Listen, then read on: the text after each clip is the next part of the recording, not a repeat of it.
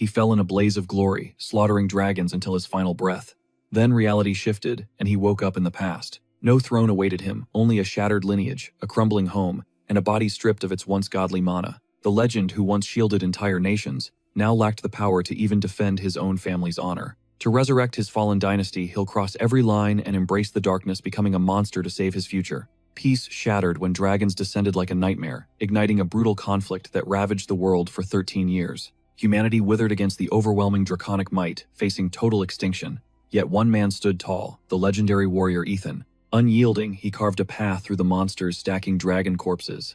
As the Duke of Arden's firstborn son, he was the West's premier blade master, a peerless dragon slayer, whose name echoed across every battlefield. Hydra's final hope and greatest champion.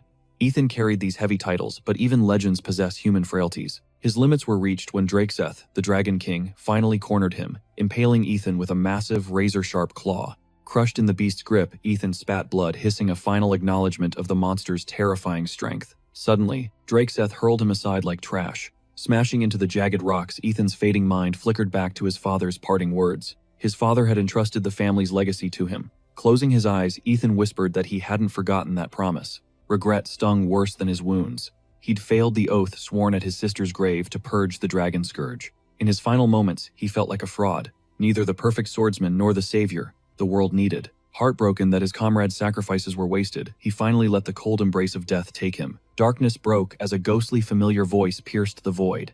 His fingers stirred as a girl's frantic scream reached him. Ethan's eyes snapped open to a sight that defied logic. Standing before him was his long-dead sister, Marie. Drying her tears, she beamed, admitting she'd almost given up hope that he would ever return to the living. Stunned, Ethan reeled. Was this a dream? Marie had perished years ago during the initial dragon onslaught. He felt like a total failure, unable to save a soul. Noticing her strange, tattered attire, he felt even more confused. Why was she wearing such rags? He'd always nagged her about modesty, but this looked like straight-up poverty. Shaking off the confusion, he whispered his relief at seeing her.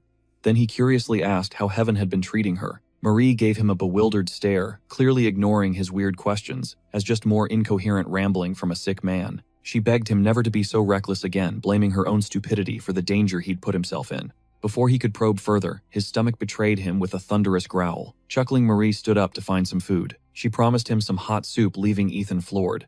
The pampered lady he knew was actually going to cook. She nodded like it was totally normal, ordering him to stay put and rest. With that, she vanished toward the kitchen. Marie couldn't even boil water. He wondered if the afterlife transformed a person's entire personality, along with their circumstances. Determined to explore, Ethan tried to rise, but a strange device tethered him a life source machine. It was a mana-fueled life support system.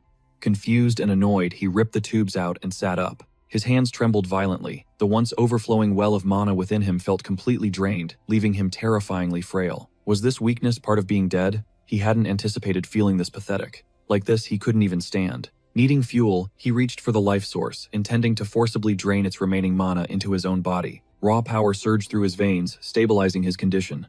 Finally, he could stand. Stretching, he felt his strength returning. That makeshift recharge did the trick. Just then, Marie returned with a tray, her eyes widening in pure shock. Finding her comatose brother pacing the floor, she nearly dropped everything and dashed toward him in a panic. She screamed, "Why did you disconnect the machine? Do you want to die?" Ethan just stared at her, totally lost. She couldn't believe he was even conscious. Ethan flexed his muscles, insisting he felt perfectly fine and ready to go. His movements were fluid and strong. Marie stood frozen, unable to process this sudden miraculous recovery. She stammered that the medic predicted at least half a year of intense therapy before he'd ever take a step. When she revealed he'd been out for an entire decade, Ethan froze. Panicking, she shoved him back toward the mattress. She fussed over him, terrified he'd collapse. To keep her from having a total meltdown, Ethan decided to play along. He settled in, but gently declined her help, eating instead, asking how society functioned here in the spirit world. A heavy silence fell. Then Marie broke down, sobbing as she asked why he kept saying such morbid, crazy things. He scares her as he bolts awake. With a strained smile, he confesses he thought she'd died. He believed death claimed him and their siblings too. She screams, they're alive, but his fractured memories scream back. This isn't the afterlife, she cries. Their brothers, the third son and the youngest, are both very much alive. Both survived. He stares, paralyzed by shock. He remembers the Dragon King's lethal strike, so how is he breathing? Is this reality, or a cruel hallucination? Desperate for grounding, he asks for their current ages. Learning she's 20 and he's 19 sends his mind reeling. At 19, the dragons had already reduced their world to ash. Is the First Continental War still raging? He shouts. Where's father? What's the status of the front lines? Did he deploy already? Confusion washes over her as she wonders what madness has gripped her brother's tongue. That war ended 15 years ago. Their father fell then, and their bloodline paid a devastating price. All that sacrifice just for a truce with those beasts. Peace with the dragons, he asks, utterly floored. She confirms the treaty, leaving him spiraling. In the life he remembers, humanity never stopped fighting. Everything is warped. Did he leap through time? If so, the past he knew has been rewritten. If he's 13 years back but history is wrong, has he awakened in a parallel reality? He asks about the servants. Clutching her skirt with trembling hands, she whispers that they're all alone. Why, he demands. The money's gone, she replies. He pivots to their heirlooms. Surely they could sell the treasures. Before he can finish, she snaps. This shack is our home, she declares with a firm, hollow gaze. With their wealth evaporated, he begs her to say, it's a prank. Her cold silence is the only answer. This isn't the glorious past, he recalls. His noble family hasn't just fallen, it's been utterly demolished. Seeing her grief-stricken face, the grim reality sinks in. The mighty Arden name is now synonymous with ruin. In Tiny Hydern, the House of Arden once stood as the continent's supreme masters of the blade. Legends whose valor earned them a life of splendor, even as the world teetered on the brink. Now they rot in a hovel. 10 years, he gasps, horrified they've lived like beggars for a decade. A simple nod confirms his nightmare.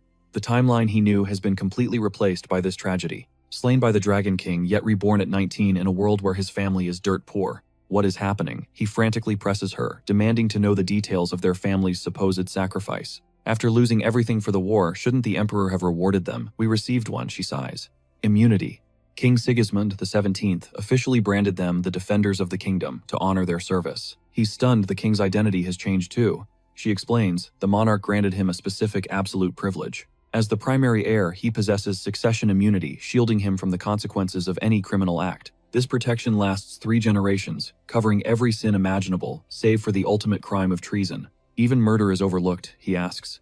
This level of unchecked power is staggering, yet they live in filth. Marie reveals that while gold and jewels were gifted, the extended family has hoarded everything for themselves. He can't wrap his head around it. This shack can't be their true home. Marie clarifies the bitter truth. 10 years ago, the Senate seized the Arden estate, banishing the siblings to this rotting hunting lodge. His expression darkens with murderous intent. Who dared to touch our family? 10 indirect descendants, she reveals. These vultures took over after his father Hoda and his grandfather perished in the Dragon Wars. Sigmund used their youth as an excuse, ordering the Senate to supervise the Arden family's vast interests. The king feared a teenage boy would abuse his immunity. Ethan's jaw tightens as he grinds his teeth. This Sigmund is a bigger fool than the last king. He never imagined the Senate would actually enslave them. He demands to know who truly leads the family now. Sliding him a bowl of thin soup, she explains, a vote will be held when he hits 20. So his birthright isn't guaranteed. The Senate scrapped the original plan while he lay in a coma. He sips the soup, a cold realization forming. If he secures the title, the game changes completely. With the power of immunity, he could slaughter every single person who dared to make his family suffer. There are only 8 months left until his 20th year. 8 months until the reckoning begins. Marie broke down once more, begging for his mercy. She blamed herself for everything. That monosurge had stolen a decade of his life. Finally, the truth clicked. 10 years back at age 9, he risked it all to reclaim their lost foresight. But the ritual backfired into a mana explosion. His siblings were helpless against the Senate. Back then, Marie was just 10. Ethan gently told her to stop those tears. Why blame herself? She insisted she failed the family, but Ethan took the heat. Gently placing a hand on his shoulder, she urged him to face her. The tears vanished, replaced by a warm smile. She promised things were okay now. His survival was her only wish. He smirked, returning the plate and praising the meal. Her joy was visible. She insisted he rest. After a good night, the room fell silent. Ethan stared into the dark. This world was a disaster, but he was home. The king had empowered the Senate just to cripple Ethan's influence. That same Senate then cast his family into exile to seize absolute control. Reborn after death, his path was clear. 8 months, that's all he needed to recover. He would reclaim his birthright and rain hell on anyone in his way. The Arden name would be feared again. Dawn broke and Marie prepared breakfast. Thinking of Ethan's praise, she headed to his room with a smile. But 3 servants were outside, laughing mockingly. Her expression immediately soured. She told the Chamberlain Hans to leave for the day. He just sneered. He loomed over her menacingly as she tried to insist. You've got it wrong, he chuckled. I serve Baron Kargas, not some duke. Their mocking laughter echoed. Defeated Marie went to wake Ethan instead. Coming downstairs, Ethan spotted the intruders. He questioned why they were there. Marie explained they were gifts from other houses. Ethan's eyes narrowed in disgust. If they were just here to gossip, they were useless trash. Marie sighed. The Senate would just send more if she fired them. But Ethan wasn't her. He stood up, his patience completely evaporated. "Keep eating," he told her. "I need a quick word with our guests." Meanwhile, Hans was lounging in a luxury suite, wondering why Marie was acting up. This exile lodge was a vacation spot. He loved every lazy second of it. The Senate paid him to ignore the Archduchess. It was the perfect grift. Now that the Duke was awake, the payout for that info would be massive. He started a letter, but a cold voice froze him in his tracks. Before he could turn, Ethan's fist connected, sending him crashing across the room. Hans gasped, clutching his shattered jaw, wondering who'd dare touch him. Seeing the Archduke's murderous glare, his heart nearly stopped from pure terror. He scrambled back, trembling, but Ethan didn't give him an inch. Ethan snatched him by the collar, hoisting him up like a rag doll. Hans squealed about his noble status, but Ethan's expression remained ice cold. He tried to play the noble card, claiming Ethan had no right. He blustered about the Baron, but Ethan answered with a thunderous slap. A flurry of strikes followed, leaving the other servants paralyzed with fear. Ethan mocked his protection. Did he really think the Ardens were a joke? Hans begged for a reason. Ethan just raised his hand for one last blow. Reality finally set in. This was all for the Archduchess. Hans screamed for backup. Ethan released his grip, digging his fingers into the man's shoulder. "Listen well," he commanded. "Start being useful." The coward collapsed, groveling and swearing to prove his worth at any cost. He watched Ethan leave, convinced the man was insane. Where did that monstrous strength come from? That frail shell must be fueled by mana.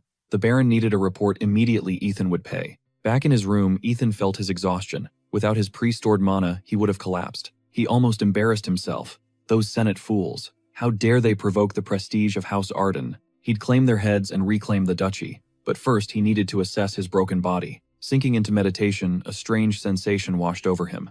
His mana release was definitely the cause. Power fractured throughout his limbs and joints. It was messy, yet strangely, the sensation wasn't entirely negative. This chaos held potential. An ordinary knight would be dead, but Ethan wasn't just anyone. He remained the continent's apex swordsman. As energy flooded his veins, a dark satisfaction took root. After a decade-long slumber, his mana pathways had withered into fragile, narrowed channels. Restoration would be gradual, starting with resonance, the art of sinking and absorbing environmental mana. He focused on pooling energy into his sword, hand-drawing mana from the air to replenish. Deep focus followed.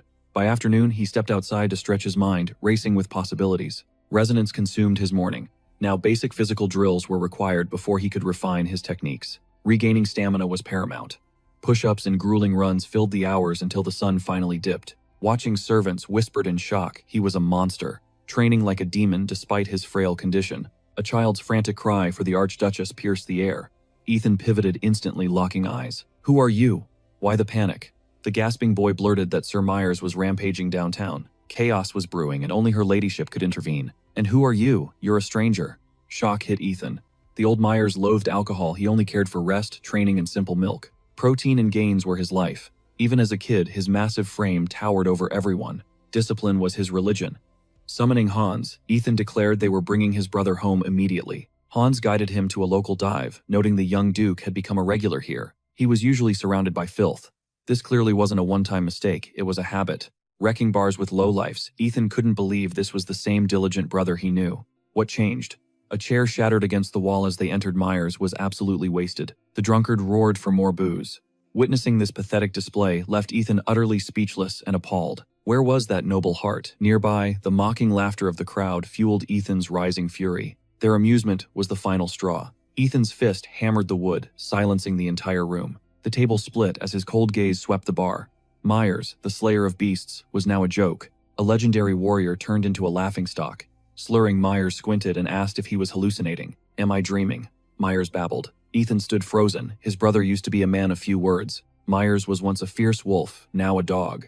Disgusted, Ethan delivered a sharp blow behind his ear. Myers slumped instantly. "We'll talk later." Hans gestured toward the group of shady thugs nearby. The Archduke rumors said he perished 10 years ago in a catastrophic mana overload. Realizing the danger, the leader ordered a retreat. He didn't want smoke with a living legend. He flashed a fake grin, claiming they were just looking out for the young master's safety. "He's asleep now, so we'll head out." Ethan turned, his expression darkening with lethal intent. That terrifying glare made the thug's blood run cold. He was trapped, and he knew it. He stammered a goodbye, but Ethan closed the distance like a predator stalking its prey. "Who said you could go?" A lackey blocked Ethan, mocking his frail and weakened appearance. "Back off while you still can." Ethan didn't argue, he simply launched a devastating punch instead. The fist connected, sending the man flying through a wall. Shrapnel grazed the leader's cheek. Stunned and clueless, the thug couldn't even process the strike. Ethan's voice turned cold. It seems the ducal bloodline is a joke to you, pests. How dare you mock my people? They'd made a fatal error.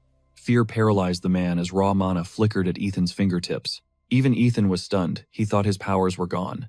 But this surge was more than enough. The thug tried to guard, but Ethan was a blur.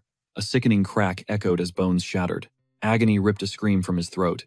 Seeing their leader fall, the rest lunged at Ethan. Where do they get the nerve? He'd make them pay. Then the tavern erupted in screams. Hans watched the carnage, trembling in pure terror. This wasn't a man, Ethan was a monster. He signaled the help to scrub the blood away. It was time to take his brother home. Years ago, tragedy struck as both parents passed. Little Myers barely remembered their faces. Ethan became his world, his protector and father. Suddenly, Myers jolted awake from a dream. Scrambling out of bed, he cried for Ethan. He took a shaky breath, steadying his heart. I was just wasted, he muttered, hallucinating him. If Ethan were truly back, he'd be here. Despair hit him. He collapsed into tears, begging for a forgiveness that wouldn't come. Until Ethan stepped in, asking if he'd been summoned. Myers froze, his tears drying in sheer disbelief. Is it really you? Ethan's smile was warm. I'm back. Myers didn't hesitate for a second. He tackled Ethan in a crushing hug, sobbing again, but this time out of pure joy. Ethan sighed, looking at his brother. Guess some things never change. He was still an emotional mess. Hey, I can't breathe. You reek of cheap booze, Myers. Myers recoiled, flushing with shame. I'm sorry, I swear I'm done with the bottle for good. Ethan chuckled. Don't be so hard on yourself. But tell me, where's Taryn? Myers flinched at the name. Ethan narrowed his eyes. Are you two keeping secrets from me? Stuttering, Myers scratched his head. He left for another clan to study their techniques. With the family declining and you in a coma, he chose to bail. Ethan was floored. What the hell is that supposed to mean? Ethan barked. Myers shrugged helplessly, knowing nothing more. A knock interrupted them. Hans's voice drifted in. Ethan sighed. The man had perfect timing. He motioned him in. Hans handed over a heavy pouch of gold while Ethan organized gear. Just what they needed, cash. He tossed Hans a cut, making the man's eyes sparkle. Hans was sharp, Ethan noted. But Taryn, not knowing his location, was a massive headache. At least he's breathing. Now, to rebuild the clan. He looked at Myers. Sit, Ethan commanded. He grabbed Myers' wrist to see if the booze had rotted his core. Their skin met. His energy was murky, but the mana flow was steady. Is his legendary insight truly gone? Master our breathing arts and your mana will blaze like a supernova. You've still got talent. He let go. It's not hopeless. You could be a knight. But we've a long way to go. Choose offense or defense. Myers stared, jaw-dropping. A knight me. You're kidding, right? Ethan's grin was predatory. I don't joke. I know our forbidden arts. I'll make you a legend. Only if you want it, he added. Myers was reeling. He'd spent years feeling like a failure. Determination flared in his eyes. I choose defense. I'll be the shield that protects our legacy. It'll be hell on earth, Myers. Are you ready? With a fierce nod, the boy accepted. Hans, fetch the sandbags and practice blades, Ethan ordered, his gaze drifting toward the horizon. The ancient secrets of their house were now his. 15 was late to start, sure, but the kid had guts. Ethan would forge him into a monster. Meanwhile, Helmut sat waiting. News of the Grand Duke's awakening hit like thunder. Helmut quickly penned a missive to Ferris. Ethan is back in top form, he muttered. Those eyes, exactly like his father's. He had to alert the Senate immediately. The sleeping lion of their homeland had finally awakened. Ethan coached him to fluidly shape the blade's arc. This way, the strike becomes a seamless flow rather than disconnected movements. To prove his point, he unleashed a fierce demonstration. Myers couldn't endure the overwhelming onslaught and crashed to the dirt. His brother lectured that hyper-focusing on a single hit during a block was a fatal mistake. He must deflect every incoming strike in rhythmic succession. Stand up, he commanded. No predator pauses for a fallen prey. He questioned if Myers' resolve was truly that pathetic. Gripping his hilt, Myers barked back a defiant no and rose again. With a roar, he vowed to stop the next blow at any cost. Ethan smirked, genuinely impressed by the kid's burning fighting spirit. The brutal session resumed. From the mansion's window, Hans watched the two figures dance in a lethal rhythm. They'd been grinding since dawn without a single breath of rest. These two were straight-up monsters. Ethan was turning the brother he hadn't seen in a decade into a literal punching bag. Is this how high-ranking nobles show affection? It was like the young master actually enjoyed the agony. Hans realized he needed to tread lightly around these lunatics. One wrong move could be his end. He decided he needed to be extra charming to the Archduchess to stay in their good graces. Marie stood nearby, watching the chaos with a faint, knowing smile. Their entire world had shifted since Ethan's return. Ever since he woke up, the atmosphere had transformed. Outside, servants were actually hustling and performing their duties for once. The whole estate had suddenly found its work ethic. Marie turned her gaze toward Hans, making the man jump out of his skin. She interrogated him about what Ethan had said to motivate the staff so effectively. Hans's complexion turned ghost white instantly. Ethan hadn't used words, he'd used his fists. Traumatic flashbacks hit Hans like a truck as he let out a frantic, panicked laugh. If the Archduke's pep talks were always that violent, Hans wanted no part of them. He quickly bowed to the Archduchess in apology. He presented a tray of warm, freshly baked treats, desperately rambling about how perfect the weather was for a snack. He suggested a pleasant tea party to distract her. She took the cookies, though her eyes remained narrowed with suspicion. She knew he was dodging the question, but the delicious aroma was too tempting. Once she took a bite, her curiosity vanished. Eventually, Hans retreated to his private quarters. He pulled out a hidden crystal ball to signal Baron Helmut. He carefully produced a mana stone, sweating over its value. This tiny rock cost more than his entire monthly salary. He slotted it into the device, and the Baron's cold face flickered to life. Helmut demanded an immediate update on the Archduke. Hans confirmed the news Ethan was awake, and already wielding mana. The Baron's expression darkened as he processed the threat. It seemed 10 years of slumber hadn't dulled Ethan's terrifying talent. With the Elders' meeting looming, the stakes were rising. Helmut ordered constant surveillance. Hans hesitated, warning the Baron that the Archduke had returned as a ruthless beast. The Baron dismissed the concern with a cold smirk. He was certain everything was still moving according to his grand design. He promised to smuggle Hans more gold at the meeting to keep his spy loyal.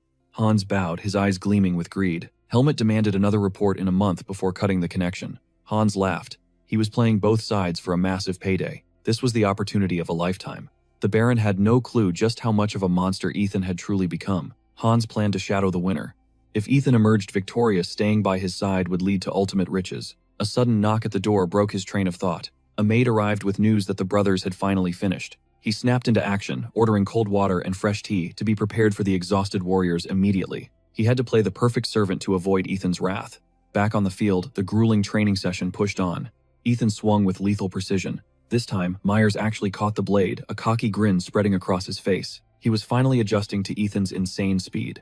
Ethan decided to dial up the pressure, causing Myers to break into a cold sweat. The sound of clashing steel echoed as Myers successfully parried the strike. Ethan paused, staring at his brother's shocked, triumphant face. Myers erupted in joy, shouting his victory to the heavens. He genuinely believed he'd reached the level of a pro knight. Ethan immediately humbled him with a swift thwack to the skull. "You're still light years away from being a pro," he deadpanned. "Relying on a single block makes a warrior vulnerable." He warned Myers never to let his guard down for a second. While Myers nursed his head, Ethan secretly marveled at the boy's insane durability and raw physical potential. His brother was a fast learner. At this rate, Myers would soon be trading blows with elite knights on equal footing. Hans scurried over like a loyal dog, offering towels and announcing that a feast was waiting for them at the table. He heaped empty praise on their progress, but Ethan just eyed the man's sudden change in attitude with pure skepticism. Hans gathered their gear and led them toward the mansion. He dropped his voice, admitting he had some urgent news to share. Baron Kargas made his move today. Ethan sat staring him down, demanding to know his endgame.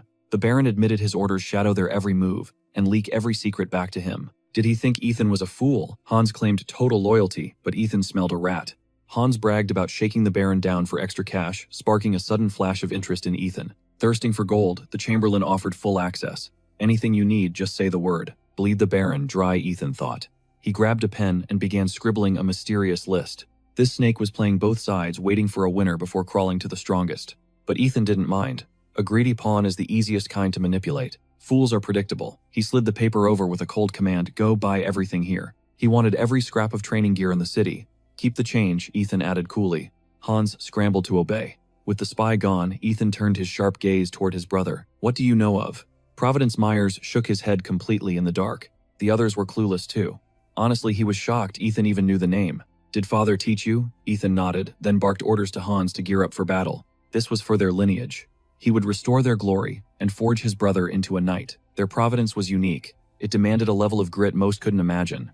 "Are you ready to sacrifice every drop of mana you've ever gathered?" Myers froze in shock, but the hesitation vanished. "For our family's future, I'll do whatever it takes." Days flew by.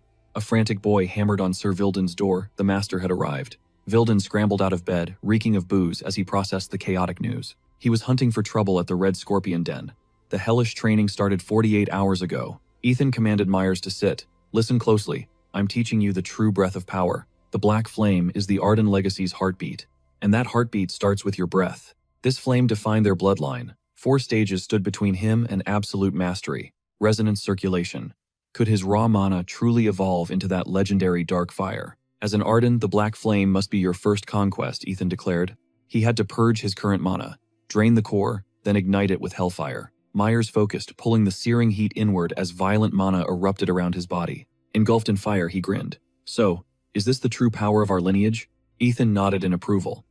The path is brutal, but never stop pushing your limits. He'd feel the transformation soon. Forging mana into true flame would take months of agony. To trigger the final resonance, they needed a target. Next, stop the Red Scorpion HQ.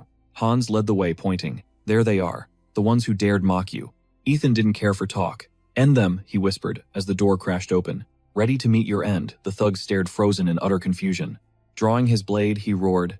You'll pay for staining the honor of the Duke. He closed in on two thugs. One stammered, begging for a moment to explain. Was this a prank? Myers answered, with a wooden sword cracking against his jaw. Do I look like I'm kidding? The man collapsed, and the room exploded into violence. The mob swarmed. From the shadows, Ethan watched the chaos unfold with icy eyes. Myers was stronger, Ethan noted, but that inner spark of confidence was still missing. Guilt was holding him back. This slaughterhouse was the only way to break his chains. A blade flashed toward Myers' throat. For a split second, his resolve flickered with fear. He took the hit and gritted his teeth. Not bad, Ethan murmured to himself. He took the blow where it mattered, Lise then counter-smashed with his shield. Ethan realized his brother was finally evolving beyond just trying to run. Leaving himself open now would be suicide. He shot a glance at Hans, noting the boy was holding his own. What did he think of his master? Hans stared in pure terror, convinced Ethan was straight-up nightmare fuel. Yet there he was, grinning. Hans forced a nervous smile, stammering that the young master's skill was truly unmatched. Insane, considering he only picked up a shield 2 days ago. Finally, the gang's big boss made his entrance. A roar echoed from the second floor. He ordered a ceasefire and demanded Myers explain this absolute disaster immediately. Did he think he'd get away with this? Seeing the boy's piercing glare, he realized it was the Archduke himself. His broken brother whimpered that the kid was a monster. The boss asked if he'd snapped his brother's arms. Ethan confirmed it, asking if he had more to say. Vilden scoffed, his blood boiling at the kid's arrogance. He wanted to strike him, but restraint was key. He had to discuss these complications with the Baron first. He suggested Ethan drop it. They'd suffered enough, so for the family's sake they should part ways peacefully. Ethan just laughed. This clown nearly ruined his brother and was now playing the nice guy card. Pathetic. He headed upstairs, telling his brother these thugs were scum. There was zero point in wasting any pity. If they wanted to teach a lesson, they'd have to break everyone. Vilden's temper finally hit its breaking point. He threatened the young lord to back off. Igniting his fire mana, he challenged Ethan to finally begin. Ethan watched the flames, intrigued. Rumors said the Arden family mana burned like a literal devastating inferno. Could it be real? Likely just hype. Even if it was fire mana, the Archduke wasn't feeling intimidated. He unleashed his own pressure, mentally mocking Vilden for thinking he could ever frighten a power like him. The kid's strength was surprising. Vilden lunged with heavy fists, screaming, "Regretting your life choices yet, brat." Ethan ghosted through the blow. Smirking, he called him a fool before landing a blur of lightning-fast strikes. The impact shattered Vilden's balance, sending him crashing down. Ethan loomed over him like a cold predator. "Who taught you this breathing style?" Ethan demanded. Vilden froze in silence, his confidence completely evaporating. Ethan hauled him up, threatening him with a flaming fist. Terrified, the man begged for a chance to talk. He blurted out that Baron Kargas was behind it. The Baron had contacted him months ago with orders. His mission was to sabotage the youngest duke, rendering him totally useless and unable to fulfill his duties. Vilden warned that a clean job would take ages. The only shortcut would be through much darker means. It would require dangerous drugs. But the Baron declined. He had 3 years to finish the job. He expected total success. Vilden insisted it was a long game, demanding a massive payout for his trouble. The Baron handed over a scroll as a down payment. When Vilden questioned it, the Baron revealed the truth. It contained the Arden family's secret breathing technique. Success meant he'd eventually receive the full power set. A strength training manual was the ultimate prize. Unrolling the parchment, Vilden realized it was the real deal. He dropped to his knees, swearing his life to the cause. The Baron let out a satisfied, sinister chuckle. He praised Vilden's diligence, noting he'd have plenty more dirty work for him in the near future. Now, Ethan watched the memory play through a crystal ball. He mocked the man's delusions of being a knight. Since he kept the memory sphere, his distrust of the Baron was clear.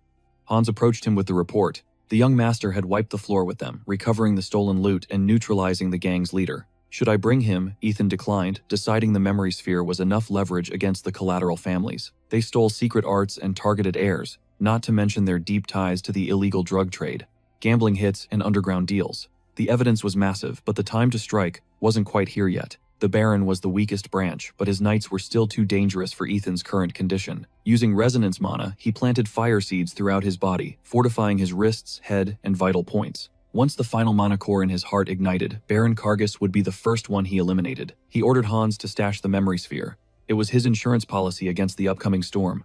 Ethan told him to keep the recovered gold. Hans's eyes widened, barely believing he could take it all. Ethan confirmed it with a cold warning. If you value your life, you saw absolutely nothing today. The threat hit home instantly. Hans stammered that his memory was already a complete and total blank. Helmut learned the truth and exploded with rage. He smashed his fist against the desk, spitting curses at the Archduke. How dared that invalid ruin his profits after 10 years in bed? This was unacceptable. He gripped his hair, loathing the royal immunity that tied his hands. Assassination crossed his mind, but this was his own land. Murder was too risky. Suspicion would fall on him instantly, giving the Senate a chance to make him their scapegoat. He had to play it cool. The meeting was in 2 months. He would plot his revenge then. When his servant brought a letter from Hans, Helmut snatched the parchment with pure venom. The butler confirmed the contents were legitimate. The Baron's blood boiled as he waited for orders. He shredded the paper, screaming. Had the man lost his mind, he demanded 100 gold pieces. He begrudgingly ordered the payment, demanding total honesty. 3 days later, Ardon estate hummed with life. Restoration began while Ethan meditated, successfully filling half of his vital mana centers. Hans knocked softly and entered, wishing the young master a restful morning as he woke. The siblings were already gathered in the dining hall. Ethan dressed quickly and headed down. Descending to the ground floor, Ethan noted the repairs were nearing an impressive completion. Hans beamed. The Red Scorpion's hidden stash was massive, allowing for an even grander renovation budget. Ethan shrugged it off. It wasn't their gold anyway, so Hans could keep the surplus funds. Seeing his sister in her new attire, Ethan complimented her elegance. She beamed with pure joy. She credited the Chamberlain's impeccable taste. Ethan realized Hans hadn't wasted a single second. They finally looked like true nobility. He vowed to give his sister the life she deserved. Hans puffed his chest out proudly. Over breakfast, Ethan checked on his brother's healing wound. His brother stretched, claiming he'd be fully recovered by next week. Ethan fell into deep thought. He inquired if they recalled the ancient family ritual, for which this very estate was built. Their blank stares confirmed his fear. Was this sacred history lost in this twisted reality? He informed Hans of their upcoming hunt in the Pusques Mountains. Hans immediately prepared the staff, but Ethan stopped him. Only the 4 of them would go, leaving the Chamberlain stunned. A week of trekking left Hans exhausted, hauling a massive pack through the rugged peaks. Gasping for air, he cursed the hellish week of constant vicious monster ambushes. Since the first day, he'd stared death in the face more times than he could count. Without the Archduke's intervention, they'd be dead. Ethan seemed to be seeking out the danger. He vowed to train his brother harder later. He never wanted to experience this nightmare again.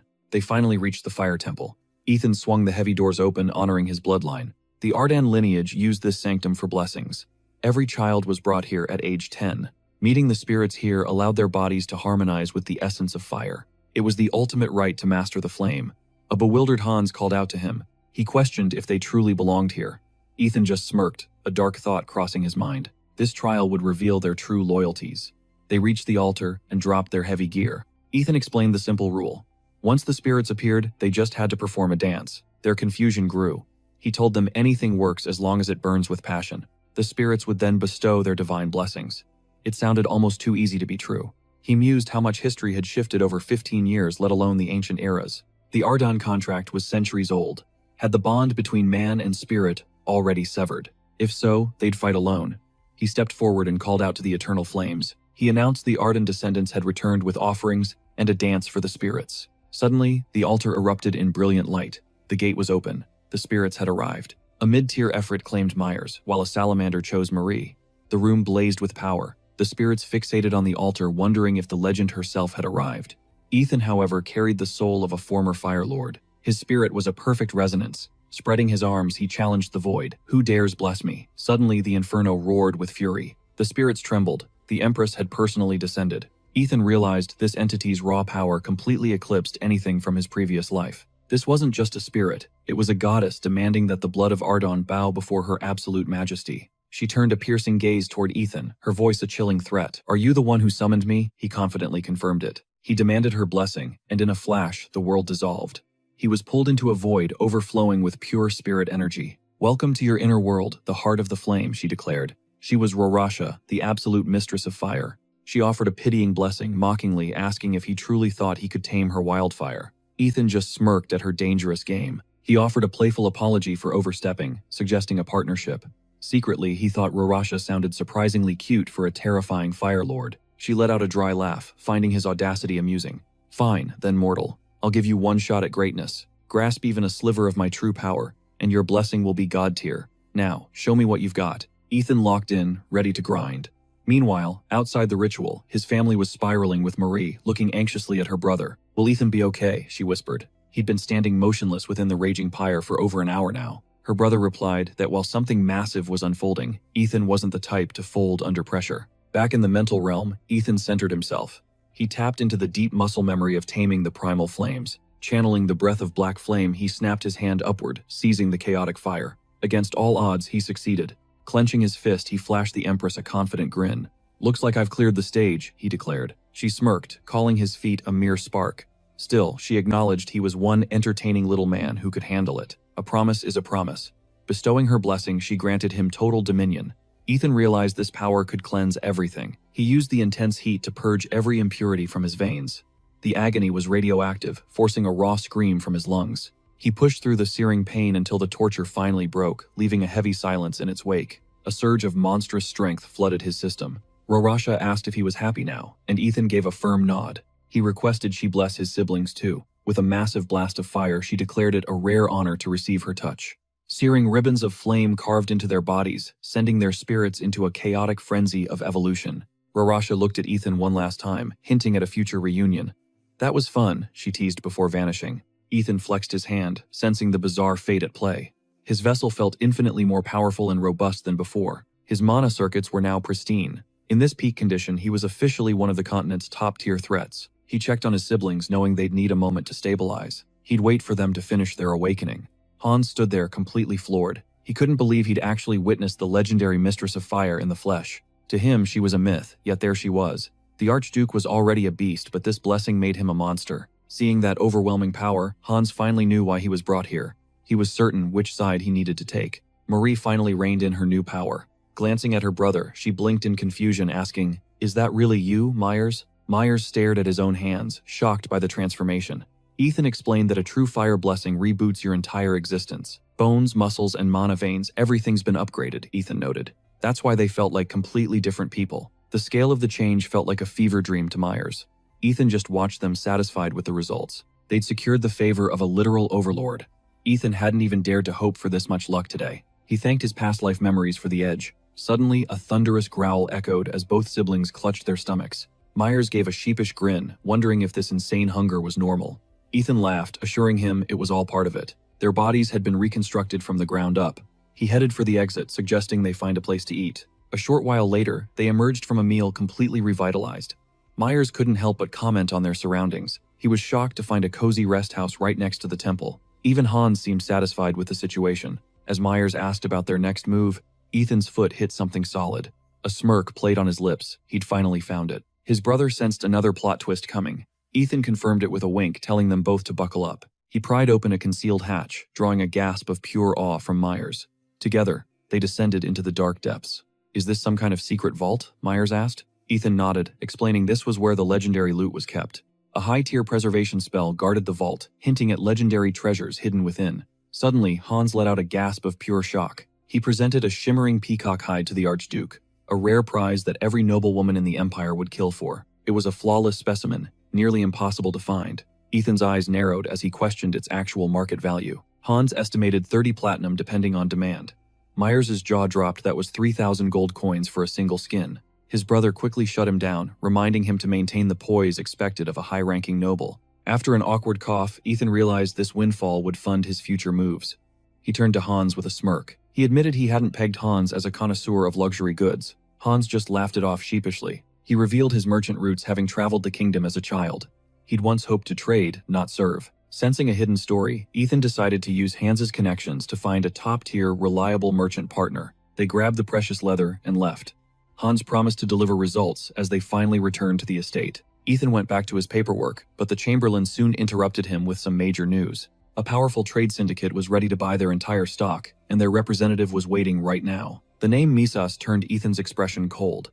Hans noticed the shift and started sweating bullets immediately. Hans tried to sell them as aggressive market players, but Ethan simply patted his shoulder to calm him. He told Hans he did well, then moved to meet the guest, leaving the chamberlain totally puzzled. Stepping into the parlor, Ethan offered a polite apology for the wait. The man stood up to greet him. He introduced himself as Michalin, the charismatic head of the famous Mises trading group. Ethan sat down and demanded his real name. True business, he claimed, was built on absolute transparency. The man played dumb, but Ethan dropped a bombshell about the Marquis of Basis' ancient family traditions. He detailed how their heirs must live incognito for several years to prove their worth in the world. Ethan exposed his secret identity on the spot. Jiran tried to deny it, his voice trembling slightly. Ethan pushed harder, asking how long he'd stay hidden. Jiran froze his mind, racing for a way out. He'd spent 3 years undercover, perfecting a voice that even the king couldn't possibly see through. But Ethan had a cheat code. He remembered Jiran's confession from his previous life in detail. Jiran finally sighed, acknowledging Ethan's terrifying intuition, before finally dropping the act and his disguise. "I am Jiran Basis," he admitted. Ethan smiled, ready to pivot the entire conversation toward alchemy. He asked if Jiran was interested in potions, leaving the merchant completely stunned by the unexpected offer. Ethan claimed he learned the secrets by luck knowledge from a past life meant for slaying dragons. Families once traded secrets during the war, and he now held the ultimate forgotten brewing formula. He chose the Basis family because of their ancient loyalty. They were the only ones he truly trusted. Jiran grew suspicious. Why was this archduke suddenly talking about high-level alchemy out of nowhere? The offer was too massive to be a prank. He demanded to know why his family was chosen. Ethan reminded him of the Basis family's heroic sacrifices 15 years ago during the Great Dragon Invasion. He spat at the irony heroes left in ruins while parasites feasted on the kingdom's fallen remains. He wouldn't trust those snakes. Then he dropped a prophecy Jiran would soon lead his entire family. In 7 months, Jiran would take the helm, and Ethan wanted to help him purge the traitors. Jiran was reeling. Wasn't this guy supposed to be a brain-dead vegetable for the last 10 years? Standing by Ethan meant facing the wrath of the Senate and the 7 most powerful families. They loathed the Ardan family's status, and were busy rotting the kingdom from the inside out. Between the king, the nobles, and the senators, choosing Ethan was basically a social death wish. Ethan saw the hesitation and decided it was time for a live demonstration of his miraculous product. Without flinching, he sliced his own palm open, leaving Jiran horrified by the sudden violent act. He told him to watch closely. This wasn't just medicine, it was a game-changer for the masses. He applied the liquid. The wound hissed and healed instantly before Jiran's very eyes. Jiran gasped at the impossibly low production cost. The market was about to be flipped. He's mastered every herb ratio and fermentation secret. If the deal is struck, these ancient recipes are yours, no strings attached. Reaching out with a freshly scarred hand, he offered the pact. So he challenged, "What's your final answer?" Jiran hesitated, anxiety gnawing at him. He knew deep down this was the only path to reclaiming his family's lost glory. There was no way he'd let them suffer in silence. The contract was sealed, and several days flew by in a blur. Hans approached the Archduke with a damning 3-day report.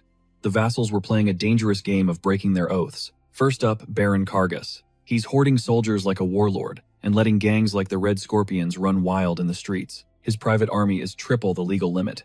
Even worse, he's bleeding the villagers dry with illegal sky-high taxes. He calls it protection, but it's pure exploitation through his thugs. Ethan's blood boiled. He'd already purged the Baron's brothers. Leeching off the poor utter scum, Ethan hissed. He suspected the other 9 families were just as crooked. Hand over the documents. He demanded to know who was shaking down the local villages. The name James came up, the Baron's most trusted lapdog. He's in Barosis village right now, collecting the fee, Hans noted. Ethan's eyes darkened. Then that's exactly where we're going. As the Chamberlain rushed to prepare their departure, Ethan sat in silence, his mind already 3 steps ahead. He'd planned to crush the Barons in 4 months, but with the Fire Mistress's power, he could move faster. James was first. Meanwhile, over in Barosis, James had arrived to collect his blood money. The atmosphere was thick with dread. A trembling village elder pleaded with him. They'd scraped together every last coin, but they were still coming up short. James exploded in a fit of rage. "Are you kidding me? You still owe 20 gold for my services?" He boasted about saving them from the Red Scorpions. The elder gritted his teeth, knowing damn well it was the Archduke's doing. "Just give us more time," the elder begged. But James shoved the old man aside. "Time's up, old man. If you can't pay in gold, your daughter will do just fine." He wanted to make an example of those who dodged his taxes. The old man's world collapsed. "Take anything but her," he cried. Right then, a shadow loomed. Ethan had arrived. Hans pointed toward the bloated tax collector. "That's James." Ethan's voice was cold.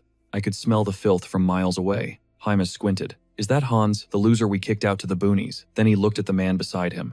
The sheer pressure of Ethan's aura made James' knees shake. "Dokkan," he shrieked, calling for his elite bodyguard. "Protect me," he wailed. Dokkan stepped forward, his eyes widening as he felt the air literally start to burn with mana. Sensing a lethal threat, Dokkan gripped his sword. Halt right there. One more step and you're a dead man. He cited the Baron's law, but sweat poured down his face. This guy's mana felt low, so why was the pressure so monstrous? Ethan unsheathed his blade with a sharp ring. Don't make me laugh. I don't take legal advice from common thieves. You arrogant brat, Dokkan roared, drawing his steel. You want to die that badly. He swung with everything he had. The only one dying today is you, Ethan countered. In a flash, he lunged forward, closing the distance in a heartbeat. Dokkan was stunned. He's fast, he thought. But the strike looked direct and simple, easy enough to read. He planned to parry the blow and end it with a counter thrust. Ethan's blade was inches away from his neck, but in a split second, Ethan's trajectory shifted. Dokkan's eyes went wide as his defense hit nothing but empty air. Ethan's sword bit deep into his side.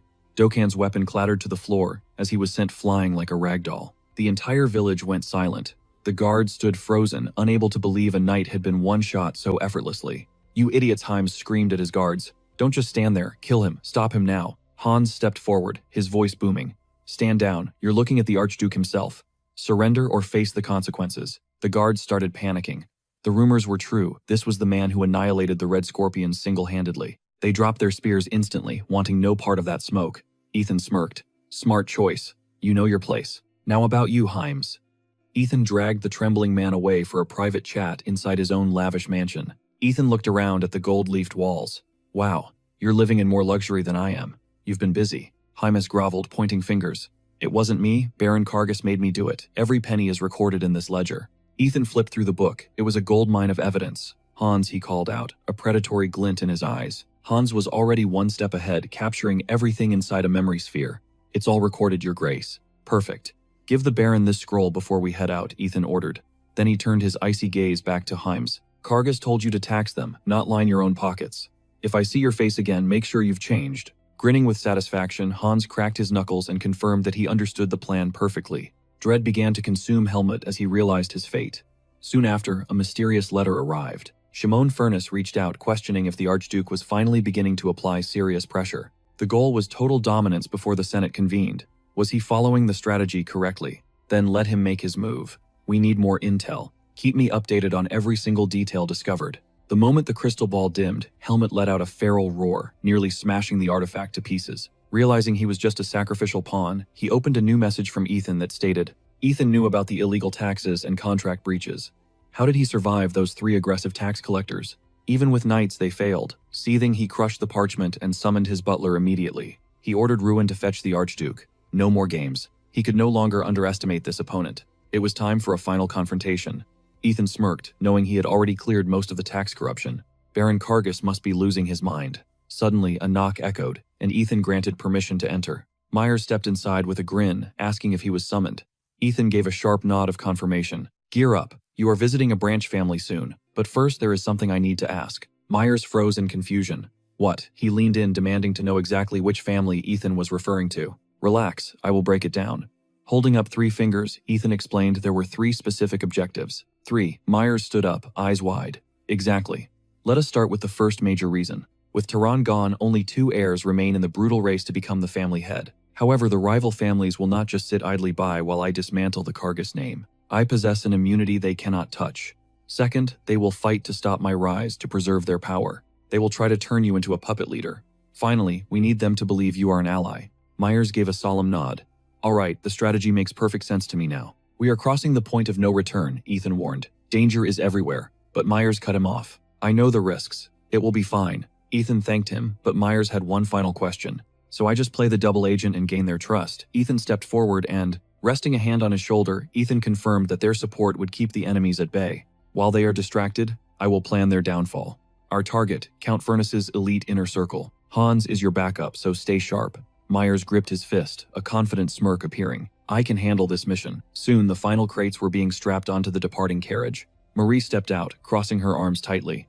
Are you really going through with this departure? Myers looked confused, but she snapped back, demanding a straight answer to her inquiry. With hands on her hips, she yelled about him leaving for 6 months with 0 preparation. He chuckled and promised to send letters frequently. She scoffed, insisting that he better keep that promise. Ethan approached and signaled Myers to hold on for a moment. Myers looked back, clearly surprised. I trust you implicitly, but stay on guard.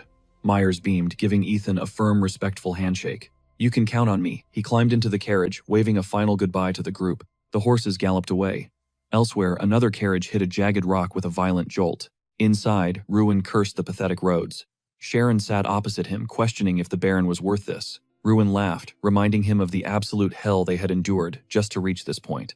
So what is the payout this month? Patting his chest, he claimed the amount was surprisingly generous. 100 gold, Ruin screamed in shock.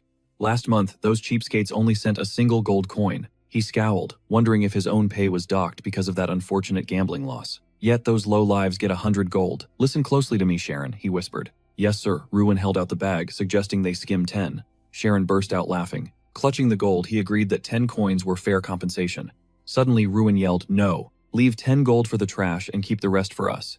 This is going to be fun. Sharon trembled, asking, what if the Archduke loses his mind? Word is he outclasses elite knights. The Baron warned us to tread lightly. He just flashed a wicked grin and questioned, is this 10 times the usual haul? Why would he snap? I am a third-ranked knight. He cannot touch me even if he tried. A booming laugh erupted from his throat.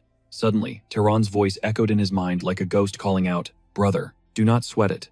Go. I will hold the line here until my final breath or until that demon king bites the dust. He lashed out with his practice blade, obliterating the training dummy. Tehran, has everything been okay since you finally opened your eyes? Radio silence. I get where he is coming from, though. He has likely bled himself dry, just trying to survive. Just to keep our family from falling apart. Being stuck in the dark about his status is driving me insane. I just want to bring him home. Gritting his teeth, he channeled his inner aura and unleashed a devastating strike. Nothing is ever that simple, and that realization burned. Suddenly, the screech of a carriage pulling up shattered his focus. He spun around, eyes wide with surprise. Sharon stepped out carefully, propping the carriage door open with a nervous hand. We have reached our destination, sir, he muttered. Ruin hopped out, hands buried in his pockets, scoffing at the remote scenery.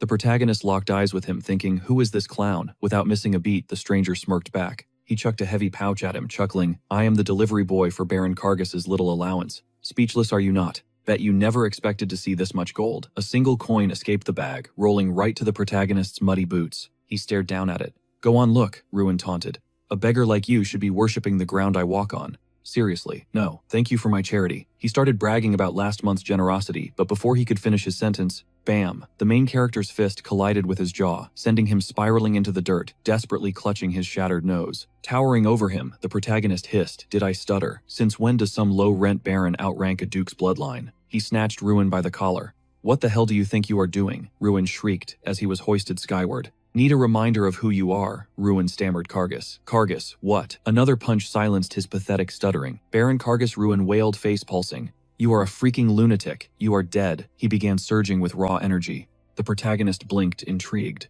That aura. Is he using a breathing technique too? Suddenly, Ruin lunged, grabbing his wrist tight. I am going to snap your arms like twigs, Ruin roared. The protagonist just sighed, thinking, how utterly pathetic. Ruin froze. Huh, what is with that look? Ruin barked. The protagonist shook his head. They have the knowledge, but they are clueless about real power. Purely self-taught, he channeled mana into his fingertips, thankful he had mastered the art of point-blank neutralization. A series of lightning-fast finger strikes sent Ruin crashing back down.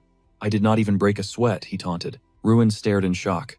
Wait, what? He dropped to his knees, frantically staring at his own hands. What did you do? What did you do to me, you monster? I just locked your mana, he replied coolly. Ruin gasped. Locked my mana. Exactly. A talent thief like you should know exactly how this works, the main character stated with icy calm. Do not you mock me, Ruin roared, charging with a desperate swing. The main character danced around the strike effortlessly and countered with a thunderous blow that ended the fight. He then turned his gaze toward a trembling, terrified Sharon. So out with it. Why are you here? Sharon shakily held out a parchment. It is an invite from the Baron. He snatched the letter. An invitation, huh? Yes, sir. And he did not just send 10 gold. It is 100. A full 100. The main character scanned the letter, then commanded stuff every single coin back into that bag. Right away, Sharon scurried. An invitation, he mused, weighing his options and wondering what game the Baron was playing. A face-to-face meeting. This plays right into my hands. The following morning, Marie approached him with a fretful look. Ethan, is this safe? Relax, Marie. It is just a little chat, he reassured her. But she was not buying it. Ethan, listen to me. She tried to protest, but he cut her off as he climbed into the carriage. I am heading out. Do not worry, I will be back. Marie whispered his name as the carriage pulled away. The driver cracked his whip, and the horses surged forward into the mist. She crossed her arms, muttering, If it is just a talk, then why the hell did you bring your sword? Inside the cabin, he smiled. The Baron's fate was sealed, no matter what he planned. No escape now. I am seeing this through to the bitter end. He glanced out the window. So, this is the town of Poiret. There it was, the Baron's estate. A vulgar display of wealth, built on the backs of suffering citizens in this pathetic city, while they scapegoated the Ardan family. For trash like this, we bled on the front lines. The carriage stopped. Your Grace, they've arrived. As the protagonist steps out, Dexter immediately blocks his path with a sneer. So this is the guest he mocks, planting his hands on his hips with arrogant defiance. He scoffs about his father wasting time demanding to know where they hid his pathetic younger brother. The protagonist locks eyes with him, asking coldly if this brat even realizes who he's disrespecting right now. Did the Baron forget to teach you manners? Dexter snaps violently, grabbing the main heir by his collar. Arrogant bastard, you think a title makes you special? The protagonist simply laughs at his misplaced indignation. A brutal kick to the gut sends Dexter flying backward. It's hilarious that trash like you tries lecturing me. Dexter reels in agony, his mind racing. How could he have been struck so fast? Before he can recover, the protagonist tosses a bloodied bound. Ruin at his feet like a piece of garbage. Take your brother and get out. Dexter screams in horror seeing the state Ruin is in. The protagonist just smiles. Enraged, Dexter draws his blade, channeling every ounce of energy into a lethal strike. The blade whistles through the air, but the protagonist dodges effortlessly. Another one who can't handle the basics. He mocks their stolen techniques. Dexter lunges again, gasping in shock as his target vanishes into thin air. Where did he? Before he can finish, the protagonist grabs his hair and slams his head into the dirt. The ground shatters. Reaching for his weapon, the MC declares that such a coward is no true knight. One more strike, and it's over. Suddenly, Manhattan levels his sword, shouting for the Archduke to stop immediately. Their blades clash in a shower of sparks before they spring apart. Manhattan identifies himself as the elite commander. Archduke, you've gone too far. Stand down before I'm forced to use real power against you. The MC lowers his blade, mocking the threat. A mere knight thinks he can use force against the heir. If you want to talk about force, then try to survive what's coming next.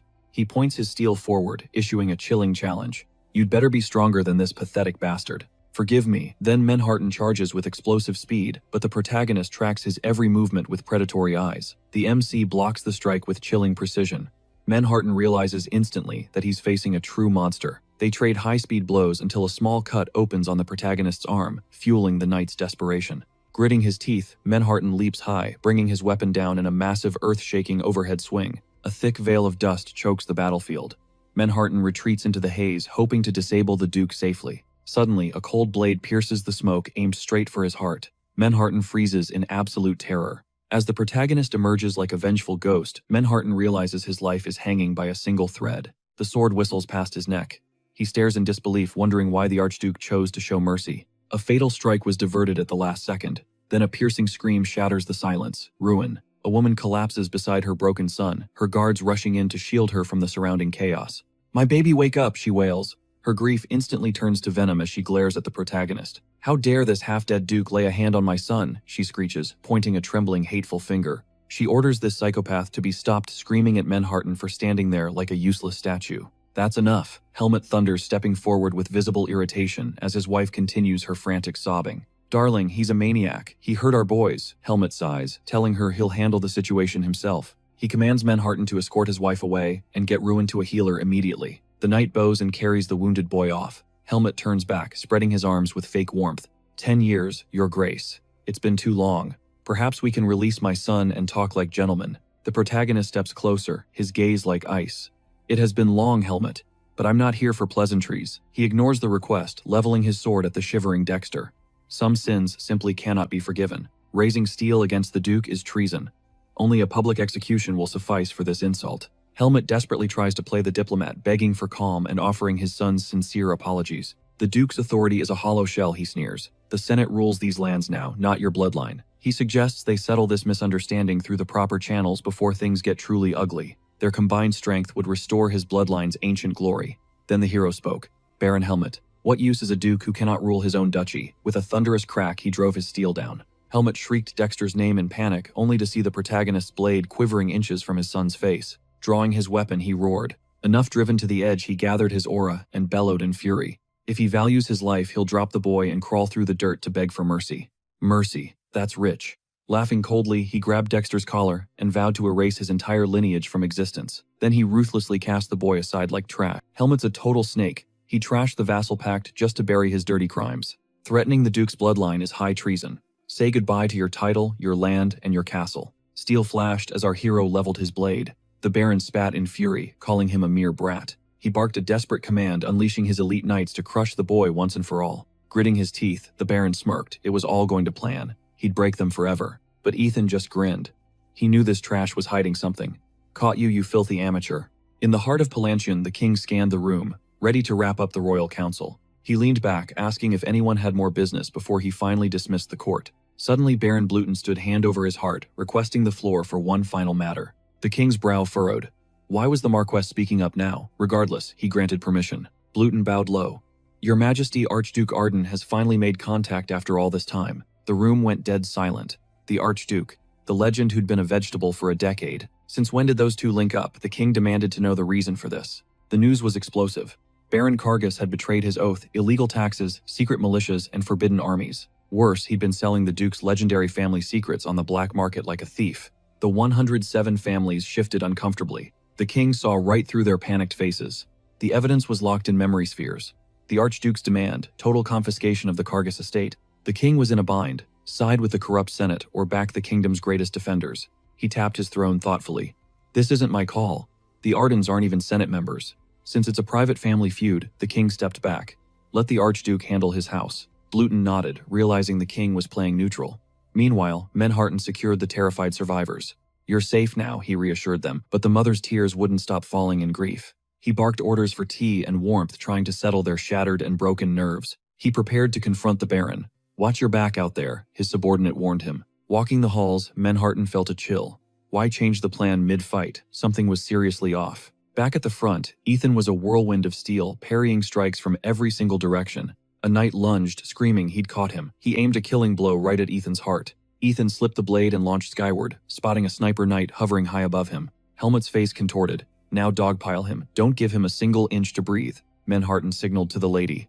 Don't worry, the master is still absolutely dominating the field. Perfect. I've got this handled, Ethan replied, as Menharton watched the absolute carnage unfold. Wait, the Archduke wasn't just fighting. He was playing with them, treating elite knights like toddlers. He soared into the clouds, mana surging through his blade. 18, 19. It's showtime. He unleashed a devastating shockwave that literally ripped the earth from under their heavy boots. Helmet staggered back, eyes wide with terror. Where the hell did a brat learn that move? Ethan landed like a god. Helmet screamed, "You're dead. I'll rot you in the dungeon forever." Ethan just let out a cold, dark laugh, his blade humming with lethal blue intent. Let's take this long distance, he teased. I'd hate for innocent trash to get caught here. He spun into a cyclone of pure mana, unleashing violent arcs of energy that shredded air. Helmet cowered. Is this a god's power? Ethan sighed, looking bored, and blitzed forward. The sheer pressure was insane. Menharton screamed for everyone to get the hell out of Dodge. Arden's secret technique, second form blast wave. A wall of destruction obliterated every single thing. Miles away, Marie winced as her tea burned her fingers. Ouch, that's way too hot. She stared at her hand, worrying about Ethan. Please tell me he's not being reckless again. He was always a chaotic mess, but the silence from the battlefield felt strangely eerie today. Beyond the glass, the world had transformed into a literal hellscape. Menharton shielded his eyes from the blinding glare, thinking impossible. His mana is bone dry. So, where is this insane pressure coming from? Pure energy surged forward relentlessly. Menharton stepped in front of the Baron blade, raised in defense. Across from them, Helmet's jaw hit the floor. He couldn't wrap his head around it. These were top-tier knights, living legends capable of taking down entire armies solo. Yet he deleted them with a single swing. Suddenly, our hero's hand started to shake uncontrollably. He stared at his palm. My mana is officially on empty. Is this my ceiling? Without the Fire Lord's buff? He'd be unconscious already. Glaring up, he growled. Baron Helmet, you're next. The Baron squeaked out a terrified wah. What? Closing the distance, the protagonist declared. The decades of torment you put my family through end today. Payback's a bitch. Collapsing in terror, the Baron shrieked knights. He's gassed 500 gold to whoever brings me his head right now. Menharton watched in disbelief. It wasn't just raw power. That massive inferno had precisely targeted only the enemies. He'd never witnessed such god-tier control. The survivors finally realized just how outclassed they truly were. Even those still standing were smart enough to keep their blades lowered. Our hero turned his gaze toward Menharton and asked, "What about you?" Looking for a round two, Menharton looked down, realizing the fight was over before it even started. Hear that, Baron? The protagonist asked. He began channeling his remaining sparks into his palm, pressing it against the Baron's chest. Your Grace, stop, Menharton shouted, reaching out in a panic. But the hero calmly said, Sir Menharton, throw the Baron in the dungeon and watch him like a hawk. The knight gasped. Wait, excuse me. You want me to imprison my own lord, he stammered. I'm a knight. I swore a sacred oath of loyalty. Stepping closer, our hero replied, exactly. A loyal knight. That's why I'm trusting you. This man is a traitor, destined to lose his title for these sins. Walking past, he gripped the knight's shoulder firmly. If he slips away, your whole bloodline pays the ultimate price. Don't let your oath blind you to the law. Manhattan squeezed his fist tight and nodded. Understood. Later, the Baron was seen rattling his cell bars, screaming at the knight standing guard. You moron. You really think that brat's gonna win this? Unlock this door right now. That's an order. Suddenly, the protagonist appeared, placing a calming hand on Manhattan's shoulder, telling him he'd take it from here. As he headed for the exit, the knight called out, Your Grace. Can I ask why? We all tried to kill you on his orders. Why show any of us mercy? The hero glanced back and smirked. The blade is a mirror of the soul. Ever heard that one before? Knights talk through their steel. I expected to find nothing but trash and cowards in this place. Scum, who wanted my heroic family dead. But after trading blows with you, I felt a flicker of genuine respect. It was honestly a huge relief to see. Whether it's guilt or old-school honor, it doesn't matter. There are still hearts loyal to the Archduke's blade. And that's enough for me. Manhattan stood stunned as the hero added, Honestly, I totally lost my cool back there. I'm leaving the rest to you. Cut to later, inside Baron Helmut's personal study. Our hero finds Raymond waiting. Bowing low, he says, Greetings, Your Grace. The protagonist studies him with sharp eyes. Raymond places a hand over his heart. I am Raymond, the Baron's firstborn. I've been expecting your arrival. Stepping past him, the hero asked, Expecting the man who just tossed your entire family into a cage. I don't know your game, kid, but watch your tone. Raymond swallowed hard, thinking, Stay calm, don't panic. I'm nothing like my father, he claimed, spreading his arms wide. So how about we cut a deal? The protagonist let out a cold laugh. A deal? You really think you're in a position to negotiate? Clearly, this guy didn't get it. Deals are for equals. In a flash, he snatched Raymond by the throat, hoisting him off his feet. Your family committed high treason by attacking an archduke. Do you really think you're still holding any cards? Raymond thrashed, his vision blurring as he struggled for air. Desperate, he wheezed out the only thing that could save him. I have intel on the 7th family. The hero dropped him instantly. Talk. Raymond collapsed, hacking for breath. The protagonist loomed over him. Lie to me, and you're dead. One wrong word, and you're in the dungeon. No, I swear I really have the dirt on them. He shakily handed over an old ledger. See for yourself. It was. A shady deal for secret arts was struck. After House Arden fell, the 7th great family ruthlessly claimed their sacred tome. These scrolls detailed the vassals' hidden powers, all meant to forge an invincible legion. They needed to crush rival nations, leaving them no option but to surrender. Our hero slumped into his seat. He muttered that these records were useless to his warriors. The man shot back that they lacked the talent. They couldn't crack the code. The 7th family had peddled a cheap knockoff. Our lead was stunned. Wait, what?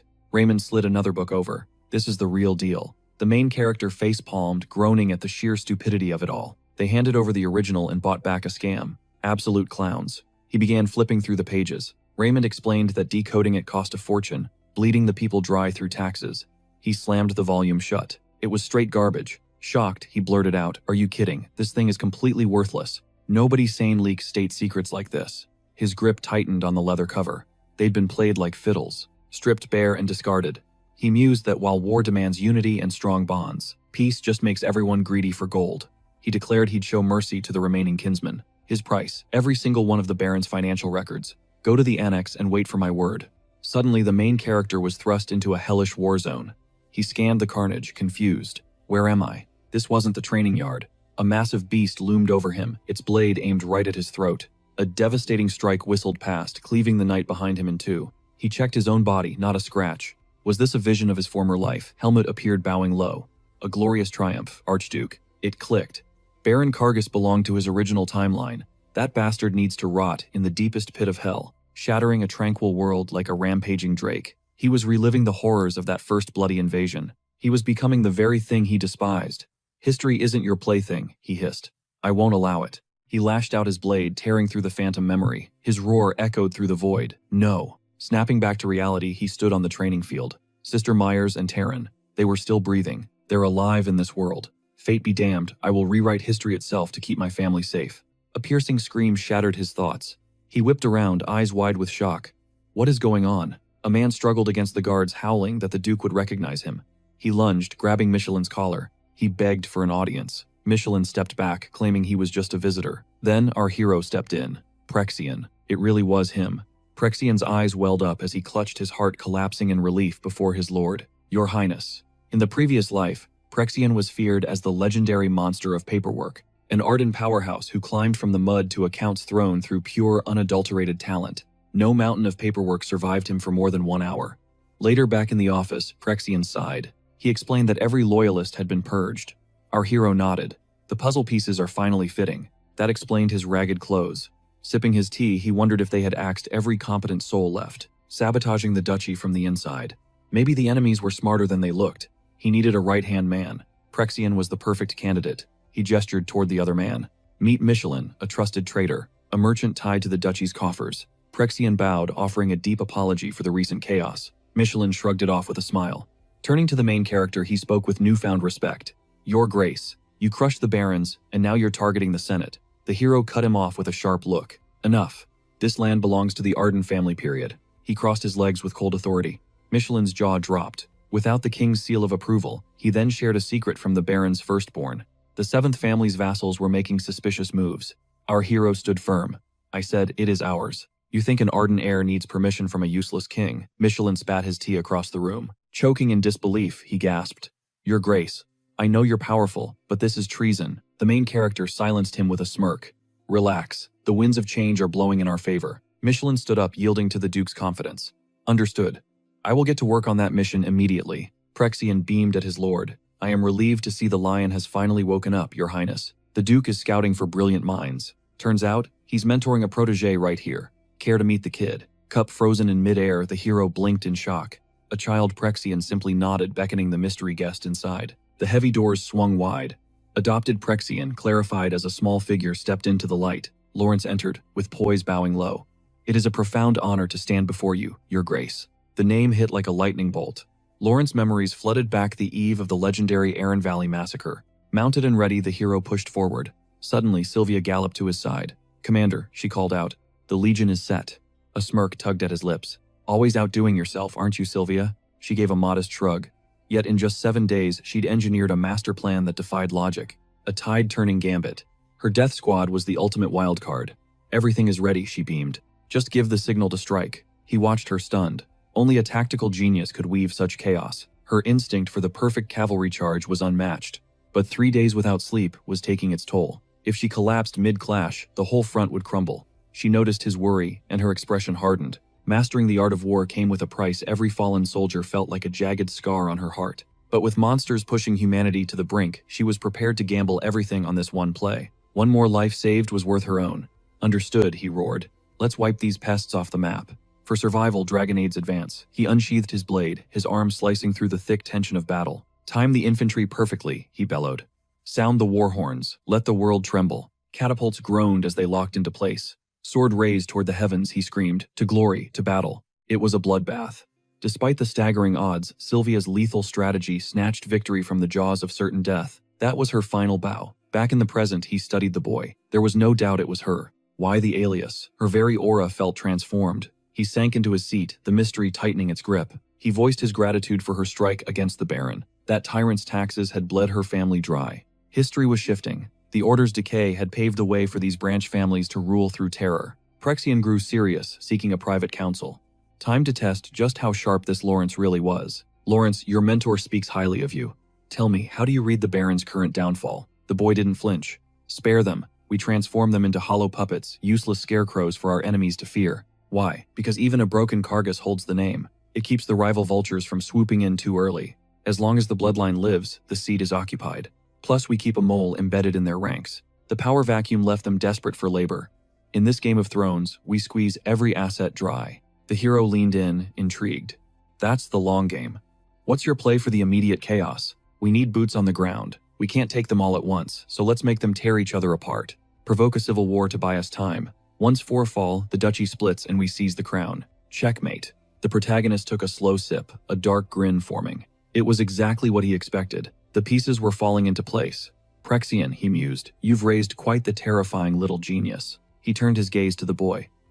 So, Lawrence, how would you like to be my chief advisor? Outside, iron boots thundered. Knights were rounding up suspects like cattle until one soldier was suddenly sent flying. Amidst the chaos, Manhattan stepped forward. Keep it cool, he warned, his eyes locking onto the next target. Veins popping, the rebel knight surged with mana. Traitor, he spat. You're a disgrace to the Baron Manhattan. Manhattan scoffed. Why waste breath on a dead man? The rebel roared that they were both bound by oath. They shared the same arts, the same master. To the rebel, Menharten was just a turncoat dog. Menharten's gaze turned cold. Perhaps. But a true knight carves a path through his master's sins. Lies, the man shrieked, launching a desperate fury-fueled strike aimed straight for the jugular. All bark, no bite. With a sickening crack, Menharten's boot met his jaw, launching him into the air. Bind him. Shatter his monocore. The subordinates swarmed their "yes, sir," echoing through the street. Lawrence strolled up, applauding the clean work. Menharten blinked. The advisor. He was truly caught off guard. Imagine being ordered by a total stranger to crush the 8 gates of darkness. Yet he moved with the surgical precision of a mastermind. Just who was this guy? While the others stood frozen in confusion, Lawrence declared it was time to move out. 7 targets remained. He vowed they'd all be scorched earth before the sun set. Shock painted Lawrence's face.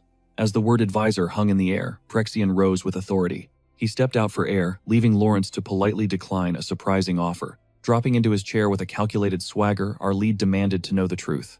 Biting her lip, Lawrence finally looked up, revealing her secret. She was actually a girl. Raised in the filth of the slums, she was a commoner trapped at society's lowest level. It was a living nightmare.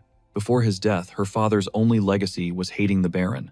He didn't curse the taxes. He blamed his daughter for not being born a son. Faced with slavery, she grabbed her younger brother and vanished into the night. They became thieves to survive, but even that scrap of hope was ripped away. The 8 gates descended, stealing her brother's life and leaving her with nothing. In a world that hated her gender, her existence lost all meaning and color. She donned his identity like armor. If the truth came out, she was finished. Clutching her dress with shaking hands, she apologized, certain she was unworthy of being advisor. The protagonist didn't hesitate. He slammed his fist down, the sound echoing like thunder. He wasn't having it. With a sharp scowl, he shut down her self-loathing immediately. Forget those lies. Talent isn't tied to gender. Stand tall and look the world in the eye. If they point fingers, break them. The 8 gates are just the Baron's greedy puppets. This is your chance for vengeance. I am handing you a legion. Can you handle it? Determination flared in her eyes. Give me 1 day, and I will erase them forever. A satisfied smirk played on his lips. Perfect. I will be waiting for the results. Deep within Kelmont Castle, Myers stared at the ceiling, letting out a heavy, weary sigh. Sitting at his opulent desk, he praised the office, catching the Branch family head's attention. Count Shimon Furness offered a smug chuckle. What brings the busy lord here today? His voice dropped as he confessed the truth his brother had become. Strange. Myers simply pulled back his sleeve, revealing a sight that stopped Shimon's heart. The Count gasped in horror. Where on earth did those brutal scars come from? He pinned the blame on his brother, revealing the Chamberlain had suffered the same fate. He is a monster now, lashing out daily. 10 years ago he was so quiet. Maybe the monosurge changed him, but he is a total stranger now. Shimon frowned. It all made sense. Helmut was silent, because Ardon had finally made his move. But there was no rush. As long as Myers remained a pawn, Shimon was winning. Suddenly, Myers threw a curveball. He wanted to make a deal. Shimon was stunned. That was the real reason. He knew the Branch families were tearing themselves apart. The Senate was a mess of secrets. Shimon panicked. How did he get this info? 2 factions are warring for power, Count Lugan's squad versus Shimon's Furnace faction. Both sides are locked in a stalemate, desperate for any advantage to tip the scales. Then came the kicker. Myers knew someone was trying to turn him into a drunkard. They were turning his family into villains, with Helmut pulling strings for Count Lugan. Shimon was reeling. Myers leaned in, proposing a pact that would benefit them both. Is this a trap? Shimon wondered if the plan leaked and Myers wanted blood. His eyes shifted to Hans before Myers finally extended a hand, ready to deal. Help him dethrone his psychotic brother to become patriarch, and he'll personally ensure Count Lugan is wiped out. Fists clenched, he pressed for a reaction. A smirk surfaced. This was the ultimate opening, and he wouldn't let it slip. He chuckled, realizing this meeting was a jackpot. He'd move heaven and earth to crown him Archduke. Eventually, Shimon signaled him inside. Hans entered and bowed low. Did you summon me, Your Excellency? The response was a sharp yes. One burning question remained. He knew the source of Myers' misinformation, but why offer a helping hand? If the secret leaked, his head was on the block. He bowed, revealing his true role as Baron Kargas's Chamberlain. He came to safeguard his new master from a ruthless sibling. But why approach me instead of the Baron? He explained that the Archduke was now showing blatant aggression toward the Kargas bloodline. An assault could strike any time. With other factions out of reach, he simply manipulated the truth for his young master. Shimon let out a laugh. How cunning. You've done me a massive favor. Choosing him over the Baron was wise, especially since Helmut had gone silent. He looked shocked. Wait, really? Hans, is it relax? You're on my team now? Hans bowed deeply, thanking him for such immense generosity. He gave a soft laugh. Don't mention it. But without the Baron uncovering the Archduke's plots will be tricky. Uncovering the Archduke's moves. Hans placed a hand over his heart, asking to be sent to the Baron's estate. He graciously accepted. Now, he aimed to prove his loyalty, utilizing his personal history with the Duke. His connections made him a valuable asset. In response, he laughed. Is that the case? He'd report every detail of the Archduke's schemes. Count on it, he vowed. Shimon handed him a bag. Excellent. Stay in touch via this crystal ball. Hans reached for the artifact. You can rely on me. Then he departed. Gripping the crystal, he thought, everything's on track. Mr. Myers had performed his role to perfection. He had to give it his all, too. At that moment, Shimon asked, What's your verdict, Commander Lawson? Tucking his arms across his chest from the shadows, he noted that the story sounded perfectly harmonious. But it's too polished. Stepping closer, he warned of potential danger despite the current calm. A curt yes followed. We must uncover his true motives. Earlier, the knight admitted this was a terrifying first for him. Throughout his long career, he had never encountered a person so incredibly dangerous. She executed criminals without a hint of mercy. Recently, Menharten approached Lawrence. Counselor, don't overdo it. She replied that she'd sworn to his grace to wipe them from the world completely. A fleeting glance left him shivering. Her face resembled a demon feasting on children. He asked the knight, He's watching the prisoners, right? Tell him to beware of that devil. He whispered back. Suddenly, Lawrence appeared. The devil, some new criminal gang. The knight jumped in fright. Lawrence stated she was reporting to the Archduke. Of course, proceed. He's currently training. The hero lunged forward, his blade striking with such force that the dummy shattered into pieces. He swung again, obliterating multiple targets in one sweep before finally lowering his sword. He realized that training dummies were now useless. Lawrence then approached. Your Grace, I have the report. He looked up. Is this about our earlier talk? She nodded. Yes. The 8 Gates has hidden talent. They'll make a formidable scout team. He grabbed the files. Excellent. Are they combat ready? Over half of them, she replied. Just then a knight shouted, Sir, someone named Hans has arrived. The hero blinked. Hans, yes sir, that's him. He's my servant. Bring him to my office. Lawrence, you come too. She replied, Yes sir. The hero walked on. Infiltration complete. Soon he'd discover if the gamble truly paid off. At Kilmot Castle, Myers hoisted his shield with a weary sigh. Suddenly, a foe lunged from behind. He deflected the pincer move, then countered with his blade. He spun around, stonewalling yet another assault. Lowenstein watched from above. Impressive skill. He's definitely ready to lead the family. Shimon sat nearby. The Ardon bloodline is undeniable. Keep Lugan completely in the dark. Track the Archduke's every move. He nodded. Yes. Standing up, he said, I'm counting on you. Stroking his chin with a chuckle, he mused. Who'd have thought he'd be this hungry for the Senate? Setting the parchment aside, the Archduke murmured, Myers is thriving. But what of the Count's status? Hans shook his head. No word yet. Everything went flawlessly since the Baron's estate invitation. Information leaks will be effortless now, Lawrence noted.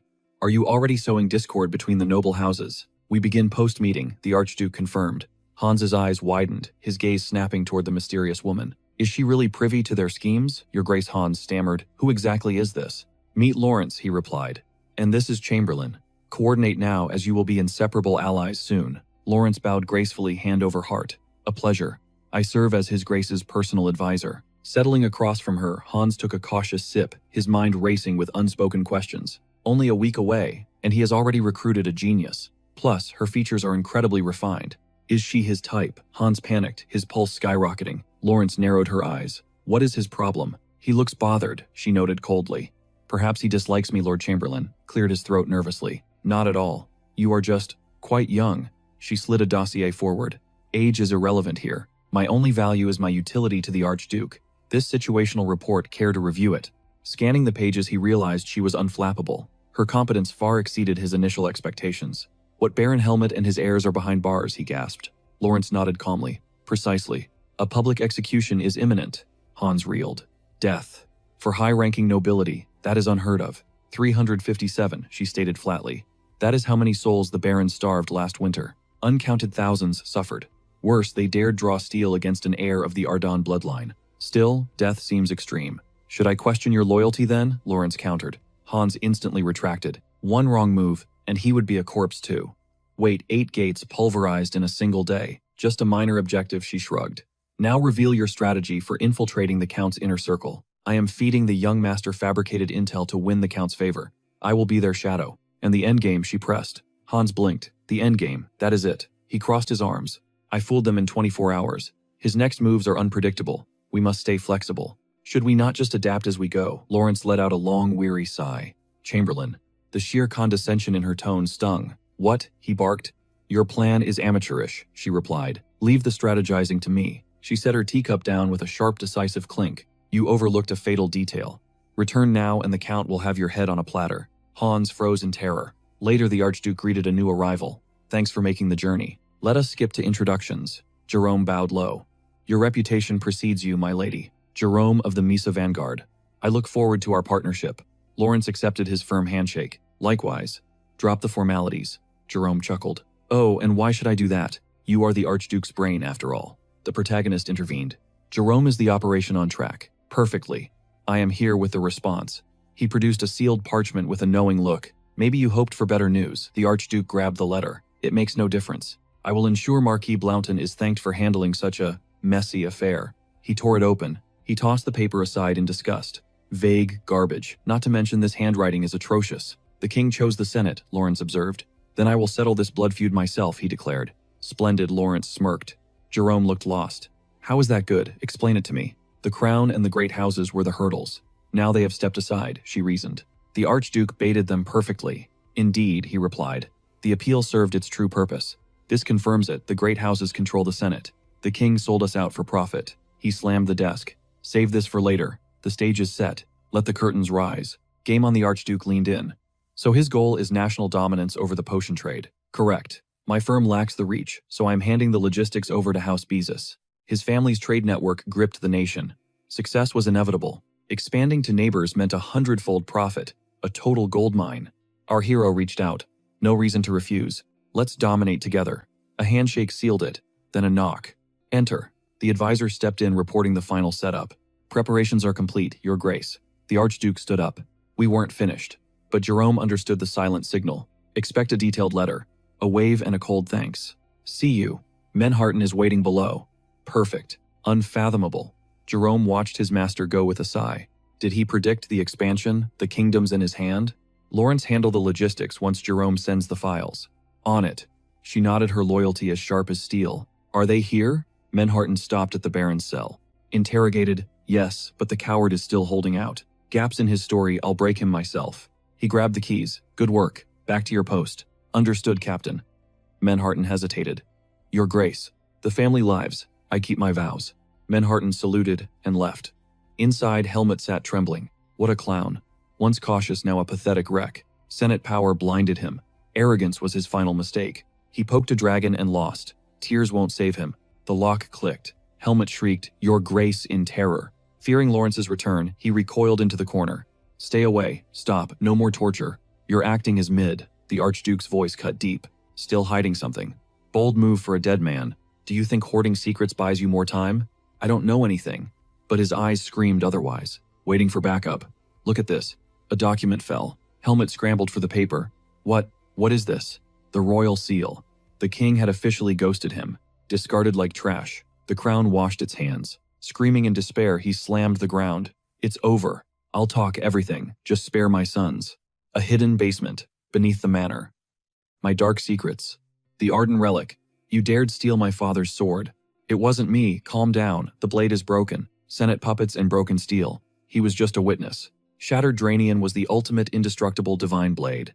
The sacred heart of House Ardon passed through bloodlines. It survived the Dragon King. It was their pride. How could it break? He loomed over the prisoner. 15 years ago, when the dragons invaded. Defenseless and caught off guard, the nation crumbled instantly. In response, the Arden family forged an elite death squad from their finest warriors.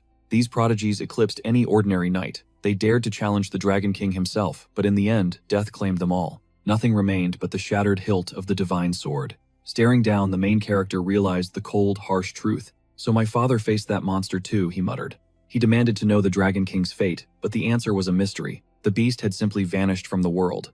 Was it possible the squad managed to wound him so badly? He went into hiding. Why settle for peace, he questioned. With their king gone, the dragons were vulnerable. It was the perfect moment to strike. "Your Highness, this predates your coma," he noted. Was the protagonist's memory truly wiped clean? "Answer me," the MC roared. He finally revealed that the Xenon Empire were the ones who pushed for peace. They coerced every nearby nation into the pact. What the MC gasped, stunned. Moments later, Lawrence descended the staircase. She confirmed the existence of a hidden corridor. Leading the way, the MC acknowledged that Helmut's intel was actually legit. Raising his lantern, he replayed their earlier conversation. Just a moment ago, they were sitting face to face, weighing every word. He pressed for more, but the story remained consistent. Following that apocalyptic clash, the Dragon King simply evaporated into thin air. Yet the Dragon Commanders remained their legions as terrifying as ever. The threat hadn't diminished. Shortly after, envoys reached out to the Xenon Empire, leading the world's superpowers to sign a desperate armistice with the Dragonkin. Everyone else fell in line, but something didn't sit right. The Empire was never a weak player in this game. Their leverage far outweighed his own. He needed to dig deeper into the details. He came to a halt, signaling their arrival. Facing a massive arcane seal, he wove a defensive barrier around them. Flawless execution. He instructed Lawrence to do the honors, handing her the key item required to proceed. "Got it," she said, reaching out. She carefully set the relic into the heart of the glowing magic circle. As the vault groaned open, he knew his father's legacy waited inside. It wasn't the sword, but he had a hunch. Intuition screamed he was right. Stepping inside, Lawrence marveled at how the space defied its external dimensions. The chamber was overflowing. "Can we even find it in this mess?" she asked. The MC smirked. "Already have." His gaze locked onto a mysterious flask. It reminded him of Helmut's total shock when this whole situation first unfolded. During the Duke's funeral preparations, he witnessed the impossible. Staring at the shrouded corpse, he gasped, "What on earth is that?" A strange ink-black metallic fluid was oozing from the Duke's body. Its origin remained a complete terrifying mystery. After endless deliberation, the Senate played it safe. They chose to split the substance into separate secure containers, fragmented and hidden. Unsealing the flask, the MC revealed, "The cadet branches have no clue this is the 8th ring. It's a bloodline treasure just like the divine sword." "The 8th ring," Lawrence echoed, baffled. "There are actually 8. It didn't resemble jewelry at all." He explained that the name had nothing to do with its physical form. Then, he ignited his black flame breath. Power surged through his veins as the ring liquefied within his palm. The substance sank into his skin, its essence radiating outward. Looking toward the ceiling, the MC felt the shift. The erratic energy suddenly recoiled, surging back into his core. Lawrence shielded her eyes, screaming in panic, "Archduke, what's happening to you?" she cried. Exhaling deeply, the MC examined his hand with a calm smirk. "Not bad." Stunned, she demanded an explanation. He told her the 8th ring requires total absorption, though its composition is an enigma. This secret relic belongs solely to the Arden line, reserved for the clan head. Only those with potent bloodlines can wield it. Without mastering Black Flame Breath, it's just useless junk. "So, does this ring grant you some insane ability?" she asked. He nodded, opting for a demonstration. "Step back, this might get violent," he warned. "Understood," she replied quickly. Focusing his intent, he began funneling every drop of his internal mana straight into the heart of the 8th ring. The artifact drank his power hungrily. Gritting his teeth, he recalled how this ring once shackled its master's very soul. It felt like being bound in chains. He'd almost forgotten that sensation. Perfect. Time to unleash it all. Every bit of stored mana reached its peak. With a sharp exhale, shockwaves of pure energy blasted outward. Lawrence stared in disbelief. "You just dumped all your mana at once," she gasped. He gave her a confident grin. "Exactly. The 8th ring acts like a battery, fueling a devastating explosive burst of raw power. Reclaiming our territory just became a cakewalk. Let's adjust our strategy." Bowing deeply, she acknowledged his overwhelming strength. "Understood." Heading for the exit, he waved a hand, tasking her with hunting down the rest of the fragments. 5 sacred relics were stolen, she whispered. He could lean on her strength, but as he turned away, a dark realization set in. Those traitors didn't just disrespect their father, they'd completely abandoned his legacy. Ardon had bled as a hero for their sake, yet they were looting his relics like common vultures. Clenching his fist until his knuckles turned white, he whispered. A silent warning, they had no idea what was coming. He would hunt them down, every last one. No mercy for the freaks who dared to spit on Ardon's legendary valor. Just wait. Soon, the reckoning would begin. Back in his study, his eyes widened in shock. What 5 pieces were smuggled out of our borders? Lawrence stood firm, nodding, as she delivered the devastating confirmation. The 4 great house heads each hold, one she explained, and the final piece is hidden deep within the kingdom of Rhymedale. He leaned in his voice low. Is your intel absolute? Crystal clear, she replied. The Baron himself verified it. The protagonist let out a slow breath and closed his eyes, the weight of the task settling on his shoulders. Crossing his arms, a grim smile touched his lips. There was no sense in hiding the truth anymore. This was a nightmare scenario. Collecting all 5 relics wouldn't be a quick job. It was going to be a long, bloody road. But he shook off the doubt. He had to focus. Ethan's return was the priority now. He would strike with the resources he had, then circle back for those stolen rings once the foundation was set. Her intel had cleared the fog. He finally knew his next move. First, they would reclaim the ring right under their noses. Prep the strike team, he ordered. Meanwhile, in the seaside town of Port, a spark of rebellion was turning into a wildfire of rumors. Whispers of the hero's true heir arriving to liberate the oppressed flew through the streets. The news spread like lightning, igniting hope in every corner. The people felt the tides turning. The era of tyranny was finally crumbling. That afternoon, the town square was packed to the brim with expectant faces. Near the execution stage, a man's frantic cry cut through the air. "There, look," the crowd hissed, as the Marquis and his 2 sons were dragged forward in chains. "Check out those losers," a voice jeered. "The pathetic scum are finally getting what they deserve." The mob roared in agreement, their anger boiling over. "This is for my wife," one man screamed. "You took everything from us. Death to the tyrants. Send them to hell." A knight's voice boomed. "Silence, bow your heads for the Archduke." As Ethan stepped into the light, the crowd began to whisper in awe. "That is him," they muttered, "the man who crushed the Marquis' grip." Ethan ascended the hill, his gaze fixed on the grim silhouette of the guillotine. He looked out over Port, remembering how Duke Arden had once fought to protect these very people. He was here to finish what his father started and end the Marquis' reign of terror. He raised a hand, and the square fell into a deathly silence. Residents of Port, listen well. Marquis Helmet didn't just break our laws, he spat on every treaty he ever signed. He bled you dry, stole your land, and tore your families apart. He thought he was untouchable, while your loved ones suffered and died. But today the House of Ardon returns. I, Ethan, officially declare that all illegal taxes are abolished, starting now. By the ancient laws of this land, Helmet and his bloodline are stripped of all rank and title. For their crimes, the sentence is death. He threw his arms wide as the crowd exploded into a deafening cheer. Glory to Ardon, glory to the Duke Justice at last. The blade dropped, ending the tyranny in a heartbeat. News traveled fast. Back at the estate, Marie sat in stunned silence. Is it really true? Ethan actually took down the Kargas family. Lawrence took a seat across from her, a calm expression on her face. Every word. The moment he stepped into Port, he seized control. The Marquis is gone, and he is already rebuilding the city's foundations. Marie sighed, her mind racing with the implications.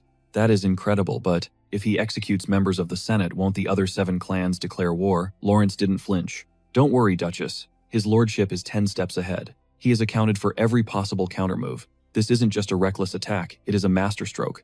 Marie nodded, finally feeling a sense of peace. My carriage is ready for, Port Marie said, standing up.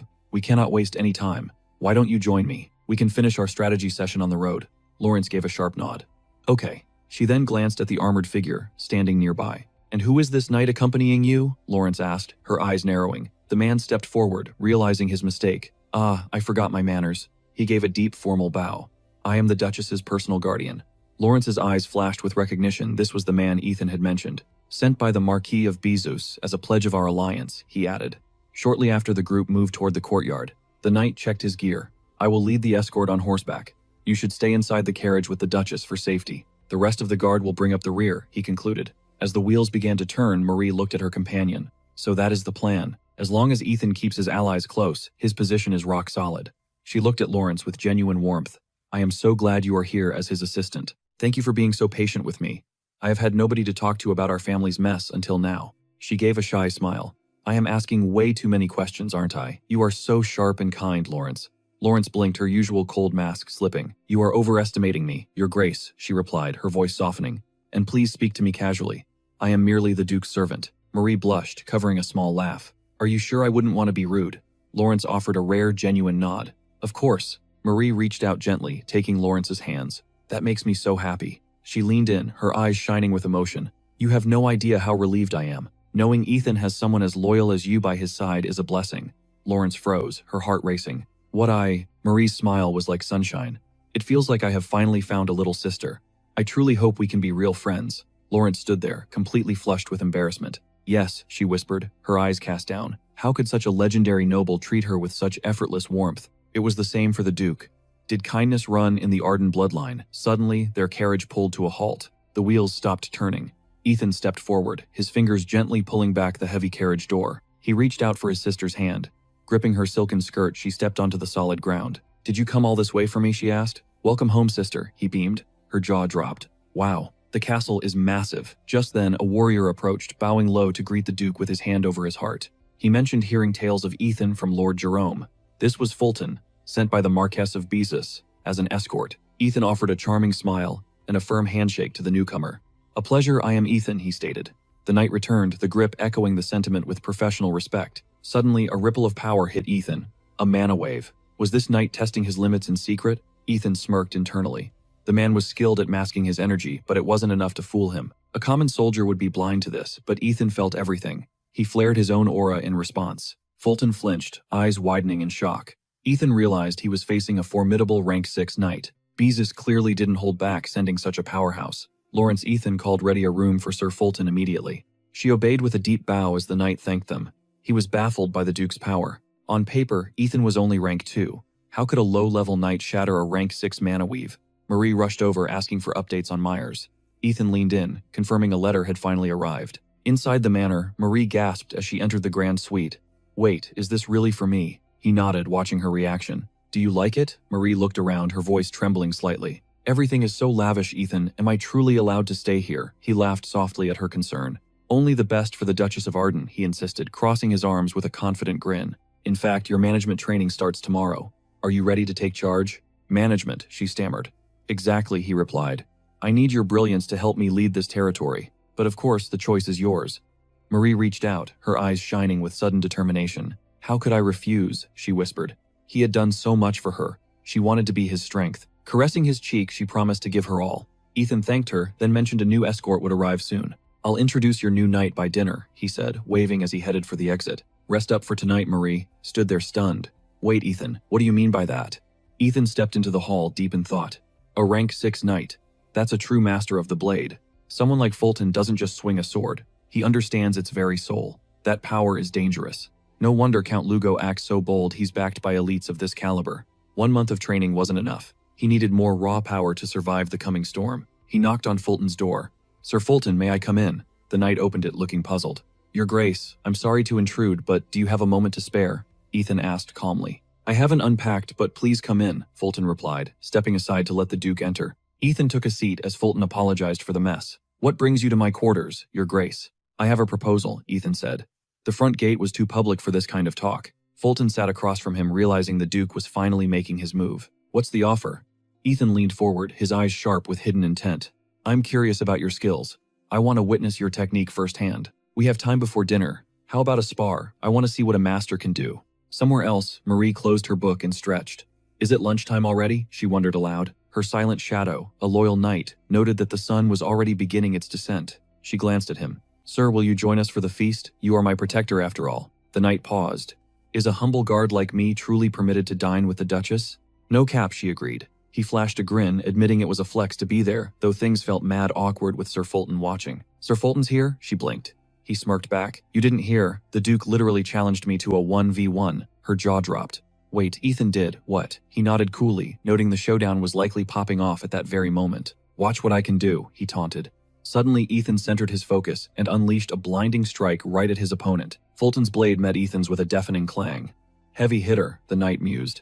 Ethan just smirked. He knew his power was landing. A clean parry. Fulton was solid, which meant Ethan didn't have to hold back anymore. He could finally go all out. Time to shift gears. Ethan gathered his mana, a wild grin spreading across his face as he lunged forward with insane speed. Fulton gritted his teeth, pouring energy into his arms. He swung with everything he had, barely deflecting the incoming disaster. This kid is way too fast, Fulton realized. 1 split second of hesitation, and he would be nothing more than a memory. He was dangerously close to catching a stray. Ethan leveled his blade, his own eyes widening as the battle escalated. Ethan vanished into thin air. Fulton sensed a presence and spun around just as the Duke materialized right at his back. Steel clashed as Fulton barely caught the strike. He couldn't wrap his head around it. Something about this kid was fundamentally broken. How could he rebuild mana from a shattered aura? It defied logic. No ordinary human should be able to pull off that stunt. Plus, Ethan was manifesting powers that totally outclassed his current mana levels. The math just wasn't mathing for Fulton. Usually mana determines a knight's ceiling, but Ethan was a total glitch in the system. Fulton had never faced a monster like this. He had no clue that the fragments embedded in Ethan's body carried the pure, unadulterated essence of the flame itself. Every single shard acted as a mana battery, allowing Ethan to surge energy through his veins with surgical precision and lethal speed. Fulton roared, forcing Ethan to leap back and skid across the dirt. "Things are getting heavy," Ethan joked. Fulton blinked, totally stunned. Heavy Fulton scoffed internally. Seeing that much mana in action was unreal. Meanwhile, Ethan relished the thrill of fighting a high-tier master. Memories of his early training days flickered through Ethan's mind. He took a breath and muttered, "All right, playtime's over. Let's get serious." Ethan ignited 8 mana rings at once. A massive shockwave erupted, leaving Fulton standing there with his mouth agape. What is this pressure? Fulton wondered. The sheer volume of mana flooding the field had just spiked to an impossible degree. In a flash, Ethan charged his blade, a blur of destruction. Fulton didn't back down, diving headfirst into the eye of the storm. Their blades collided with fury. Watching from the sidelines, Manhattan marveled at how Ethan was shattering every limit known to man. It was pure insanity. Harton clenched his fists, realizing that in just a matter of days, the Duke had become a legend. How deep did Ethan's potential actually go? Just then, Fulton lunged for a decisive blow, testing the Duke's defenses to their core. Ethan raised his sword to block, but the impact sent his weapon flying. He let out a soft sigh, acknowledging his defeat. "Guess I can't win them all," Ethan chuckled. "That was one hell of a workout." Fulton stood there catching his breath. Fulton bowed in respect. "Duke, a word." Ethan grabbed a towel from a maid, raising an eyebrow. "What's up?" "Your stats were spiking mid-fight," Fulton noted. "You weren't even using your full power at the start, were you?" Ethan shrugged. "It's not borrowed power, just a little something from the Ardon clan's secret playbook." "No way," Fulton gasped. "A technique like that actually exists. That is absolutely cracked." Ethan added that, without a worthy opponent, he'd never even get to use it. "Thanks for the spar," he said sincerely. Fulton bowed even lower. "The honor was all mine, sir." Secretly, he realized he had drastically underestimated the young Duke. He only meant to test the rumors, but this was next level. The techniques Ethan showed weren't just for show, they were deadly. His form was textbook perfect, yet it carried a chaotic edge that completely defied everything Fulton knew about traditional swordsmanship. It was totally unconventional. Clenching his fist, Fulton realized Ethan's mastery was already on par with a veteran high knight. Fulton himself had hit level 6 and then plateaued for 5 long years, struggling to find his path forward. He couldn't bridge the gap to the top tier, yet Ethan was poised to surpass him completely in just a few months. All the Duke needed was more mana. Fulton called out, catching Ethan just as he was about to walk away. "Yo," Ethan turned. Fulton admitted he had learned more than expected and asked for a rematch whenever the Duke was free. Ethan smiled. This guy was a beast, and yet he was humble enough to ask for tips. Talk about a rare find. Instead of being an arrogant elite, he actually wanted to grow. Ethan reached out his hand. "Anytime. I am always down for a round." Fulton beamed, his gratitude genuine. Watching Ethan's swordplay had unlocked something new in his own soul. A moment of clarity hit him. Ethan shook his hand firmly, promising to show him the ropes when things calmed down. He expressed gratitude for the backup, ignoring the day's drama. Then our hero dropped a new request. "Watch over my sister during her drills." Suddenly, a piercing shriek echoed Ethan. He spun around, heart racing. "Wait, what?" Sister Marie stormed over, pointing an accusing finger as she yelled, "You're working a weary traveler to the bone. Have you no manners?" He rubbed his neck, stammering a quick apology. Observing the chaos, Fulton narrowed his eyes, unable to decipher the Duke's true intentions. Later, Bloaton contacted Fulton via crystal ball, questioning if the Duke's power truly matched his own. "Precisely," he confirmed. Bloaton paused, stunned. "Is the Duke really that monstrous?" "He is," came the reply. "His potential is staggering. His raw speed and power have already shattered every expectation I had. Even crazier, his mana control is on a completely different level, superior even to mine. It was a skill beyond anything he'd witnessed." Bloaton smirked, ordering him to track the Duke's every move. Report every tiny detail. He bowed low, swearing his absolute loyalty to the mission. "I'll contact you for the next update." Bloaton tapped the desk, musing over the Duke's miraculous recovery from that long coma. Now he's shattering monospheres. That level of strength easily rivals a 6th rank knight. How intriguing. The Duke's hidden talents and sharp wits are finally coming to light. His battle prowess is insane. If he makes a move now, staying here is no longer an option. He barked orders at his subordinate, demanding a specific list of items be gathered immediately. "Ship these to Fulton with my letter." The soldier saluted, and Fulton sank back into deep thought. Rubbing his chin, he realized the Duke was the key to flipping the entire kingdom upside down. Hydane is about to change. It is the perfect moment to forge a deadlier alliance between our families. Suddenly, a frantic cry erupted. Alarm. The 8-gate prisoners are breaking out. Leave the fire. Hunt down those runners now. Knights surged forward, their war cries filling the air. Don't let a single soul escape. They went that way after them. Move it. Crouched in the brush, hands exhaled sharply. Talk about a close call. Where are those guys heading? Suddenly, rough hands snatched him from the shadows, muffling his scream. "Shut up," a cold voice hissed. "The Count sent me to extract you. Follow me to safety." Hans nodded, slipping deeper into the thicket. Hans smirked internally. Perfect.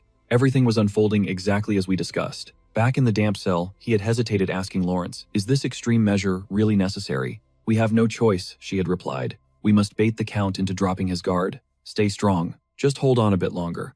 Hans sighed, reaching out. "Even my patience has its limits." "I'm not a common criminal," she warned. "The Count is a monster. He discarded Baron Kargas like trash. He will cut off his own tail to survive. Loyalty means nothing to a man like him." How much longer? She promised a swift end, revealing the plan to trigger a riot at the 8 gate. "Tonight, an extraction team will pull you out during the chaos. Then we intercept the pursuers." Following the stranger now, Hans realized Lawrence was spot on. Every detail, even the hideout, was perfect. The guide halted by a hidden passage. Down here. They descended into the dark. We've arrived. Patting Hans's back, the man reassured him. This is the underground sanctuary. You're safe now. Hans nodded gratefully as they approached a table. Tell me everything that happened inside that castle. I didn't hide a thing, Hans lied smoothly. I told them exactly how the Duke captured me. He groaned, adding, he threw me in a hole and put me through absolute hell. Seeing his battered state, the man realized the Duke truly despised him. Those wounds look nasty. You need medical attention fast. Hans shook his head. Forget that. I must reach the Count immediately. I have intel he needs. The man nodded, but Hans added, they seized my communication crystal. I need your device. This is a matter of life and death. We cannot wait. Understood. I will patch you through. Later, our main character checked in. His advisor stood ready. The trap is set, sir. Hans has made contact with the Count. The main character smirked. Perfect. Things were getting serious for the Count. As for the management, they were scouting fresh talent to fill the ranks. Skimming the reports, she noted a massive purge. The duchy had been bleeding members lately. Excellent, he smirked, handing her the reins. But she paused. By the way, your grace. What was he so focused on? He glanced up, asking if she meant the document in his hands. A letter from Marquess Bluton. Fulton had spilled everything. So that is how it is, he muttered. Something big was coming. The Marquess promised a gift to accelerate their grand design. He wanted a solid alliance. Lawrence frowned, wondering what kind of gift could speed up fate itself. A miracle cure, he guessed. A 1 in 10 million find that could change everything. A miracle cure. Rare plants that soak up atmospheric mana are the key. Refining these mystical herbs creates the legendary cure. One taste and your mana sphere overflows instantly. The hero knew his skills were already top tier. To reclaim his past glory, he just needed time and raw power. If this cure worked, his flames would reach terrifying levels. No ordinary blade could dream of handling that kind of insane heat. A standard sword would just melt into slag. He tossed the letter aside, his decision finally made. Before the Marquess's gift arrived, he had one final errand to run in the shadows. He assigned Harton and 3 elite knights for protection. Be careful, he warned. She gasped. You're leaving. I need to retrieve something, he replied vaguely.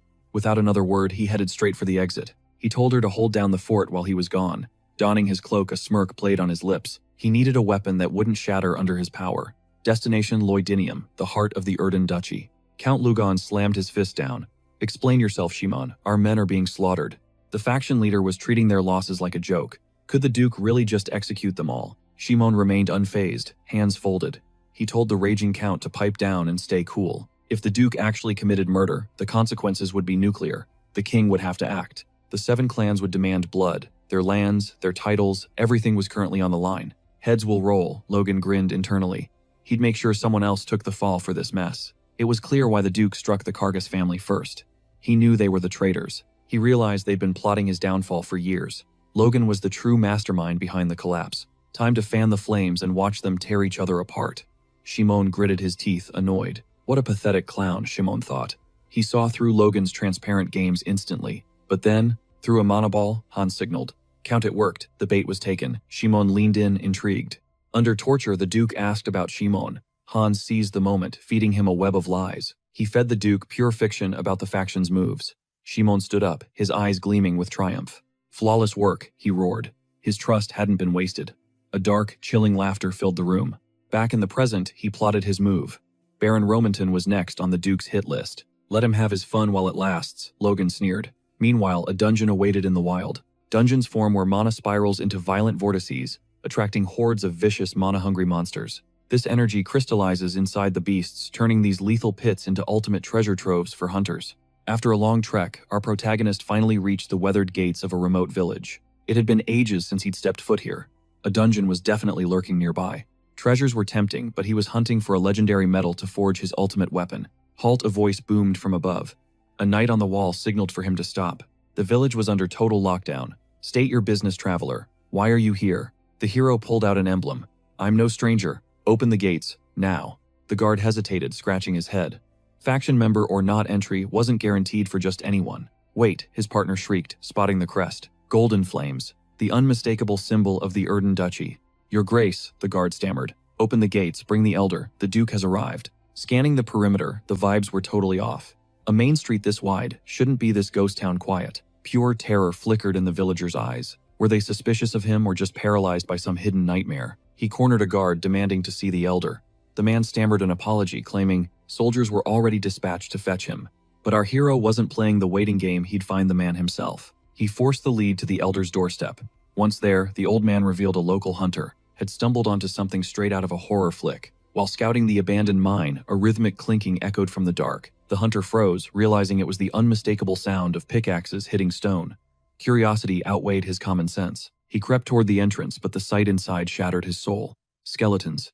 Dozens of them. Jillian, the Florian village elder, gestured wildly as he added, an entire legion of the undead, hard at work with mining tools. The protagonist leaned back, eyes narrowing. Skeletons, you're serious. The literal walking dead. The elder nodded, trembling. He was too petrified to enter, but the sound of those pickaxes haunted his dreams. The protagonist's mind raced. Something was sus. That mine only held Ephrian, a rare legendary metal. It wasn't as flashy as mithril, but it was tougher than reinforced steel. It basically breathes mana, making it the ultimate material for high-tier magic gear. But here's the kicker. Ephrian shouldn't even be discovered for years. Someone else had found the jackpot early, the elder whispered in dread. What could those monsters possibly want in a dried-up mine? The hero played it cool, claiming total ignorance. Watching the old man, he realized the villagers were still clueless about the literal gold mine beneath their feet. He needed to confirm if Ephrian was the true target. But a bigger problem loomed. Summoning a small army of skeletons required massive dark power. We're talking dark mage, or worst-case scenario, a lich. If a lich was pulling the strings, this wasn't just a mission, it was a war. A lich commands high-ranking undead, and soloing an army was pure suicide. He briefly considered ditching the Ephrian. Then he stood up, resolve hardening. He had to scout the site immediately. Where's the mine? Minutes later, he was hacking through the brush following the elder's directions. Found it. He peered ahead as the distinct metallic rhythm of forced labor drifted from the cave. He slipped inside, surprised to find no magical barriers. These guys were either cocky or just plain arrogant. The elder claimed he'd reported this to the Baron, but the paperwork vanished. If the old man was legit, did Helmut pull a snake move and hide the truth? Was he literally inviting a lich onto his own turf? Something felt rotten to the core. A pickaxe struck ore just ahead, and the hero stepped into the light, witnessing the skeletal crew in action. Bingo! It was Ephrian.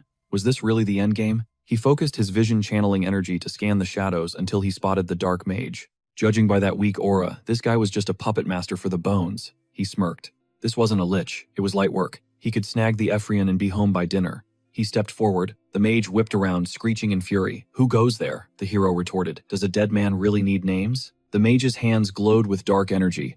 I don't care who you are, kid. You're about to have a very permanent makeover into a skeleton. The protagonist unsheathed his blade, his mana surging as he locked eyes. He paused, a realization hitting him like a truck. He leveled his sword at the mage's throat.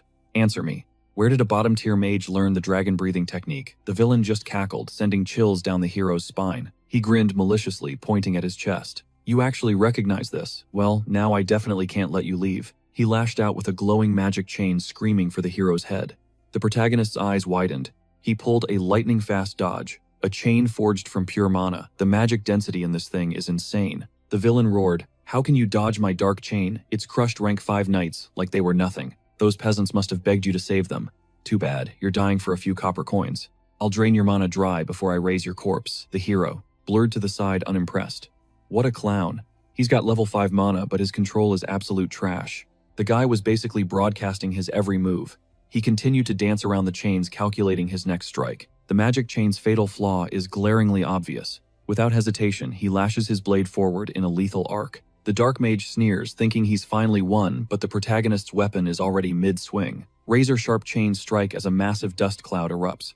Believing victory is his, the dark mage cackles like a lunatic. He brags about crushing 5 ranked knights, mocking our hero, as if he were mere 2 ranked fodder. Too easy, he sneers, but a voice pierces the smog. You talk way too much. The mage's smug face instantly drops. With lightning precision, the hero shreds the chains into scrap metal. The villain's confidence shatters. Wait, stop, he screams. How did he break them? He didn't just cut the steel, he completely disrupted the mana flow, coursing through the chains. It's impossible. As the hero lunges, the mage panics, realizing this is no time to stand there gaping in shock. He thrusts his hands out, screaming impenetrable darkness. This shield better hold, because the protagonist's blade is already descending. Child's play, the hero scoffs.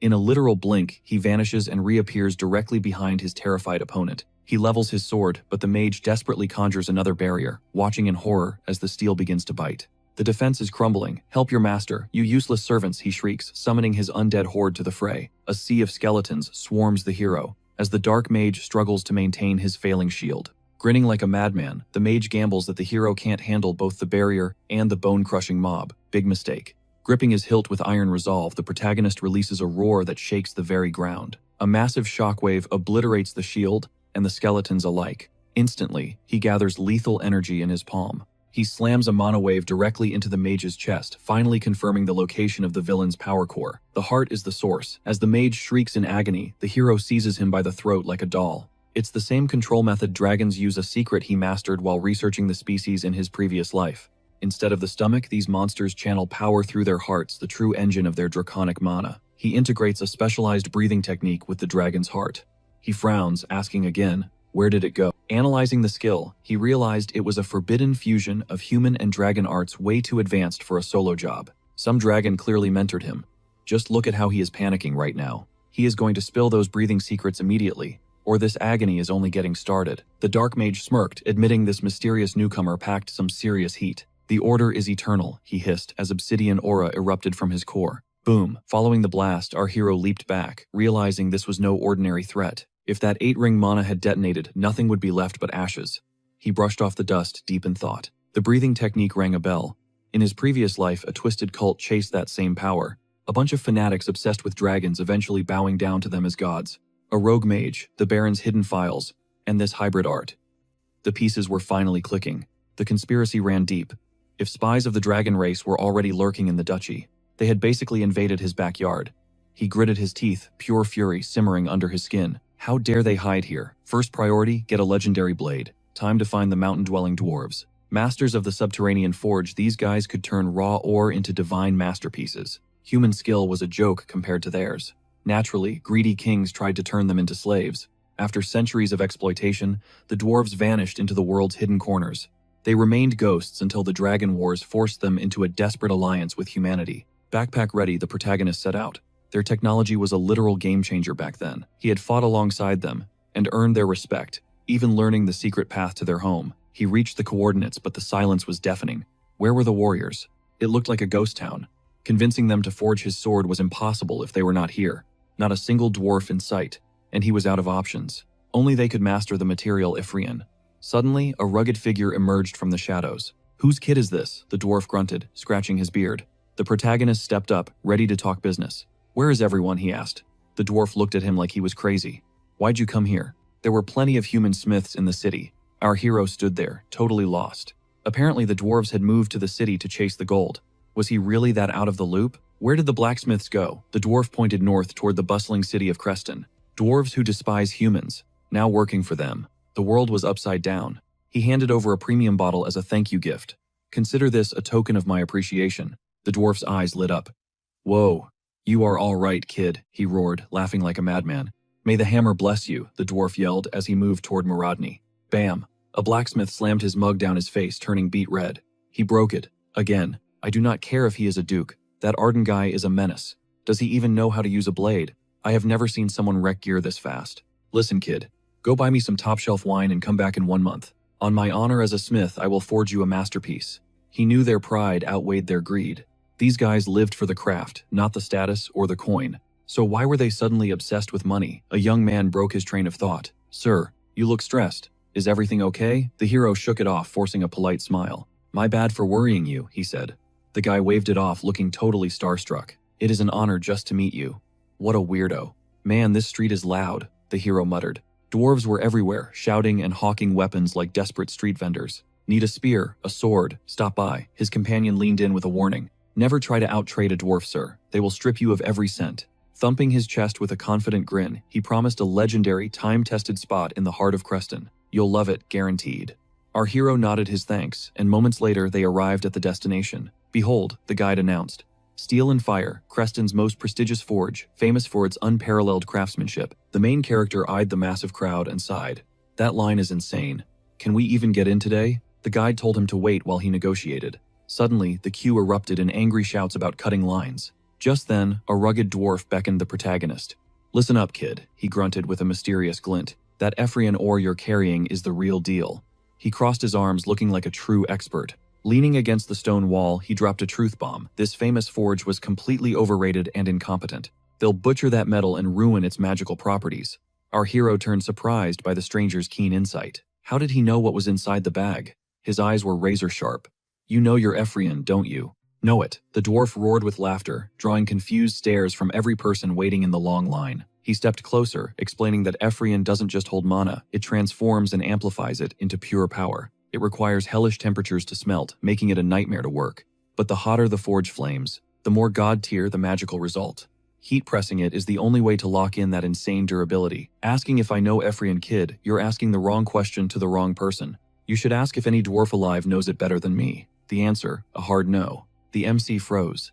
He remembered Muradni claiming that no smith on earth understood this mythical ore better. Suddenly, a frantic clerk ran out. Sir, please come inside. You're our most important VIP client. He glared at the dwarf.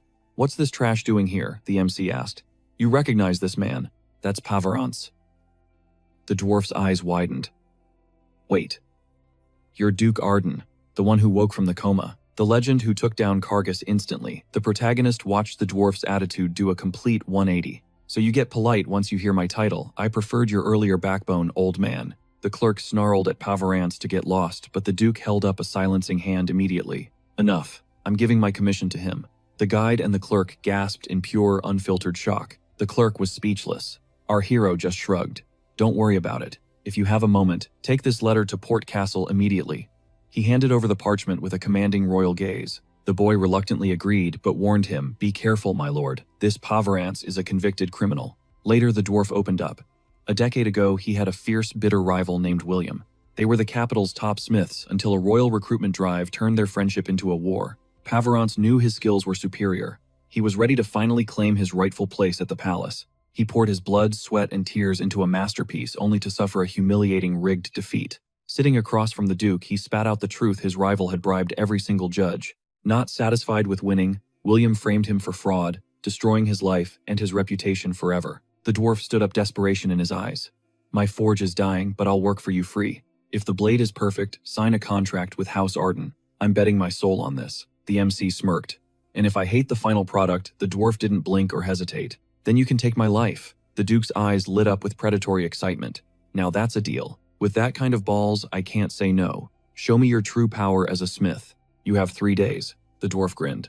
3 days, the MC asked. Can one dwarf really manage? The smith laughed, explaining that he'd learned a bitter, vital lesson from his defeat by William years ago. True mastery isn't about prideful isolation, it's about having brothers in arms you can actually rely on. On cue, a squad of dwarven smiths marched out from the backhammers, ready for a legendary task. Get that contract ready. Flamehammer Forge is about to forge a miracle for the Duke. The production began instantly. Pavarance's voice boomed. Fuel the fires. We need every scrap of coal. The furnace roared with white-hot fury as the legendary Ephrian sword finally began to take shape. Talk to me, Orba, Poference bellowed from atop the roaring furnace as the metal began to liquefy. Are we sure about this? Solvent, he worried, fearing the structure might buckle under the intense pressure. With a white-knuckled grip, he roared that consequences didn't matter. They had to go all in now. Let the furnace break, just finish it. The molten flow is here. Keep the heat steady, he screamed. A gradual cooling was vital. The Ephrian's true power relied on it. Hours passed as they worked. Rhythmic hammer strikes rang out, followed by the meticulous crafting of the blade's intricate decorative etchings. Poference hoisted the finished sword, his face lighting up, as he let out a triumphant, "Wow, they'd pulled it off." The Duke approached with a calm nod. "Solid work," he remarked, truly impressed. "It took 3 grueling days." Poference wiped his brow. "Right on schedule, Duke. It is almost perfect. Just one final step." When asked what he confirmed, everything else was set for the grand finale. Handing over the blade, he explained that while standard steel is simple, an Ephrian requires something more. A mana ritual was the key. The Duke frowned. A mana spell. For a sword, he questioned. It is the art of bonding your essence into the steel. Poference clarified, emphasizing the process. He needed to breathe his mana into the metal. If it survived, the ultimate Ephrian would be born. Taking the hilt, the protagonist marveled at the weight. It felt like a natural extension of his arm. It was silk smooth yet felt indestructible. He could feel it hungrily waiting to absorb his inner energy. Deepening his focus, he signaled for them to clear the area. "Back up. I am starting now." He unleashed the Arden clan's secret technique, Fire Sword. Blazing energy surged into the waiting blade. Shielding his eyes, Poference gasped. "What is this heat? Is this the legendary Arden flame mana?" "It is scorching," he yelled as the team scrambled for cover to avoid being incinerated by the backlash. Gripping the glowing weapon, the Duke smirked. "Tougher than it looks. This steel can definitely handle more." Deciding to push its limits, he dialed the output to maximum. A blinding shockwave of light erupted instantly. The Duke smiled at the finished masterpiece. Poference, you've outdone yourself. Once I return to Poert, I will finalize our deal with men and materials. Welcome to House Arden Flamehammer. Later, Menharton descended the stairs, noting that the undead threat on the estate had been neutralized. He was surprised by the fierce defense. Lawrence stepped forward, mentioning the Duke's hunt for information. They needed leads on the necromancer. Perhaps the man behind the door held the missing puzzle piece. The Baron had fled, but his loyal butler of many years remained behind to face them. The man sat trembling on the floor. Lawrence's shadow loomed over him. We have questions for you. Hands clasped behind her, she asked about Fellerin Village. You haven't forgotten the incident, have you? He nodded weakly. When asked why the Baron buried the truth, the old man lowered his gaze. I did not know the full scope, but I witnessed things that still haunt my dreams, he whispered. He described working in the office when a figure in a pitch-black robe would manifest from nowhere. He was always dismissed during those visits. It seemed the Baron was merely a puppet to that man. That mysterious figure was the one pulling the strings behind the cover-up of Fellerin's tragedy. Once he'd eavesdropped through a cracked door. Sir Helmut had been shouting, "How many mages are there?" Mages, Lawrence whispered, her mind racing through the dangerous implications of that specific plural word. She analyzed the possibilities. If no door opened, it was not a standard invisibility spell at play. The butler claimed that was all he knew. Lawrence suspected shadow stepping or complex incantations were involved, but an ordinary butler would not recognize such high-level sorcery. She had heard enough for now. Exiting the dungeon, she signaled they were done. Menharton noticed the sharp glint in her eyes. I have found a lead, she confirmed. We need to sweep the entire county for any hidden traces. We must mobilize the knights immediately. The mystery had to be solved before our lord returned. High atop the battlements, a sentry's cry rang out. The Duke has arrived. Raise the portcullis. The protagonist galloped through the gates. Lawrence met him mid-stride, asking how his mission had fared. Nothing to report, she said with a shrug. Surprisingly, his relatives had been on their absolute best behavior while he was away. Vaulting off his horse, he let out a breath he didn't know he was holding. What a relief. Now, did you look into the request from my letter? As they walked, she confirmed that the investigation was a wrap. His eyes sharpened. Excellent. He wanted to dive into the findings immediately. She nodded, noting that all the classified data was already waiting on his desk. Moments later, he was buried in the files. Space travel, he muttered. The report laid out a shocking reality. There were only about 50 mages in the entire county capable of such high-level spatial manipulation. The attached documents held every gritty detail. He nearly choked in surprise. Wait, back up. Lawrence, is this data for real? Are these numbers 100% accurate? She stood her ground, confirming she'd personally verified everything with the knights. He leaned back, his mind racing. The logic was flawless, but the results were a total curveball. Spatial movement, teleportation. It's the ultimate flex, but the mana cost is so insane that even elite mages usually avoid it like the plague. Usually only big city nobles use it, burning through expensive crystals to power gates for about 50 high society elites. But wait, could this be linked to that dark mage he encountered in the abyss of the abandoned mine? That guy's mana was off the charts, a terrifying hybrid of dark arts and ancient dragonkin techniques. A method to boost mana capacity in record time. If a breathing technique like that was easy to master, then every mage would be a walking god with infinite mana. But that's just a theory. The real nightmare starts here. One of those 50 people has to be a mole for the order. Later on, Fulton gripped a brand new blade in his hands. He asked if this was the custom order he'd been waiting for. Our protagonist smirked. The one and only. It was a masterpiece forged by the greatest dwarven smith alive. It was so perfect he knew it had to go to the Ardan estate. It's light as a feather, Fulton gasped. Dwarven craftsmanship is seriously cracked. You can never underestimate their skills. The MC smiled, offering to get him a custom piece too. Fulton's jaw practically hit the floor. Wait, seriously? Of course. You've been doing a top-tier job guarding my sister. Consider it a small bonus for your hard work. Fulton leaned the sword against his chair, playing it cool. It was nothing, really. If anything, I had way too much free time on my hands. The protagonist raised an eyebrow. Is that so? Anyway, how's my sister doing? Fulton mentioned she'd been handling administrative chaos alongside Mr. Prexian. Even though she was a complete rookie at paperwork, she was proving to be a total natural. Even Prexian had to admit the Duchess was a genius who picked up everything instantly. The MC nodded. Good. It seemed trusting her to him was the right call. I'm grateful for your help, he added sincerely. Don't mention it. Then reaching into his inner pocket, he added, actually, there's a little something you need to give him. For me, a mystery box from Marquis Bleaton landed on the desk. He cracked it open, and his heart skipped a beat. It was a legendary pill designed to skyrocket mana. The Marquis clearly knew his current reserves weren't enough. This was a total game changer. Even in this life, the Marquis's intuition was absolutely legendary. Nothing escaped those eyes. He stood up, his resolve hardening. During his journey, he'd successfully infused flame essence into his mana shards. That energy was already circulating through his core. If this pill worked its magic, his power levels would go nuclear. He'd finally be ready to unlock the third stage of black flame breathing. With a deep breath, he tossed the pill into his mouth.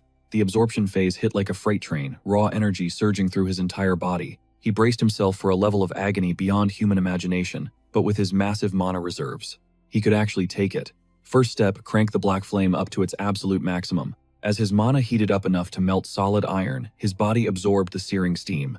The real torture was starting. It felt like his blood and organs were being incinerated from the inside. He had to harness that pain and fuse it with the flames. The fire transformed into a terrifying black void. He gritted his teeth and let out a guttural scream, as violent waves of energy erupted from his core. But then he looked at his hands in confusion.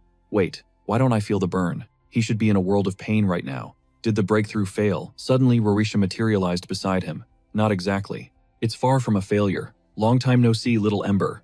He gasped, his eyes widening. Rorisha. What was she doing here? She smiled, offering him rare praise. It wasn't a failure, on the contrary, it was a massive win. He'd ascended to the next level, and she had absorbed enough pure fire mana to finally claw her way back to life. Unlike the others, he'd successfully bypassed the corrupted flames. Tainted, he muttered, questioning the impurity. The breath of black flame, he asked. She nodded. Fire laced with agony loses its true essence. Flawed embers stifle your growth. He froze. Was the clan's signature technique actually a cage? For generations, the Arden name reigned supreme in swordsmanship, all fueled by that dark, ominous blaze. The black flame was the Arden soul's reflection. No one dared challenge its absolute terrifying, destructive power. Yet a technique reflecting a broken soul is imperfect. He gritted his teeth, unable to deny Roroshia's logic. In his previous life, he'd hit the pinnacle of excellence only to smash against an unbreakable ceiling. Was the black flame his secret anchor? Desperate for answers, he looked to her. She finally spoke. Sensing his inner turmoil, she smiled. You don't see it, do you? You've returned with a pristine aura. That light belongs to the first patriarch, he gasped. The legendary progenitor himself, Ziran Arden. Ziran wasn't just a founder. He was a god-tier genius who birthed dozens of elite warrior lineages. Centuries swallowed his history, leaving only 2 whispered legends behind for the modern world to find. He'd transcended human limits to wield holy white fire. White, how could I be so blind? He cursed. The memory finally clicked. Roroshia watched his realization. As a true Arden heir, she began, eyes glowing. I'll wait for the day you summon the true light. Until then, stay strong, child of fire. She vanished into thin air, leaving him with a sharp, newfound clarity amidst the fading mist. A godlike ancestor. Pure white heat. The dark flaws of the Arden legacy finally made sense. No more hitting walls. Instead of igniting the dark soot, he simply let the energy flow smoothly. Time skipped forward. Inside Baron Romanton's estate in Aldrin, a frantic subordinate sprinted through the halls. He slammed the doors open, gasping. Baron, urgent news. The Duke is launching a full-scale invasion. What wasn't he hunting Shimon? The Baron barked. Beside him, Merlin remained unfazed, urging him to stay calm. A smug grin crept onto his face. Let him come. I have a fresh 5-star powerhouse on my side. He was practically drooling for the confrontation. Tell the Duke to hurry. I'm waiting to crush him. The Warhorn's blast shook the sky. Onward to Aldrin, our hero commanded, leading the charge. Metal shrieked as he lashed out. Fulton barely intercepted the strike, his blade vibrating from the impact. What sorcery is this? Fulton hissed. A single swing had somehow landed 2 distinct lethal hits. His mana pool had expanded, sure, but birthing a completely new style mid-fight, that was insane. This was the Red Flame, an elite art reserved only for those who'd mastered the Arden cycle. Fusing it with basics, impossible, Fulton realized his steel couldn't hold back the storm. Then he struck. Teeth bared the protagonist, unleashed a primal roar, and swung. Fulton's eyes widened in sheer shock. He'd sliced right through the aura, dumping every ounce of mana into one explosive, desperate lunge. A smirk played on his lips. Good call, he mused, forcing the veteran to abandon his stance. Fulton couldn't help but grin. The Duke. How did he evolve this much in mere days? I'm going all out now, he warned. A true duel to the death if you accept. I'm always game. Later, Lawrence approached with a map. Here's the blueprint for Romanton's downfall. Scanning the parchment, he nodded. Solid. Even the king's hands are tied. Lawrence had covered every base. Your only job is to deliver the ultimatum. That's it, he asked. That's all, she confirmed. Rumors say their commander hit 5-star status. Shouldn't we call for reinforcements just to be safe? He just crossed his arms, a confident gleam in his eye. Reinforcements, we won't need them. Once your part is done, head to safety. Every combat knight I have will be your shield. As the Duke's cavalry thundered through town, the locals panicked. Not again. Is it another tax raid? From the ridge, he looked down. This ruler was a parasite, bleeding the people dry like Kargas. The commoners were shadows of themselves, faces etched with pure, unadulterated terror and misery. Raising the royal decree, he thundered, "Citizens of Polaris, you've heard what happened to Baron Kargas. By the king's authority, I'm here to investigate. If Romanton's a traitor, he pays the ultimate price. The duchy's law demands justice. Elder the Baron is finally going to pay for his crimes." "Is that Baron even doing his job?" The elder shifted nervously, his hands trembling as he gestured blindly. The crowd erupted into frantic whispers. "Punishing a high-ranking Baron. Could such a miracle actually happen?" Tensions peaked as a man stepped forward, pointing toward the sky. "Duke, bring that tyrant Baron to justice. He's bleeding us dry with taxes." The villagers roared in agreement, demanding the Baron face his judgment. "Our lives are a living nightmare because of him. Please, Duke, you're our only hope for survival." "Enough." Our main character stepped forward, his voice booming. "I, Ethan Arden, swear upon my family's name that the Baron will fall. All I need is the cold, hard proof of his corruption. Bring me every scrap of evidence regarding Romanton's sins." Not long after that, the main character inspected the ledger, impressed by the preparation. He turned to Lawrence. "Is this the Shadow Organization?" She nodded confidently. "Everything is falling into place. A few more villages and the Baron is finished. The evidence will be undeniable." Ethan vaulted onto his horse, ready for blood. "Move out." Shimon glared at Hans, seeking confirmation. "Is this intel legit?" Hans nodded, citing his top spy. The Duke struck Romanton's territory while Lugo was completely blindsided. Shimon slammed the table, his eyes gleaming. "Brilliant move, Hans. Deploy our agents now. We cannot let word of this reach Lugo's ears." A wicked smirk crossed his face. "Let's see Lugo try to act tough once his best pawns are gone. Even if the Duke fails, I'll strip him of his title and drag him to the gallows myself." He cackled, savoring this unexpected stroke of luck. Meanwhile, at the Romanton estate in Oldrun, Ethan marched forward, meeting Romanton and his armed thugs head-on. The Baron let out a mocking laugh. "Duke, what brings you to my humble home? You really should have called ahead, your grace." Ethan hurled the report at his feet. "Save the small talk. Explain these crimes before I lose my patience." Romanton smirked, grinding the paper under his boot. "You found this garbage in that pathetic little village, didn't you? You should have worried about your own skin first, Duke." He glanced toward Merlin with a murderous grin. "He's all yours," Chief Merlin unsheathed his blade, laughing. "Duke, coming here alone was either brave or incredibly stupid. Did you expect us to shake in our boots? Since you're a Duke, I might even hold back slightly." Ethan just smirked, gripping his hilt. "You clowns are even more pathetic than Kargas was." Merlin's laughter boomed. "So arrogant. You're clearly riding high on your family name, aren't you? Let's see if that pride survives my blade." He swung with blinding speed, catching the Duke off guard. Merlin mocked him as Ethan stayed silent. "What's wrong? Not the warm welcome you were hoping for. Ever seen a real warrior in action?" Ethan narrowed his eyes. This fool was moving way too fast. "Hold your fire, Sir Merlin." Romanton stepped in, feigning an apology for his subordinate's wild behavior. He wouldn't have listened otherwise. "Surely you realize now that our power levels are just different. How about a deal instead?" Romanton opened his arms wide, projecting an air of false confidence. "There's no need for bloodshed. You've clearly gotten the wrong idea about who we are. Your real enemy is Count Shimon and that dog Kargas who dumped you when you were comatose. I belong to Count Lugan's faction, making us natural rivals. But hear me out. I've got an offer you can't refuse." Ethan stared speechless. "They draw swords and then talk business. Simple. Trust our faction. Join us and we'll become an unstoppable force. Side with us and we'll tear Count Shimon to pieces for everything he did to you. I'll personally guarantee your safety."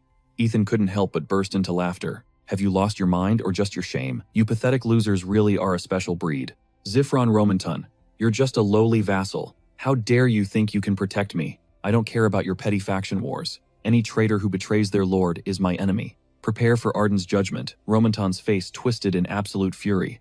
"Why you?" Mana flared violently as Merlin lunged forward. "Baron, there's no point in talking to this corpse." Steel clashed as Ethan parried the strike. Merlin sneered, claiming the truth behind Kargas's downfall was finally out. Using gold to corrupt Manhattan was a dirty trick. "Is that your plan here too?" Merlin demanded, lunging forward again. Waking from a coma hasn't cleared his head. He still acts like the duchy's laws matter. Romanton's knuckles turned white. "Kargas was a total fool. I thought he'd just lost his grip with age, but then this specimen shows up. Still, his knights remain unshakable. Lawrence really trained these dogs well," Ethan mused with a cold, mocking smirk. His intel was surprisingly deep. If nearby territories are forging records, then the entire region is likely a lie. The atmosphere grew heavy, making Merlin flinch. He finally sensed Ethan's overwhelming pressure. That cocky grin is getting annoying. "Playtime is over." Duke Ethan Merlin roared as their blades collided with a deafening metallic shriek. Sinking into her seat, Marie hesitated, wondering if sipping tea was appropriate while a literal war was brewing nearby. Prexian just chuckled at her worry. Ethan crushed Kargas like a bug. A few more knights won't stop him. Remington is a bigger threat than Kargas, especially with an elite squad backing him up. Marie whispered his name. A man like him would never let his men bleed while he stays safe, Prexian noted with a confident nod. He's a one-man army now. Fulton laughed, betting that Ethan wouldn't even walk away with a single tiny scratch. Under their intense gaze, he declared Ethan had surpassed the Baron's weaklings. He'd personally felt the Duke's monstrous power. He swore it on his chivalric honor. Meanwhile, Merlin lay slumped against the stone wall, dazed by the sudden impact. He had the advantage. Was it a fluke? Remonton shrieked in panic, calling out for Sir Merlin to get up. Gritting his teeth, he burned with embarrassment. Being humbled like this before his own men was an absolute nightmare. Remonton gestured wildly, barking at the idle knights to snap out of it and assist their fallen leader immediately. Gripping his hilt, Merlin commanded everyone to stay back. He wasn't done yet, but the Count looked skeptical. Begging for forgiveness, he unleashed a violent surge of mana. I can't hold back this destructive energy anymore. He's going for the kill. Remonton cackled, enjoying the chaos. Suddenly, Merlin's war cry erupted, the swift sword's call. Shrouded in raw energy, Merlin unleashed a chaotic strike. Remington watched, tossing out a snide, mocking remark. Looks like Merlin snapped. Fixing this wreckage will be pricey. Time to squeeze the peasants for more gold again. Merlin blinked. He'd missed. I didn't feel any contact. Where are you hiding, you rat? Then he saw Ethan standing there. Ethan delivered a brutal palm strike to his jaw, followed by a savage kick that sent Merlin flying like a rag doll. This can't be real. Ethan leaned in close, whispering a chilling secret, while Merlin trembled under his immense pressure. Total paralysis. Ethan struck back with cold precision, triggering a blood-curdling scream that echoed through the entire courtyard. What's that noise? Merlin report. Is the Duke dead? Ethan stepped out of the dust. He's a bit occupied right now. He threw the corpse toward them. Remonton shrieked in absolute horror, stumbling back in shock. Merlin. No way. This is impossible. Deputy, speak up. Tell me this is some kind of sick joke. Where are my 30 elite knights? He panicked, screaming for anyone to stop the Duke's advance immediately. Tightening her grip, the girl barked orders. Stay sharp. Use the secret arts we've spent months perfecting. Encircle him. Vengeance for our captain, Ethan sighed, unimpressed by their amateurish movements and lack of real power. Using the red flame would be overkill. Charge, the girl yelled.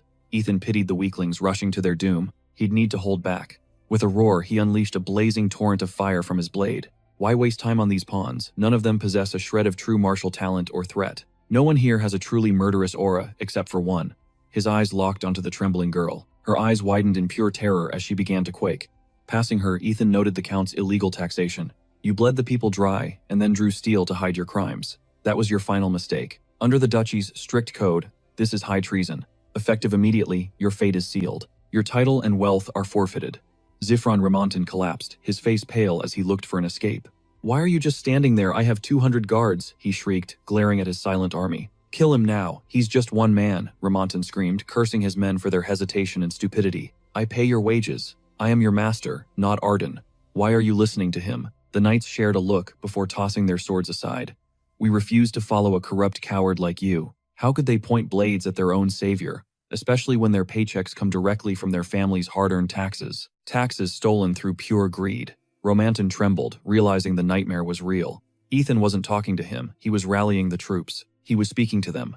This Duke is a monster. He wields absolute power, military dominance, and a terrifying grip on the masses. How is everyone blind to this game over Zifron Remonton? Ethan growled before burying his fist in the Baron's face. Remonton's pathetic shriek echoed as he hit the dirt. Towering over him, Ethan commanded every soldier's absolute attention. He thanked them for refusing to draw steel against his bloodline. The word was already spreading through the ranks. After liberating other regions, Ethan swore, this Baron's reign of terror officially ends today.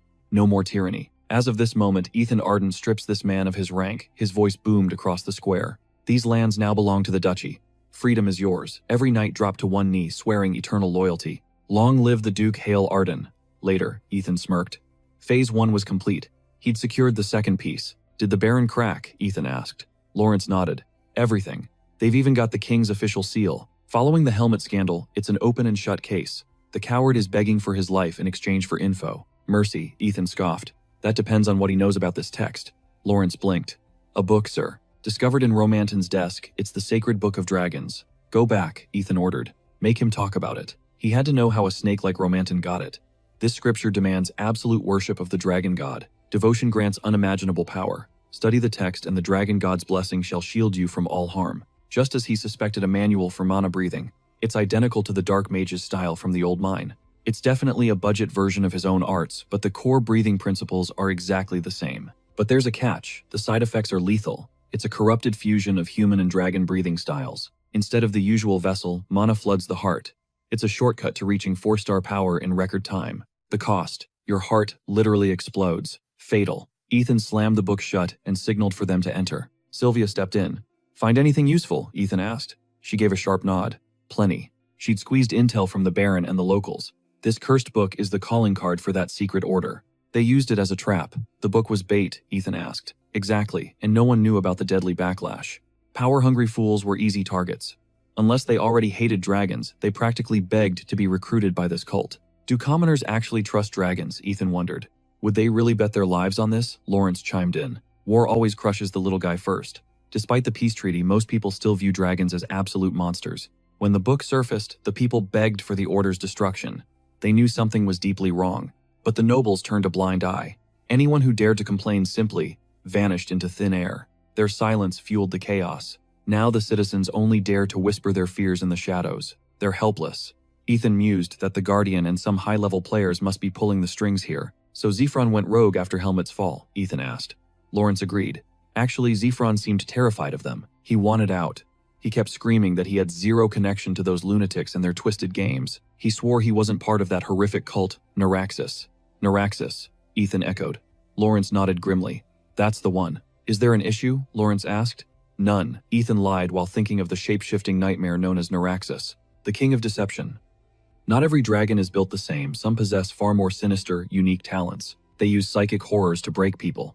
The worst is the Shaper, a master of mimicking human forms perfectly. They can become anything: animals, plants, you name it. Only a 7-star knight can even hope to spot the disguise. Even Ethan spent an entire year playing a deadly game of cat and mouse, just to track Neuraxis down. The treaty is signed now, but who knows how many decades that monster has been lurking within the duchy. If a dragon is wearing a noble skin, we're looking at a disaster far worse than his previous life. "Lawrence, we have a massive problem," Ethan said, rising. "This book didn't just sprout wings and fly here." Grabbing his coat, he declared, "Someone delivered this filth.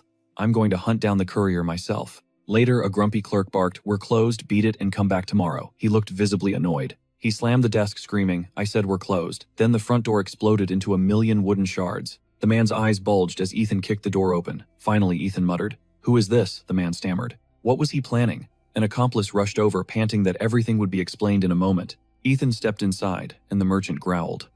Today's sales were over. Did this intruder have a death wish? Ethan spotted a book and sneered.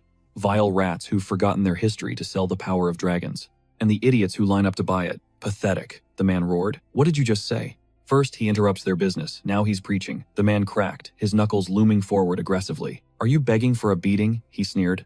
His buddy chimed in. Let's grant his wish then. Ethan walked right past them. Step aside, he commanded coldly.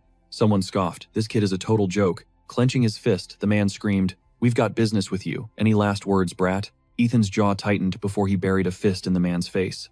I won't say it twice. Get lost. The thugs scrambled. Yes, sir. They fled toward the exit, begging for mercy. Ethan turned his icy gaze toward the leader, who shrieked in terror. Backed against the wall, the merchant trembled. Who are you? Get out, or I'll call the guards right now. Do you realize causing a riot is a felony? Ethan's hand drifted to his sword, hilt his expression terrifying. Don't make me laugh, Ethan hissed. You've got the nerve to sell books glorifying dragons. On Arden territory, this is a mortal sin. You should know exactly what that means. The merchant froze, his heart racing. Arden lands. Cold sweat poured down. Could he be? Duke Ethan. Steel touched his throat. Start talking, Ethan ordered. Where are these books being manufactured? Trembling, the man confessed. I just sell them. They come from the Order. I don't know the details. Ethan narrowed his eyes. There are more distribution hubs, aren't there? Where are they? The man shook his head. The Order is secretive, but I heard a rumor about the Deccan estate. Viscount Deccan's land, he stammered. I'm not sure if it's true, but that's the word. Later, Ethan trekked through the dense forest, deep in thought. Deccan's estate, near the Kargas border. His next target was locked. Approaching a hidden cave, Ethan whispered, This must be the place. He slipped inside, scouting the perimeter. No magic alarms, no hidden sentries. It was eerily quiet. They've operated here so long they've grown arrogant. Their overconfidence is honestly disgusting. Hiding in the shadows, he watched the guards boast. So what happened next? One asked. The guy folded instantly. The knight laughed. One little threat, and he handed over all his gold. Then I sent him to the next world. His companion frowned. Man, you're wild. You know that. Even with the priest covering for us, we shouldn't get too messy. The guard just smirked. Who's gonna tell the Order basically rules the world? Anyone else is just a dead idiot. Shut your filthy mouth. Ethan stepped out, his voice dripping with pure, unadulterated loathing. The guards jumped in surprise. "Who the hell are you? Where did you come from?" "You don't need to know my name," Ethan declared. "Because you're all dying here today." How could humans be so utterly devoid of guilt? He couldn't believe his ears. "We didn't have any guests booked," the guard joked. "Wait, is this guy just some mercenary?" The other laughed. "A mercenary? Perfect. I was actually getting pretty bored anyway." He flared his mana, his blade glowing. "Judging by that look, you're a knight. You asked for this." Ethan's eyes darkened. Mixed breathing. Have you already forgotten the war between dragons and humans? Rage boiled in his chest. What, the guard asked, confused. Ethan's voice turned deadly. "Mastering dragon arts to slaughter innocent people. You don't even deserve to be called human." Ethan exploded forward, a blur of motion. The guard smirked. "Fast, but way too predictable. I can handle a rookie like this." He braced for impact, but Ethan's strike was overwhelming. "What?" the guard gasped. Another charged, roaring. "You're dead, kid," but his eyes went wide. Ethan ghosted past the swing, his hand slamming into the man's throat. "Please, don't," the man wheezed. "I'm beyond disgusted," Ethan whispered, his aura suffocating. "For my father and my family's honor. Brave souls died for a coward like him. Now he'll bleed for every betrayal and every life he stole. Justice is coming for everyone." Suddenly, a frantic shout erupted. "Intruder! Alert the high priest at once." Soldiers scrambled to gear up, bracing for impact. But Ethan already obliterated the second defensive line. Absolute nightmare. Who is this guy? Ethan halted, grip tightening on his blade as crossbows locked onto him. "Target spotted, aim and ready," the guards barked. One wrong move and they'd rain steel. They were itching to fire. Ethan surveyed the room with a smirk. "Flashy welcome. Anyone else want some?" The priest cackled. "Begging for mercy already. Talk, and maybe I'll grant you a painless end." Ethan scoffed. "Pity from you. Aren't you the holy man peddling those dragon race scriptures?" The priest's eyes widened. "So you realized you've walked straight into our dragon sanctuary." Sanctuary. Ethan's grin turned feral. Speechless, he unleashed his mana in a roar. "You actually worship dragons. Blasphemy in our sacred halls." The priest pointed a trembling finger. "Crush him. Leave nothing but dust. Kill him. No, wait. Keep him alive." For questioning, Ethan lunged his body, igniting in a crimson inferno. A shockwave of mana tore through the ranks. "What is that power? Is he a human cannon?" The priest's brow furrowed. "Swordsmanship and fire mana control. This wasn't just some random soldier. Wait, that flame. Could it be him? The legendary Duke Arden himself, the dragon slayer who despises our kind. Total disaster. How did he find this place? Yet opportunity knocked. If he eliminated the meddling Duke, his status would skyrocket instantly. The dragons would grant him ultimate power. Screaming, the priest summoned a crackling fire whip. Burned to ashes, he lashed out. Ethan dodged, impressed by such high-tier magic with 0 incantation time. Dragon magic. The fabled tongue of the dragonkin that turns praise into pure destruction. It was elite-tier sorcery, allowing them to cast spells without uttering a single traditional word. They fueled it through a mana orb embedded in their skulls. Ethan's mind raced. Did he have one? If so, the Neuraxis cult wasn't just following one shifter, they were linked to every dragon clan. Ethan sidestepped as the priest roared. "He's trapped. End him." This guy eclipsed that previous dark mage. One clean strike was his only shot. Thinking of casting, the priest sneered. "Not on my watch." Fire shackles, bind vile dark energy ribbons, coiled tightly around Ethan's limbs. The priest gloated. "Gotcha. Flinch and those chains will rip you apart limb from limb. Game over." But Ethan just sighed in annoyance. He shattered the chains like glass, and swung. The priest froze in terror. "Nice try, but the Arden lineage has a little secret," Ethan whispered. "We rule, fire mana. Your weak sparks can't burn me," the priest shrieked in absolute denial. He expected a challenge, but this was a nightmare. "Don't pray for a quick death," he bellowed. "Welcome to hell. Cloud Giant's aura empower my lash." Mana erupted, flooding the entire chamber. Ethan raised his blade. This aura was legit. If the priest focused it, all things could get messy. Guards swarmed in. "Think I'll let you move," the priest screamed. "Stay right there. Block him. Hold the line." Ethan slashed through them. Too many flies, not enough time. Spitting blood, the priest grinned. "Witness the divine might my masters bestowed upon me. Try tanking this with your talents." He conjured a monstrous energy entity. "Destroy him." Too late. Ethan sighed. He hated being forced to use this, but his mana was surging. He triggered the double ring. Screams filled the air as mana spikes skewered everyone nearby. They howled in agony.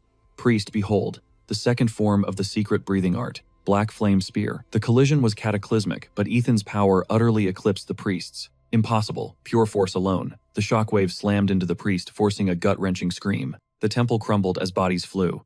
Ethan calmly walked toward the broken priest. The man lay hacking up blood. "Start talking," Ethan demanded. "Tell me about your mage circle." "The Order's mages," the priest cackled hysterically. "Just looking to flex your power, Duke." "A true Arden fanatic," Ethan muttered. He wasn't in the mood for talk. It was time to make the captive sing. Shrouding himself in mana, the priest sneered. Ethan would die long before he ever uncovered the group's secret location. Glory to the Lord, the zealot screamed. Mana erupted from his brow, a final suicide blast to drag Ethan with him. Ethan's hand clamped onto his skull, suffocating the mana flow.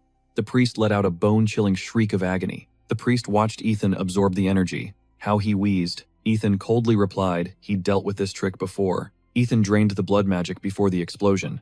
The priest cackled, calling Ethan an absolute monster for his power. Power won't save you, the fanatic spat. No one from the order would break their blood oath to the Lord. Ethan watched him closely. A strange seal manifested above the priest, and Ethan recognized the flicker of dark magic. It was an execution spell for those who leaked secrets. Unfortunately, Ethan's current skills couldn't dismantle the complex seal. This brand was the work of a high overseer. With a final cry of, "Lord, the priest," died. Ethan needed more intel. Meanwhile, Shimon roared with laughter, mocking Logan for making a complete fool of himself. "Hans, you did great," Shimon praised. Hans bowed down, playing his role, but the Count insisted he wasn't exaggerating. He was an asset. Thanks to his intel, Logan couldn't send reinforcements, and likely won't find out until tomorrow. Hans voiced his gratitude but remained suspicious. Capturing that castle seemed impossible. Did the Duke use some hidden trump card? Shimon shrugged. It's obvious. He clearly bought off the Order of Kargas to win, didn't he? They launched a night attack with their help. Shimon scoffed, dismissing Roman Dmitri as just another cult-level fighter. Hans's eyes widened. He realized Shimon was dangerously underestimating Roman and had completely misread the situation. Shimon was so delusional that Hans feared he'd soon claim Lawrence possessed secret magical powers as well. Hans, Shimon barked. Yes, Hans, snapped to attention as the Count spoke. Your contribution earns you a promotion, Shimon declared. I'm appointing you the new head of intelligence for the county. Intelligence chief, isn't that too much for me? Hans stammered. Shimon shook his head, insisting he deserved it. He earned it. Shimon assigned him knights to track the Duke. Can you do it? Hans grabbed a drink. I'll give it my all, Hans promised. Shimon grinned, pleased, before asking him for a personal favor. Shimon chuckled. Logan was trapped, forced to fight the Duke exactly as planned, while the Count pressured everyone at once. His factions would defect soon. Shimon couldn't wait to see Logan's face at the upcoming Elders' Council meeting. Is everything okay? Duke Lawrence asked. Ethan nodded, though the information harvest was quite small. He'd gathered some intel. He then asked if she'd secured her own data, and she confirmed she had. She'd found dirt on Neuraxis. Shockingly, the Order wasn't a shadow group. They were a fully official organization. In the Xenon Empire, Ethan's eyes widened in shock. Are you sure? Is that intel actually accurate? The official records confirm it, Lawrence replied. She had recently uncovered the truth while investigating the surrounding lands. Surveying the situation, Ethan felt uneasy. What was happening? The Xenon Empire was playing a dark game. After the dragon attacks, a peace treaty wasn't enough. Now they were officially recognizing the Neuraxis Order. An official cult. What a nightmare. This was a global threat. Ethan ordered Prexian summoned to the room immediately. Prexian would be intrigued. Currently, the Xenon Empire treated the Neuraxis Order's land as holy, sacred ground. With a temple at its center, their branches spanned 6 kingdoms everywhere except for Hydern. Their leader was the Holy Overlord with great rulers commanding each branch. This was major. After a while, Ethan slammed his fist onto the table, his eyes burning. Damn it, if this is true Prexian, the Western continent's top figures are already compromised. There are likely hidden branches in Hydern as well. The priest's final words confirmed his fears. From that moment, Arden had a single deadly goal. He'd revive his lineage and exterminate every cultist and dragon within the kingdom. Prexian noted it was lucky Hydern wasn't crawling with secret cults thanks to the king's policy. Ethan paused. Wait, are you talking about that useless, do-nothing king of ours? Hard to believe but true, Prexian confirmed. The king actively opposed the cult, which is why. Hydern is the only clean spot. Ethan was shocked the king actually held off the dragon race from penetrating the kingdom. He thought the king was just a weak puppet of the Seven Council, the great families. It turns out he had been their silent guardian all along. Arden likely had his hands tied by fate. Turning to Prexian, he declared that starting now, he would leak the king's policies. A potential goldmine, Prexian simply obeyed his command. The main character pressed further, presenting a mysterious badge. Prexian recognized it as a chest insignia. Ethan confirmed the priest carried it, suspecting links to a mage cult, and Lawson himself. At the crack of dawn, he commanded Lawrence to deliver a priority letter to Florence immediately. She questioned if it was for the blacksmith's steel. The main character reclined, his voice icy. No. A deeper conspiracy loomed. It wasn't just humans. The dwarves were likely entangled in the order. Porthos let his hammer fall as he scanned the parchment, his dwarven eyes widening with pure dread. Porthos, what gives? Why stop now? Porthos barked at Muster to guard the forge with his life. He ripped off his gloves, needing the Duke immediately. Muster watched, left in a cloud of confusion. Florence turned a dark smile playing on his lips. Vengeance was arriving ahead of schedule. Shimon sat before the glowing orb in his office, initiating the 33rd Council of Elders. First on the docket, the Duke's bold and aggressive seizure of the Romantan estate. He pointedly noted the Lugon faction was embarrassingly late to catch wind of the situation. Lugo's fists whitened in rage. Shimon mocked him, questioning if his incompetence invited the Duke's disrespect. The room went dead silent. Shimon pressed the issue. So Count Lugo, what is your play? Or will you just spectate while every last one of your men is slaughtered? Lugo crumpled the paper. He assumed the Duke's grudge was with Shimon, hence the Kargas incident. But the Duke was simply hunting the easy prey first. Being out of the loop felt suspicious. A shadow player was aiding Shimon. Or worse, was Shimon actually in bed with the Duke? He stood proposing they dispatch a warning letter. Shimon echoed, a letter, his tone skeptical. Lugo countered that the vassal treaty shackled them, making a direct assault impossible for now. They had to exercise their rights using a formal warning to check the Duke's aggression. Lugo's eyes narrowed, aiming to expose the rat. He declared they'd escalate this to the king. Shimon suppressed a smirk, mocking the fool. Lugo clearly hadn't grasped the true gravity yet. A pathetic letter won't stall the Duke's wrath. Let them clash and burn each other out. He'd seize the moment, using his elite knights to annihilate what remained of his rivals. The meeting ended. Hans entered to find Shimon wearing a triumphant grin. Everything went perfectly. He had Lugo backed into a corner. If the Duke struck the Viscount next, it would be flawless. Any word on the Duke's next target, Hans admitted his surveillance had come up empty. The Duke targets high-tax territories. Hans suggested a tax cut to distract him, sparking Shimon's fury. Hans flinched. Shimon leaned over the table, his gaze piercing. Are you overstepping your bounds? Hans pleaded for mercy, wondering why the air had suddenly turned so suffocatingly cold. Shimon reminded him his sole duty was surveillance, not advising his master on how to act. Hans bowed in terror, admitting his mistake. Shimon told him to focus on his primary mission. Fail again and you know the price. With a final plea for forgiveness, Hans scrambled out. Shimon gripped his face, sensing Lugo was starting to sniff out his hidden benefactor. To checkmate them all, he had to install the third Duke as the family head immediately. Days later, at Rombertum Castle, the main character chuckled over the warning letter. The bait was taken. His trap was set. Both factions were now convinced he was preparing to strike the west. He handed the dispatch to Lawrence. She asked if Shimon was the target, but Ethan looked thoughtful. Lugo was using the king as a shield. Perhaps it's time to exploit that too, he pondered. The main character pivoted. The research on the Sacred Book of Dragons. Is it finished? Lawrence confirmed the mission's success. Every channel for the book's distribution was now wide open. Perfect, the Duke smirked. Now their only duty is upholding the king's decree and shielding the dragon race. And purging those corrupt elders. What's the word on Hans? Lawrence's report was exactly what he anticipated. He dangled tax cuts before Shimon but was met with cold silence. Greedy fools, he spat. They know the council is doomed, yet they refuse to budge. Suddenly, a mocking voice cut through the air. How amusing, a voice cackled. A thief claiming ownership of stolen goods. Instantly, he drew his blade. Pure mana surged. Lawrence panicked. Who was this? How did an intruder bypass their ironclad security? A girl's silhouette flickered into view. Intense, she mused. So this is the legendary Arden Flame. Living up to the hype. Lawrence's heart sank. The Duke's strike did nothing. This wasn't some low-level fighter. State your name, Ethan demanded. She scoffed. You've got a lot of nerve for a common thief. I own the potion you snatched. Catch my drift, she sneered. He frowned, echoing her words. A thief. Bit rich. Coming from a castle breaker, don't you think, she teased? Ethan narrowed his eyes. Who are you? Rude. Don't make me laugh, she shot back. Look who's talking about manners in my face. You're a bandit, he stared, realization finally dawning. So that's it. She flourished a vial and shrieked. Explain this, she demanded. Ethan realized this was the legendary elixir he'd mentioned to Jaren. Life essence, lightning metal, and a mana charger. Combined with that potion, these 4 artifacts were game changers. In his previous life, these items saved humanity from the dragon scourge. Their creator, the genius, mage artisan, Ilya Fizcraft. Rage fueled her as she crushed the glass vial into dust. 5 years of research, Ilya barked. I haven't left my lab in 10 years, yet you reproduced it flawlessly. There's no mistaking it. You copied my formula perfectly. How did you steal my secret recipe? Duke Arden, your audacity is truly legendary, she spat. Lawrence stood frozen, baffled by her sudden intrusion. It had to be Ilya, but he couldn't be sure. Ethan wondered, had his presence shifted the timeline? Just like Lawrence, things were changing. What nonsense is this, he countered. If you're going to point fingers, drop the disguise and show your real face. Ilya hesitated.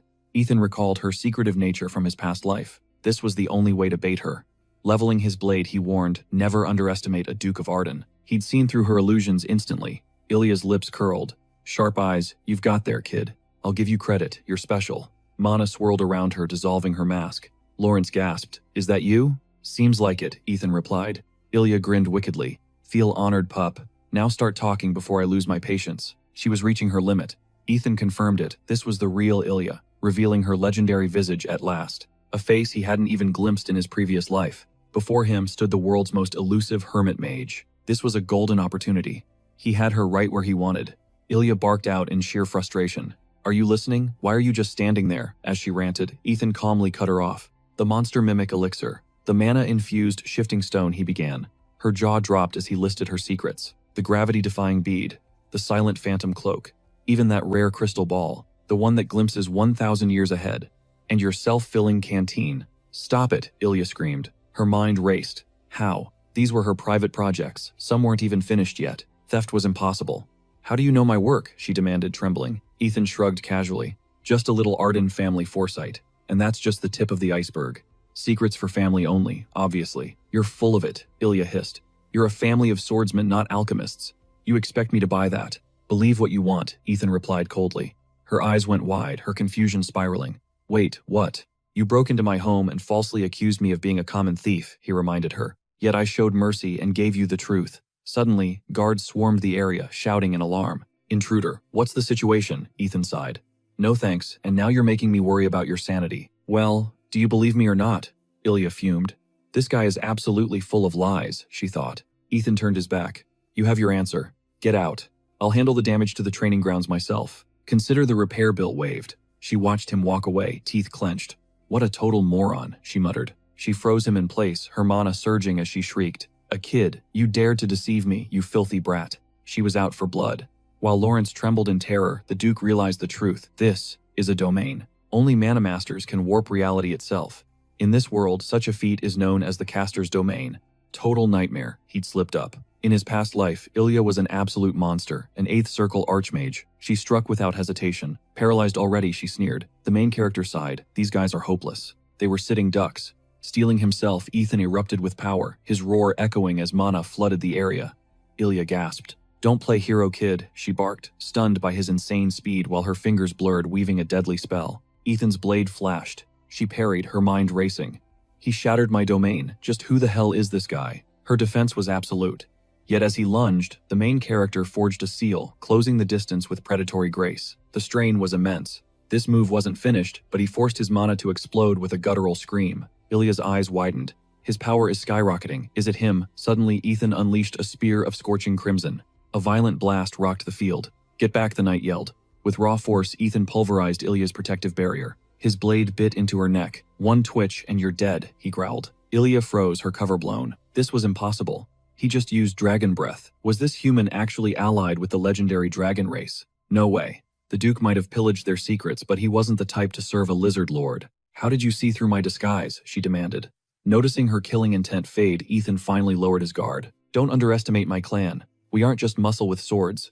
We're masters of alchemy and the arcane arts too. We possess specialized combat skills. My family's unique vision pierced right through your little charade. Satisfied.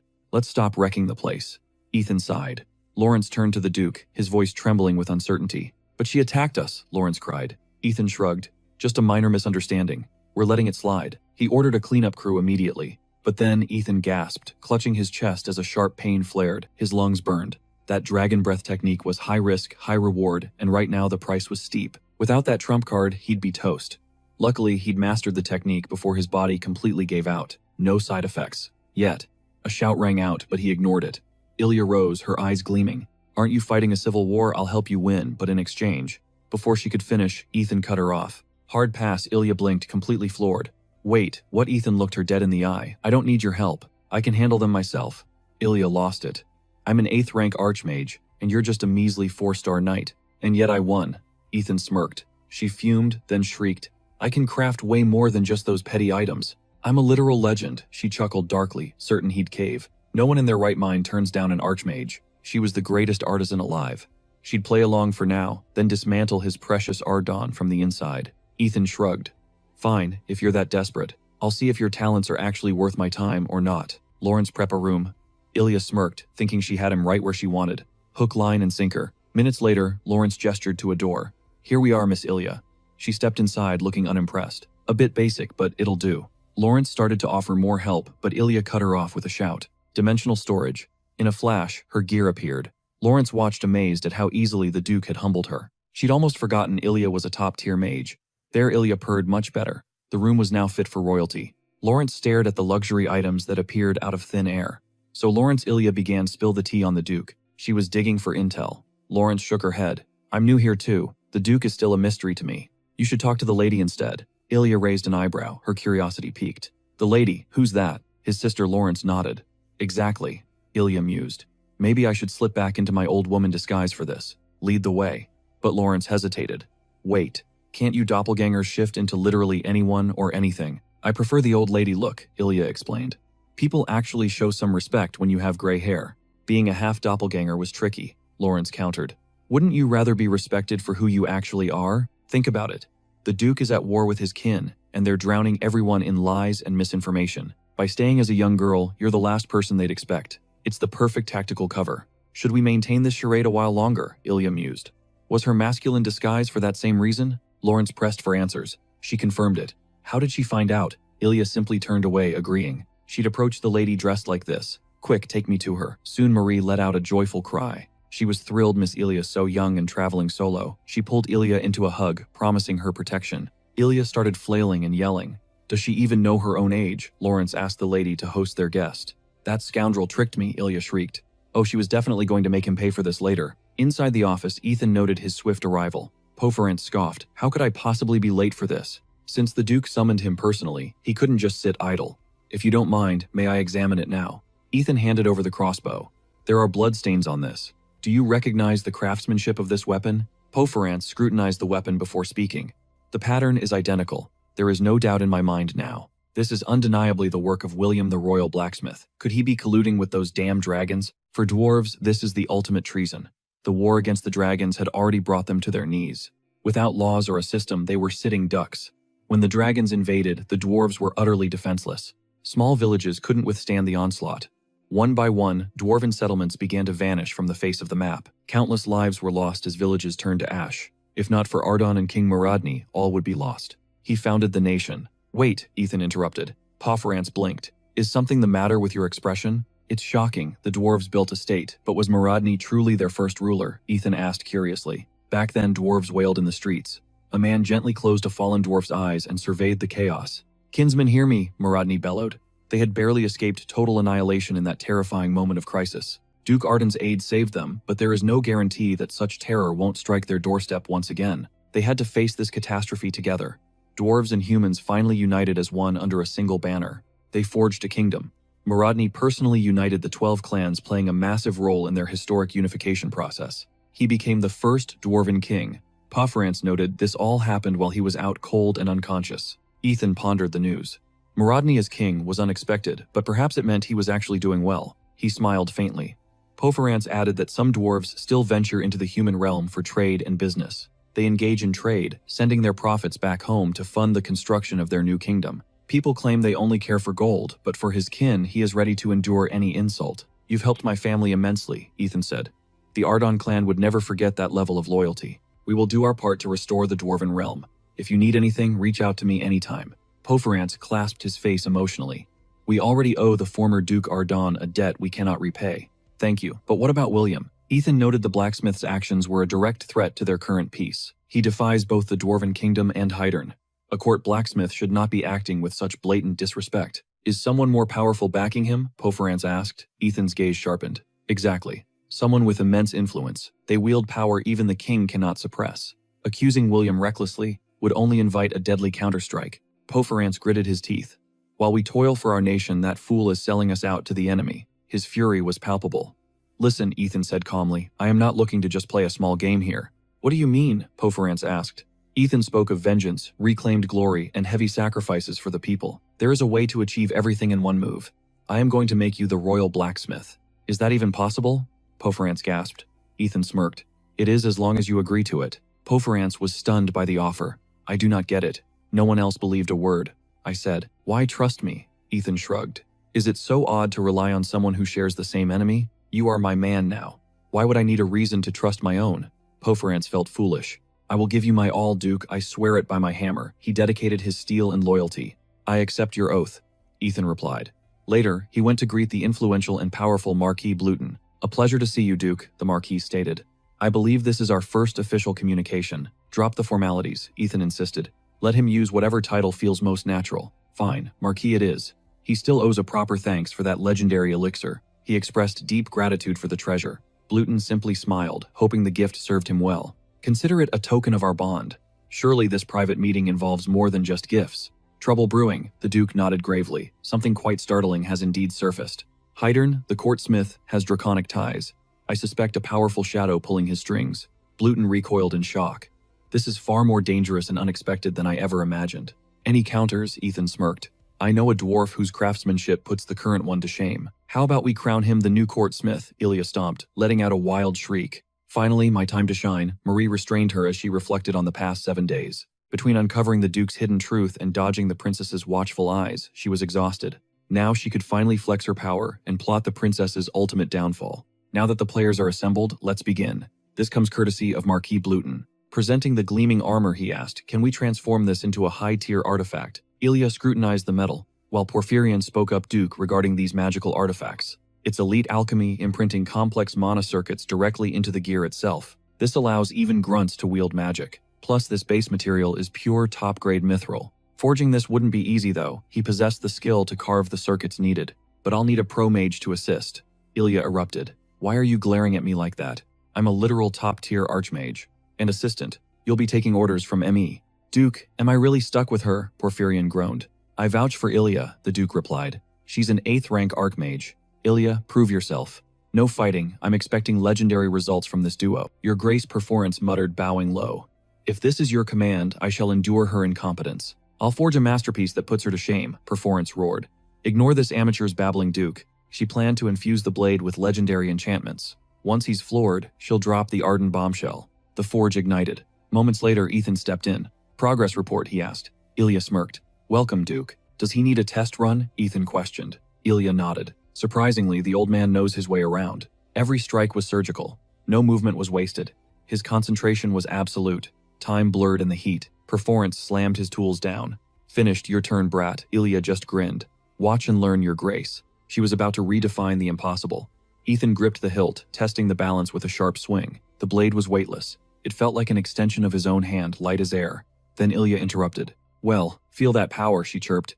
He could sense the complex mana layers woven into the steel. I didn't just strip the weight, she bragged. I sharpened the edge to a molecular level. It self-repairs and stays spotless. Plus, check the gloves, I've custom-tuned them for your mana flow. Even the greaves were enchanted for maximum compatibility. Ethan was stunned. This exceeded every expectation. Any single one of these buffs would be a national treasure. Ilya had packed them all into one set. Imagine if this dwarf actually had talent, she teased. I'd have made something god-tier. Perforance exploded in rage. What did you say? Ethan sighed. If he didn't check her ego now, she'd be impossible to manage. Is that all? He asked coolly. Ilya's jaw dropped. She laughed nervously.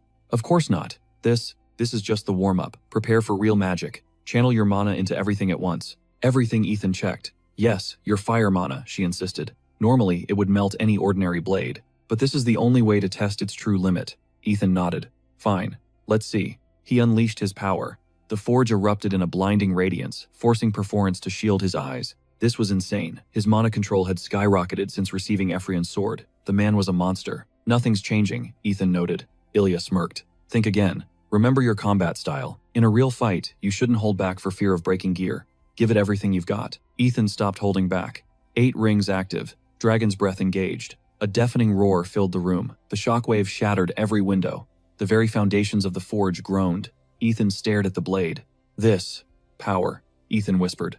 Ilya beamed. The high thermal conductivity technique, my finest invention. It doesn't just hold the heat. It redirects and concentrates the energy wherever you need it most. It handles double that temperature, so your grace, ready to admit, my abilities are top tier. Honestly, she was brilliant. She's nothing special, Perforance grunted.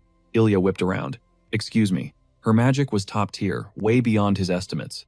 But he couldn't let her run the show just yet. It's decent.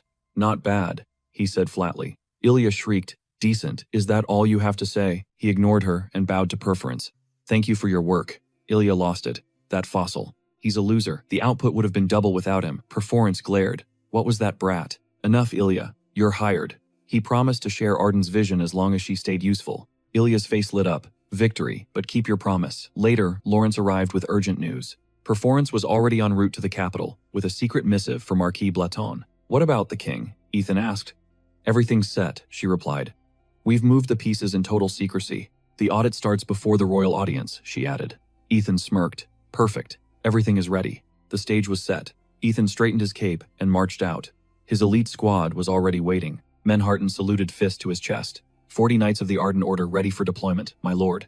A horn blast pierced the air. Advancing, Ethan spurred his horse toward the main square. Chaos erupted outside the fortress. The enemy commander stormed out his face, twisted in a mask of fury. What army? Where did they come from? He snatched a spyglass, his hands trembling with rage. Identify them, he screamed.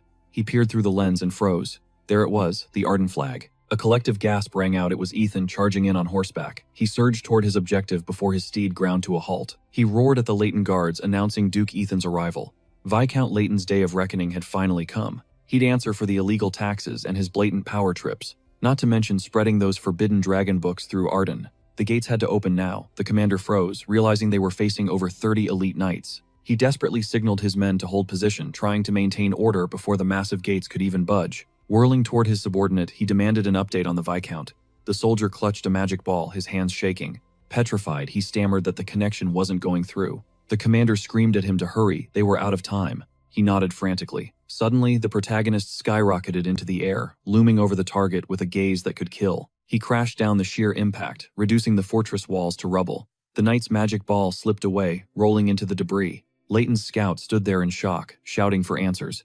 The commander doubled over, coughing through the thick dust. He forced himself up as his subordinate dove for the ball, screaming that they were in deep trouble. The Grand Duke was here. The commander barked orders for every man to take their positions and prepare to strike. He leveled a finger at Ethan, screaming for the unit to mobilize and surround the Duke immediately. The terrified knights hesitated, so the commander roared for them to draw steel. It was fight or die. He believed unity could bring the Duke down. But Ethan just watched, puzzled by their total lack of killing intent. Were they only fighting because they were told to? The fastest way to end this was to shatter their morale. A cold smirk played on Ethan's lips as he unleashed his 8 rings technique. A burning fireball ignited in his chest. The sphere's energy exploded outward as a violent gale tore through the area. The commander shouted in confusion at the pressure. The knights gaped, paralyzed by the dark, magical aura swirling above. Suddenly, the commander realized the scale of the spell. It was a massive sphere enchantment. In an instant, one knight's legs gave out, and he collapsed to the floor. His sword clattered down as the rest followed suit. Ethan strode through the sea of fallen men, eyes locked on the commander. Below the fortress, the soldiers looked up in terror, wondering what kind of nightmare was unfolding on the ramparts. This was impossible. Even as a 5-star knight, the commander was being crushed by the sphere's weight. Desperate and screaming, he launched a final charge. But Ethan casually parried the desperate strike with pure magic. Using just one hand, the Duke smiled confidently at his opponent, who was now drowning in absolute terror. When he saw his blade shattered into useless fragments, he let out a blood-curdling scream of pure disbelief. Ethan's mana-infused hand gripped his face, slamming him into the dirt with bone-crushing force. He turned to the remaining knights, his voice echoing with authority. He had no interest in fighting those without malice. He wasn't there for them. He was there for Viscount Leighton. He came to reclaim what was his. As the true lord of these lands, he commanded them to throw open the gates. Meanwhile, Leighton finally reached Shimon. Shimon's voice crackled through the crystal ball in shock. Unable to believe what he was hearing, Leighton screamed back, losing his mind. The Duke had already breezed past the fortress and was closing in. Wasn't he supposed to be a weak 2 or 3 star? Yet he just humiliated a 5-star commander like it was nothing. Shimon demanded details, and Leighton described the Duke literally falling from the sky like a god before the feed cut. Where could a low-level knight find the power to fly like that? Shimon stood there, completely stunned by the news. He covered his mouth, trembling as he tried to process the impossible report. This wasn't in the script. After a tense silence, he tried to regain his cool. The reports on Ethan's low mana were supposed to be ironclad. He asked why Ethan attacked, and Leighton confirmed it was over the taxes and the forbidden dragon book. Shimon snapped that this was it. He ordered Leighton to stall while he scrambled to send immediate reinforcement. Leighton begged him to move faster, terrified that they wouldn't last another minute against the Duke's wrath. Then, the line went dead. Shimon realized the Duke's true power was light years beyond their wildest intelligence reports. Everything was falling apart. The situation was spiraling into a nightmare he hadn't even prepared for. He needed a plan. If Ethan wanted the books and taxes, they'd have to use that to distract him at any cost. Gritting his teeth, he realized they'd have to make a sacrifice to survive this storm. Just then, Commander Lowenson burst into the room, his face tight with a grim question. Was he summoned Viscount? Shimon confirmed the Duke's blitz on Litton's elite knights had already begun. He urged for immediate reinforcements. Lowenstein nodded, his expression cold, as he acknowledged the command. Shimon interjected, warning them to advance cautiously to avoid a lethal collision with the Duke himself. Lawrence smirked, acknowledging the plan with chilling compliance. Moments later, he stood face to face with Ethan. He was low-key shocked by how fast the truth was uncovered. Truly impressive work, Ethan shrugged it off. He had just cracked the outer gates open. Now, the palace's main forces were likely guarding the Viscount. Is the play still on? Ethan asked. Lawrence confirmed the gears were turning. Start the retreat, Lawrence added. Ethan shifted his gaze to Menharton, who appeared right on cue. Our main character ordered a small unit to hang back, manage the prisoners, and stabilize the front lines. The rest follow me. Menharton saluted in obedience as Ethan swung himself onto his warhorse. Move in, Ethan commanded. Meanwhile, inside the fortress, the common folk were oblivious to the storm. Life seemed normal, until a lone figure climbed atop the central stage, commanding everyone's attention. Have you heard? He bellowed. Duke Ethan is here to crush Litton's reign of terror once and for all. Our hero's blade is finally unsheathed for us. A man in the crowd roared back in pure desperation. I'm starving, I can't take it, another yelled. To the Archduke, he is our only hope. The fire of rebellion ignited. Let's go together, they screamed, the atmosphere crackling with hype and hope. Ethan watched from the shadows satisfied. The turnout was massive for such short notice. They just sparked the fuse. The people's deep-seated rage did the rest. His legend was spreading fast. Rumors swirled. Kargas and Litton were living like kings while the people suffered. Suddenly, the stage man froze. The bald agitator spotted a familiar face in the crowd.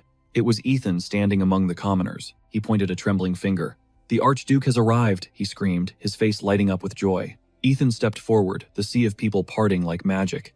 Every eye was locked on him in awe. Is it really him? They whispered. Ethan ascended the stage. People of Damarian, he boomed. Your home was once a paradise.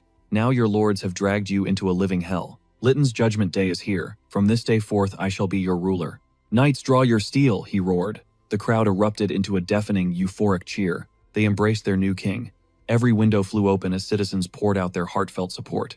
As twilight painted the sky in blood-orange hues, the fortress knights began to whisper in fear. The rumors were true.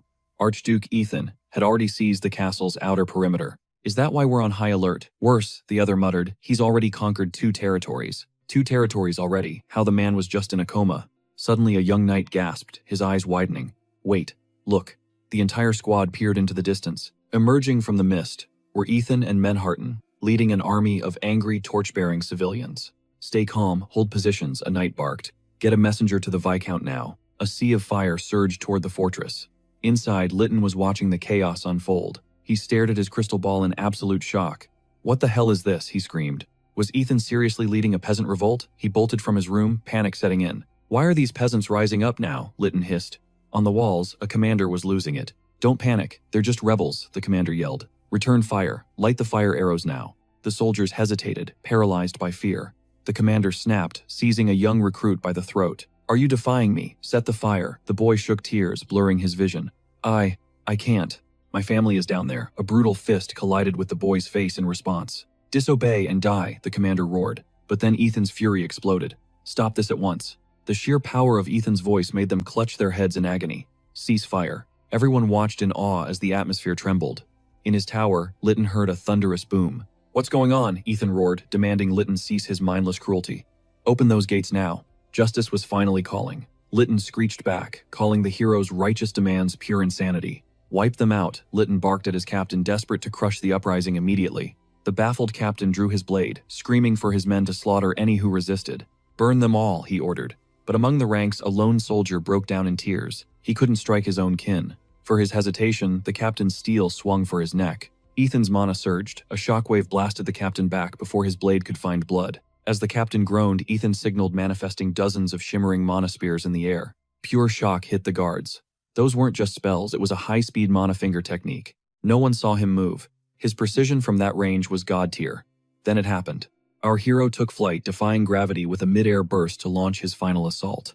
Litton's face went pale. He finally realized how the monster had bypassed the outer defenses. Ethan touched down like a meteor. The knight's spirits broke as he cast a chilling shadow. Steel leveled right at Litton's throat. The tyrant shook like a leaf as Ethan spoke. Surrender isn't an option. Ethan's blade erupted in a blinding magical aura of absolute power. Magic swirled violently around him. The captain watched, mesmerized by the strange glowing energy signatures. He noted the flames were red, not black. If they were black, they'd all be corpses. Thinking he had a shot, the commander gripped his hilt and lunged forward with everything. Without those legendary black flames, the captain felt his own victory was still within reach. "Surround the Archduke," he bellowed. His men roared in unison, closing the trap from every angle. 4 blades converged on Ethan at once. He didn't even flinch, scanning the incoming threats. One fluid step, one casual parry, the entire assault was neutralized. The captain's eyes widened. That wasn't just luck, it was top-tier swordsmanship. Ethan stared them down but then paused. Something felt off. He frowned, noticing their bizarre, twisted fighting stances weren't human at all. Terror gripped the commander as a spectral beast loomed overhead. Ethan realized the truth instantly. Are these Dragon Clan techniques? The captain panicked, screaming that it was all total nonsense. "You're lying," he yelled, but the soldiers behind him were visibly trembling with sudden tension. "Mixing styles won't save you." Ethan's voice grew cold.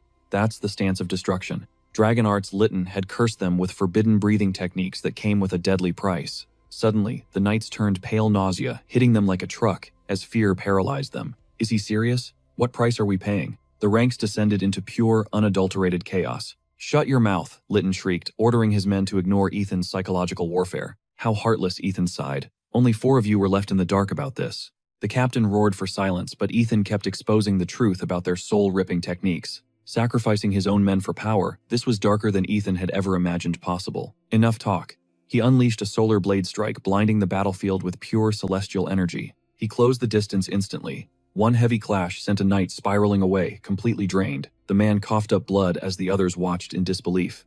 What kind of power? A simple parry had triggered a massive explosion. The captain stood there, outmatched and confused. Ethan hoisted his massive blade high. "Your movements tell me everything. You're all dragon puppets." The realization hit the captain like a bolt of lightning. There was no hiding it now. He screamed in despair.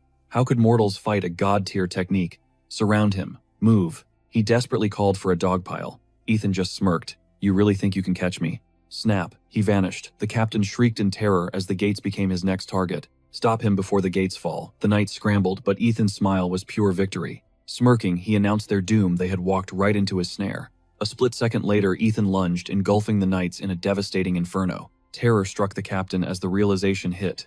What he gasped, desperately screaming his men's names, while Ethan's cold voice cut through the chaos. A backstab. Really? These rookies weren't even close to being worthy knights yet. With a casual flex, he shattered the massive chains, hoisting the gates wide for his army. Menharten's eyes widened at the sight. "The Archduke broke through," he roared. "Move out. Support him now." It wasn't just soldiers. The citizens charged the fortress with triumphant roars. The Viscount's face drained of color, turning a sickly shade of green. Paralyzed by shock, he could only watch his world crumble. "Stop them. Don't let a single one through," the captain shrieked in pure panic. He ordered the grunts to suppress the mob, while he took on the Archduke himself. They had to hold the line at all costs. Before the words even left his mouth, Ethan blinked into his personal space, unleashing a scorching wave of pure fire. The captain raised a desperate guard, but the sheer force of the blast sent him flying like a rag doll. Hitting the dirt hard, he coughed through the dust, his mind racing. He gnashed his teeth, boiling with helpless rage. It was insane. How did Ethan take down 5 elite high-level knights with just one strike? Even as a level 6, he was completely outclassed. Finally, he felt the same soul-crushing despair that Kargas and Lamont had faced. Lamont trembled, the terrifying truth sinking in the Archduke had been playing them. He had been hiding his monstrous power all along. He collapsed, paralyzed by pure dread. On the front lines, Menharten saw the enemy lines buckling and signaled the final charge. While Ethan pressured the captain, the sheer momentum of the angry citizens swamped the remaining knights like a tidal wave. They breached the palace doors with war cries echoing through the halls. As darkness settled, Jiran stepped forward to introduce his father. This was the man the Archduke had personally recommended. Porphyros stepped up to greet them, drawing a hearty chuckle from Jiran's father. "An honor to meet the realm's greatest smith," he beamed. "But we must hurry, the council preparations won't wait." The Emperor's council meeting was fast approaching. As they stepped inside, the air rippled into a glowing magical portal. "Brace yourselves, the teleportation gets a bit dizzying," he warned, before they stepped into the shimmering light. Enveloped by the portal's raw energy, they gritted their teeth against the overwhelming pressure. Porphyros's jaw hit the floor. Towering before him was a palace so massive it defied imagination. "Welcome to Parantium, the heart of the Hydra Empire," the Marquis announced, offering him the chance of a lifetime. A royal blacksmith for the imperial family itself. Porphyros could only stare, completely mesmerized by the Golden City's grandeur. Back at the fort, the knights were getting absolutely wrecked. Leighton, seeing the writing on the wall, slunk into the shadows behind the pillars. Still locked in a desperate duel with Ethan, the captain roared, Technique Form 10, as he lunged with everything he had. Ethan didn't even flinch. Crimson mana exploded from his body, and with a single fluid motion, he shattered the captain's ultimate move like glass. You seem pretty proud of your speed, Ethan noted coldly. Let me show you real speed. Ethan unlocked his 8th ring, chanting the solar spell, Prominence. A blinding pillar of solar energy vaporized the air, heading straight for the captain. He could only scream as death closed in. A violent explosion rocked the battlefield. Everyone froze their weapons, lowering as they stared at the sheer destruction in awe. Silence fell over the ruins. As the smoke dissipated, they saw the captain broken and unconscious amidst the charred earth. Ethan's gaze pierced the shadows. Hey Leighton, you really gonna hide behind your men like a coward? Step out and end this like a man. But Leighton just shivered behind a pillar, shrieking for Ethan to shut his mouth. I did nothing wrong. You can't blame me, Leighton whimpered. Ethan's glare turned murderous, radiating pure, unadulterated coldness. You're a pathetic excuse for a noble, Ethan spat. Suddenly he kicked off the air, vanishing into the sky. He landed right in front of the retreating coward. Look at yourself, Ethan roared. Have you no shame? A brutal kick to the chest sent Leighton flying. He collapsed, hacking for air until he finally passed out. Ethan caught his breath and announced to the entire fortress, Leighton is defeated. Drop your weapons or die. Manhattan backed him up, barking orders for an immediate surrender. Any man still holding a blade is an enemy. The ultimatum worked. Clang after clang echoed as the knights realized the fight was over and disarmed. The Viscount is now my prisoner, Ethan declared. The crowd erupted, their cheers shaking the heavens. Long live the Archduke. It was a total victory. Ethan watched the celebration, a look of calm resolve on his face. Later, a frantic messenger reached Count Schumann. The Vice-Captain Schumann questioned. He is supposed to be on duty. What's the status? He reported that Viscount Leighton's forces had officially collapsed. Schumann was completely blindsided. He stammered, unable to believe the palace fell in just 2 days. Did Leighton surrender? Greg shook his head. Deserters confirmed the Archduke's knights breached the inner gates. They secured victory alongside the townspeople. Shimon went silent, processing the news for a later briefing. Greg acknowledged the order and left. Shimon stared into the void, his mind spiraling with questions. He crushed the report in his fist. Leighton had a level 6 captain and 4 level 5 knights. If the Archduke broke through that, it meant his power was already hitting level 6. It hadn't even been 6 months since his awakening. That growth rate was absolutely insane. He turned to Lowenstein, asking if the 1st Division could actually crush this Archduke. These guys were Shimon's absolute trump cards, chosen from the county's elite 100 knights. Wielding forbidden dragon arts, they stayed hidden. The Archduke was still just a level 6 rookie. Vets are built different than rookies. Lowenstein boasted his men were already pushing for level 7. With 12 elite warriors ready to strike, losing was literally not an option. 2 knights, and the 1st Division. That's enough, Shimon whispered with a chilling grin. He'd let the Archduke play hero a bit longer, while ordering a strategic tax cut. He also halted the Dragon Book's release. Lowenstein promised to keep the noble families in line. Secrecy was the priority. Shimon warned that Lugan must stay totally clueless about this plan. Lawrence flashed a wicked smirk, swearing he would handle everything perfectly. Meanwhile, our hero and Manhattan were restoring order. Ethan began organizing the massive pile of intel. The cleanup was successful. As their territory expanded, Lawrence knew they needed more resources fast. Supplies were flowing in. They had already reclaimed most of the southern duchy's territory. One more target, and his plan to split the duchy into 3 power zones would begin. Shimon would definitely try to make a move soon. Our MC planned to use him as a shield. It was the perfect bait for Lugan's faction. Ethan noted they'd likely fall for the trap. It was a total chess move. Lugan's goons thought our hero was just blinded by rage. They were too busy with politics to see the truth. He told Lawrence to keep the charade going. She bowed before the Enlightenment ceremony. But let's look back at how this mess started. Leighton was reviewing taxes while his captain waited. They were planning the next day's collection. Suddenly, a magical crystal ball manifested before them. Both men froze, completely stunned by the anomaly. A hooded figure emerged from the glow. The captain roared, "Who are you?" as the stranger moved. He claimed he arrived early just to give them a warning. The disrespect was real. The captain screamed at the freak, unaware he was facing a mage beyond his detection. Leighton sensed the danger. He tried to stop the captain's reckless charge against the intruder. The captain swung wildly, but the man's eyes glowed with a terrifying magical light. The captain turned into a statue, paralyzed. Leighton realized they were trapped in a veiled zone. In a heartbeat, a blade was at the captain's throat. The warrior could only gasp in terror. What did he want? The stranger whispered for them to chill. He was just there to negotiate. He wanted the Duke's secrets, knowing the man had been extorting the people for ages. Leighton scoffed. Corruption was just business. Was this assassin working for the Lugan faction? The man offered him ultimate power, handing over a dark sphere. Flash forward to Leighton's cell. That mage's power was terrifying. Leighton knew that refusing the offer meant certain death. They had no choice but to accept the Dragon Clan's forbidden arts for more power. Ethan admitted the Dragon arts carried a lethal price. Did he feel zero remorse for betraying his loyal followers? Leighton smirked. Even in this dragon-hating duchy, people were desperate for that forbidden strength. Ethan's blood ran cold. Leighton sneered, wondering how many others would fall for the power. They were just mindless sheep. Fury boiled in Ethan's veins as his knuckles turned white. Declaring he'd figured it out, he demanded the truth about that mysterious midnight sorcerer. Spill your masters. The man trembled, but Ethan's hand clamped like a vice around his throat. He slammed him into the stone. Coward, Ethan hissed as the man gasped for air. Fake bravado turned into pathetic choking. Was testing the Archduke's patience a death wish? He wheezed that snitching meant death for his kin. Ethan just hauled him higher by his neck. You absolute clown, Ethan snarled. Why do you think I'm even giving you this choice? Erase your masters, save your family. The man finally cracked and frantically nodded his head. Ethan tossed him like trash. Dazed and bleeding, he confessed the mage was merely a middleman. Head to the Delgorn Viscounty. Search for the one bearing the secret mark, he whimpered. The revelation left Ethan speechless. Meanwhile, at the capital, the council chamber atmosphere was tense. High-ranking officials whispered, wondering who these outsiders were, sitting in their sacred office. The king ascended his throne, eyes scanning the room.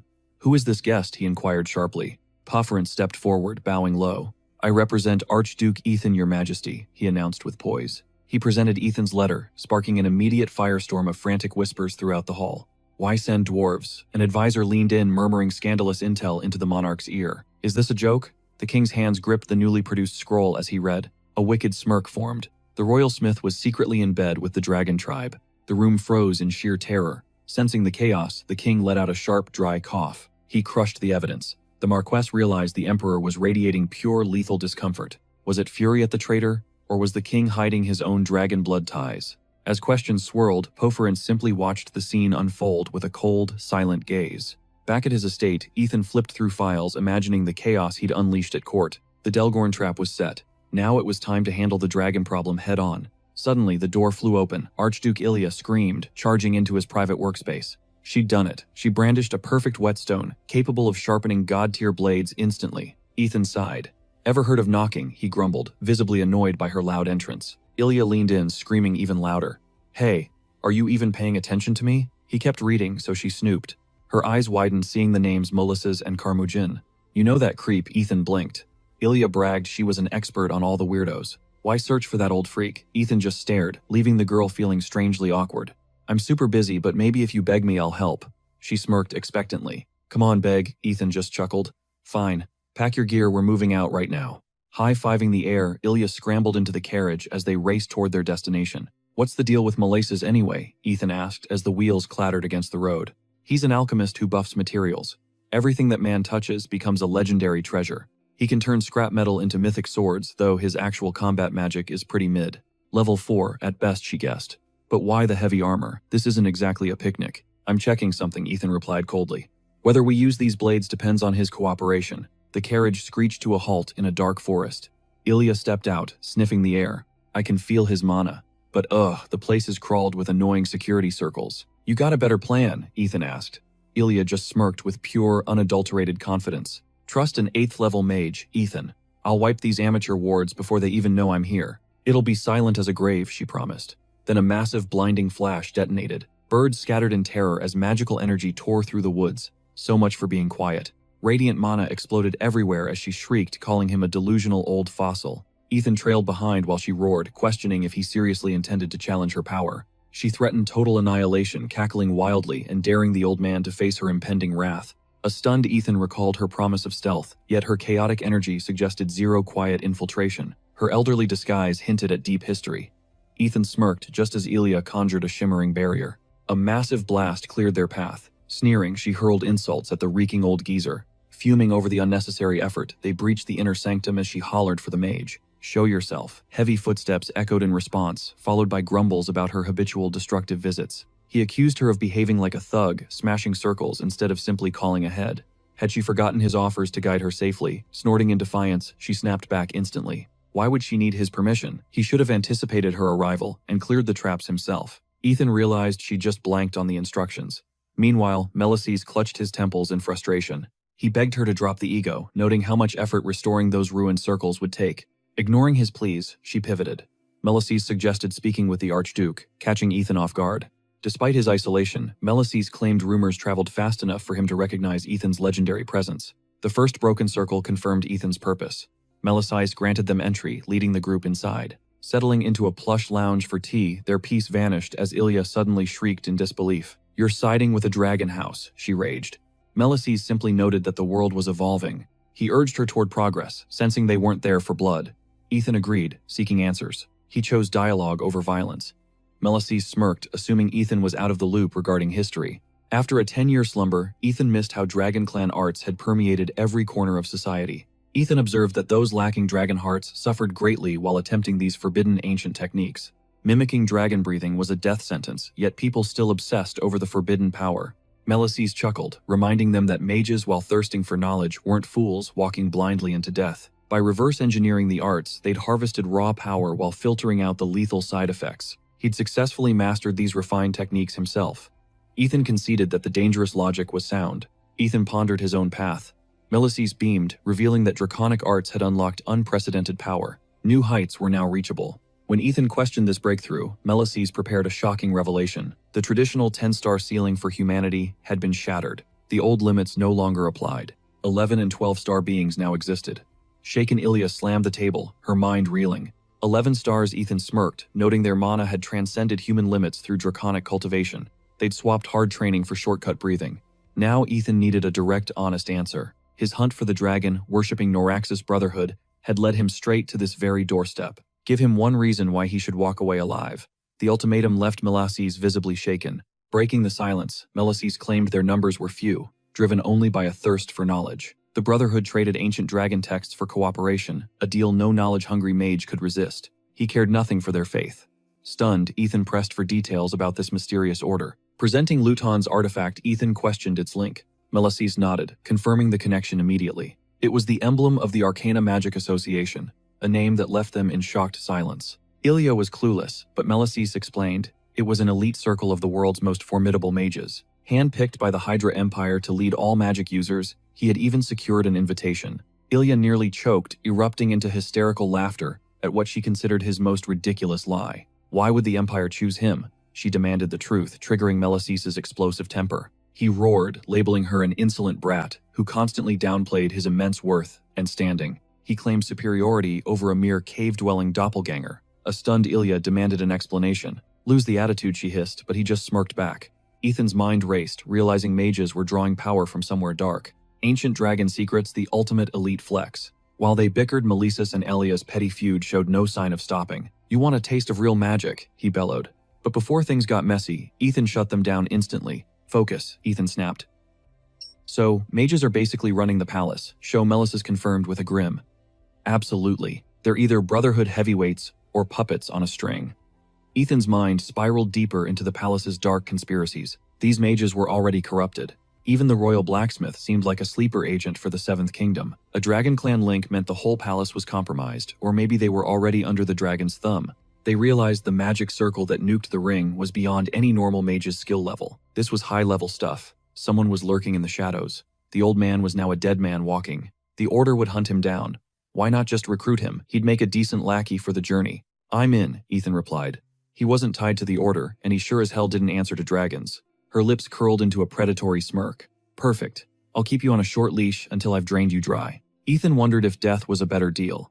He watched her leave the air, suddenly growing thick with tension. Melices folded. Joining them meant safety, and honestly, the job description hadn't changed all that much. It was just another day at the office. Suddenly, Ilya's pack started buzzing with an urgent magical sound. You packed the comm crystal, Ethan checked. She nodded, passing it over. Apparently Lawrence was desperate for a chat. Who's this Lawrence guy again, Ethan wondered. But the voice on the other end made him go cold. Count Schumann had sent an emergency ping. Ethan played it cool. Take Menharten and the Knights. Crush the Eaton Viscounty. They were going to war. Ethan prepared to move out instantly as the plan ignited. Lawrence gave the green light. Ethan stepped out, voice cold. Everyone moves. It's go time. The clock was ticking. Over in Pleasanton, the entire district was being swallowed by a sea of flames. Chaos exploded as civilians fled. Menharten's mana flared. Stand your ground. Do not let this line break. The enemy was a beast, but failing their lord wasn't an option, even if he was fighting solo. Narian porticles stood there like a wall. Menharten's jaw tightened in pure, unadulterated fury. The envoy was right in front of them, but something felt off. Why was only one man standing against them? Narian blurred into motion. He's coming. Engage. Keep your formation tight. Manhattan roared at his knights. They tried to hold, but Narian was too fast. He circled back, shredding their rear flank in seconds. Just one casual swing, and the power difference was terrifying. This wasn't just skill, it was a curse. The Duke's knights are just pathetic trash, Narian mocked. Consider this your final goodbye. Die. Narian's blade screamed toward Manhattan's throat. Death was inches away, and Manhattan's defense felt useless. Suddenly, a crimson aura exploded behind Narian. He whipped around his face, twisting in total shock. Darkness and blinding light clashed in a massive shockwave. As the dust settled, Ethan emerged like a god. Gotta hand it to you, Ethan remarked. Detecting my strike, you're definitely not some average knight. Is he really that cocky? Or just that good? His knights were already twitching on the floor. They were paralyzed by sheer terror. Narian just smirked. Arrogance has nothing to do with it. I can crush them without even trying. Ethan glanced back at Manhattan. Sorry for the wait. This one's mine. Go handle the Viscount. I'll deal with this guy. Manhattan nodded as Narian finally introduced himself. Knight Captain Narian at your service. He mockingly apologized before launching a lethal strike. Ethan braced for impact. Narian lunged like a viper. Ethan's defense was a fortress, keeping the blade miles away from his skin. He was moving way faster now than against Manhattan. Was he hiding his true power level? He's hitting 6-star power, maybe even touching 7. This guy is a straight-up beast. His blade had a heavy crushing weight unlike any typical mana-imbued sword. Narian roared, swinging with murderous intent. Steel screamed as their blades locked. Ethan held firm, noting the guy actually knew his way around a sword. But his blade was vibrating with fear. Weird, especially since he barely had 4-star mana reserves. Still, Ethan couldn't find a gap in his guard. They traded blows until Ethan dodged a deadly slash. Ethan smirked, wanting to dig for answers. Narian blinked, asking for clarity. So Ethan laid it all out. He revealed the Cytalian Knight's secret. Their combat style mirrored the legendary Dragon Clan's techniques. Why ignore Ethan's ultimate technique as the Knight Captain Narian froze his mind, reeling in absolute silence? After a beat, he answered, it all starts with a sharp mind and a tempered physique. He refused to ruin his body for cheap power. Ethan grinned, praising that rock-solid philosophy. Suddenly, he unleashed his 8th magic ring. Narian gasped, paralyzed by a level of power he'd never imagined. He vowed to fight with a true knight's honor. Our hero then summoned a blinding solar light beam. He unleashed an explosive blade. Narian felt pure terror as the air roared with a deafening blinding light. A massive inferno swallowed the field. As smoke cleared, Narian was left kneeling on the fortress's shattered bridge. Ethan loomed over him, explaining the stakes. Very soon, his elite knights would breach this entire stronghold. With the civilians watching, he still had time for redemption if he truly valued a knight's honor. He had to recall his purpose. They locked eyes intensely before Narian reached for his blade with shaking fingers. He wondered if a traitor like him deserved mercy. Ethan simply said his future depended on his actions. Ethan personally shattered his mental chains. Narian promised to wait, and Ethan eventually vanished into the shadows. Shimon grabbed the report, cackling. Kargas, Deacon Lomenton, and Eaton, the branch lines had completely crumbled. 4 lands and 120 warriors. Only 136 days after waking, Ethan reclaimed the frontier. Epic rumors of the duchy's resurgence flooded the Hydra Empire.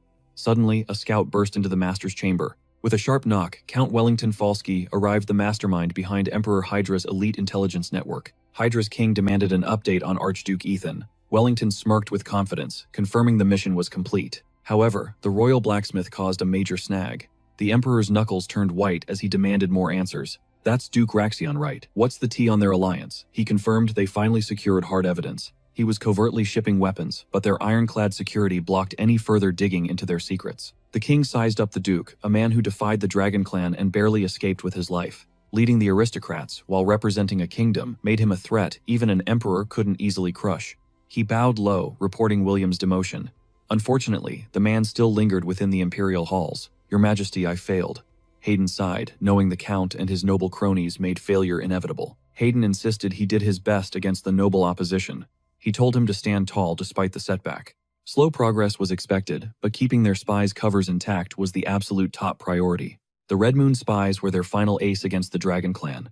Soon new reports surfaced. Our hero felt the plan was a success. The imperial blacksmith, William, had finally been kicked out. Herman took his place, but it was just a minor shift. Ethan questioned if this was only temporary. He figured it'd become permanent if things got messy. He sensed the Emperor's intentions were actually legit. Regarding those Dragon Clan laws, how did they react to the chaos erupting within the duchy? Lawrence noted they were just playing the waiting game. Ethan smirked, realizing that changed everything. He sensed hesitation, betting things would stay chill as long as he kept his hands off. The court's balance was shifting like a darkening twilight. A golden chance was about to arrive. To test everyone's true power, Ethan stepped onto the training grounds where knights were clashing in duels. Ethan checked the progress. Narian saluted with pride, reporting for duty with his heart in the game. Scoring a near 7-star knight was a massive win. Now he could finally delegate the leadership. Ethan offered a friendly pat, marveling at how a newcomer could be so incredibly dedicated. He praised his insane work ethic. This guy was proving to be the ultimate backbone of the team. The level up under Narian's watch was obvious. Suddenly, Ethan ordered a full assembly of the troops. Narian was confused by the rush. Ethan explained that a fresh order required some top-tier gear. Soon, every warrior stood in the square. Ethan addressed the crowd, noting their current strength. Over 100 knights from 4 clans, their styles and tactics were currently a total mess of variety. From this moment, everything changes. Ethan prepared to unveil the secret techniques destined for his elite order. The elite knights assumed their stances. Then with cold precision, he drew his blade. He chose to battle without using a drop of mana. A mob of knights, including Narian, lunged forward. Ethan's senses sharpened as he swung his weapon.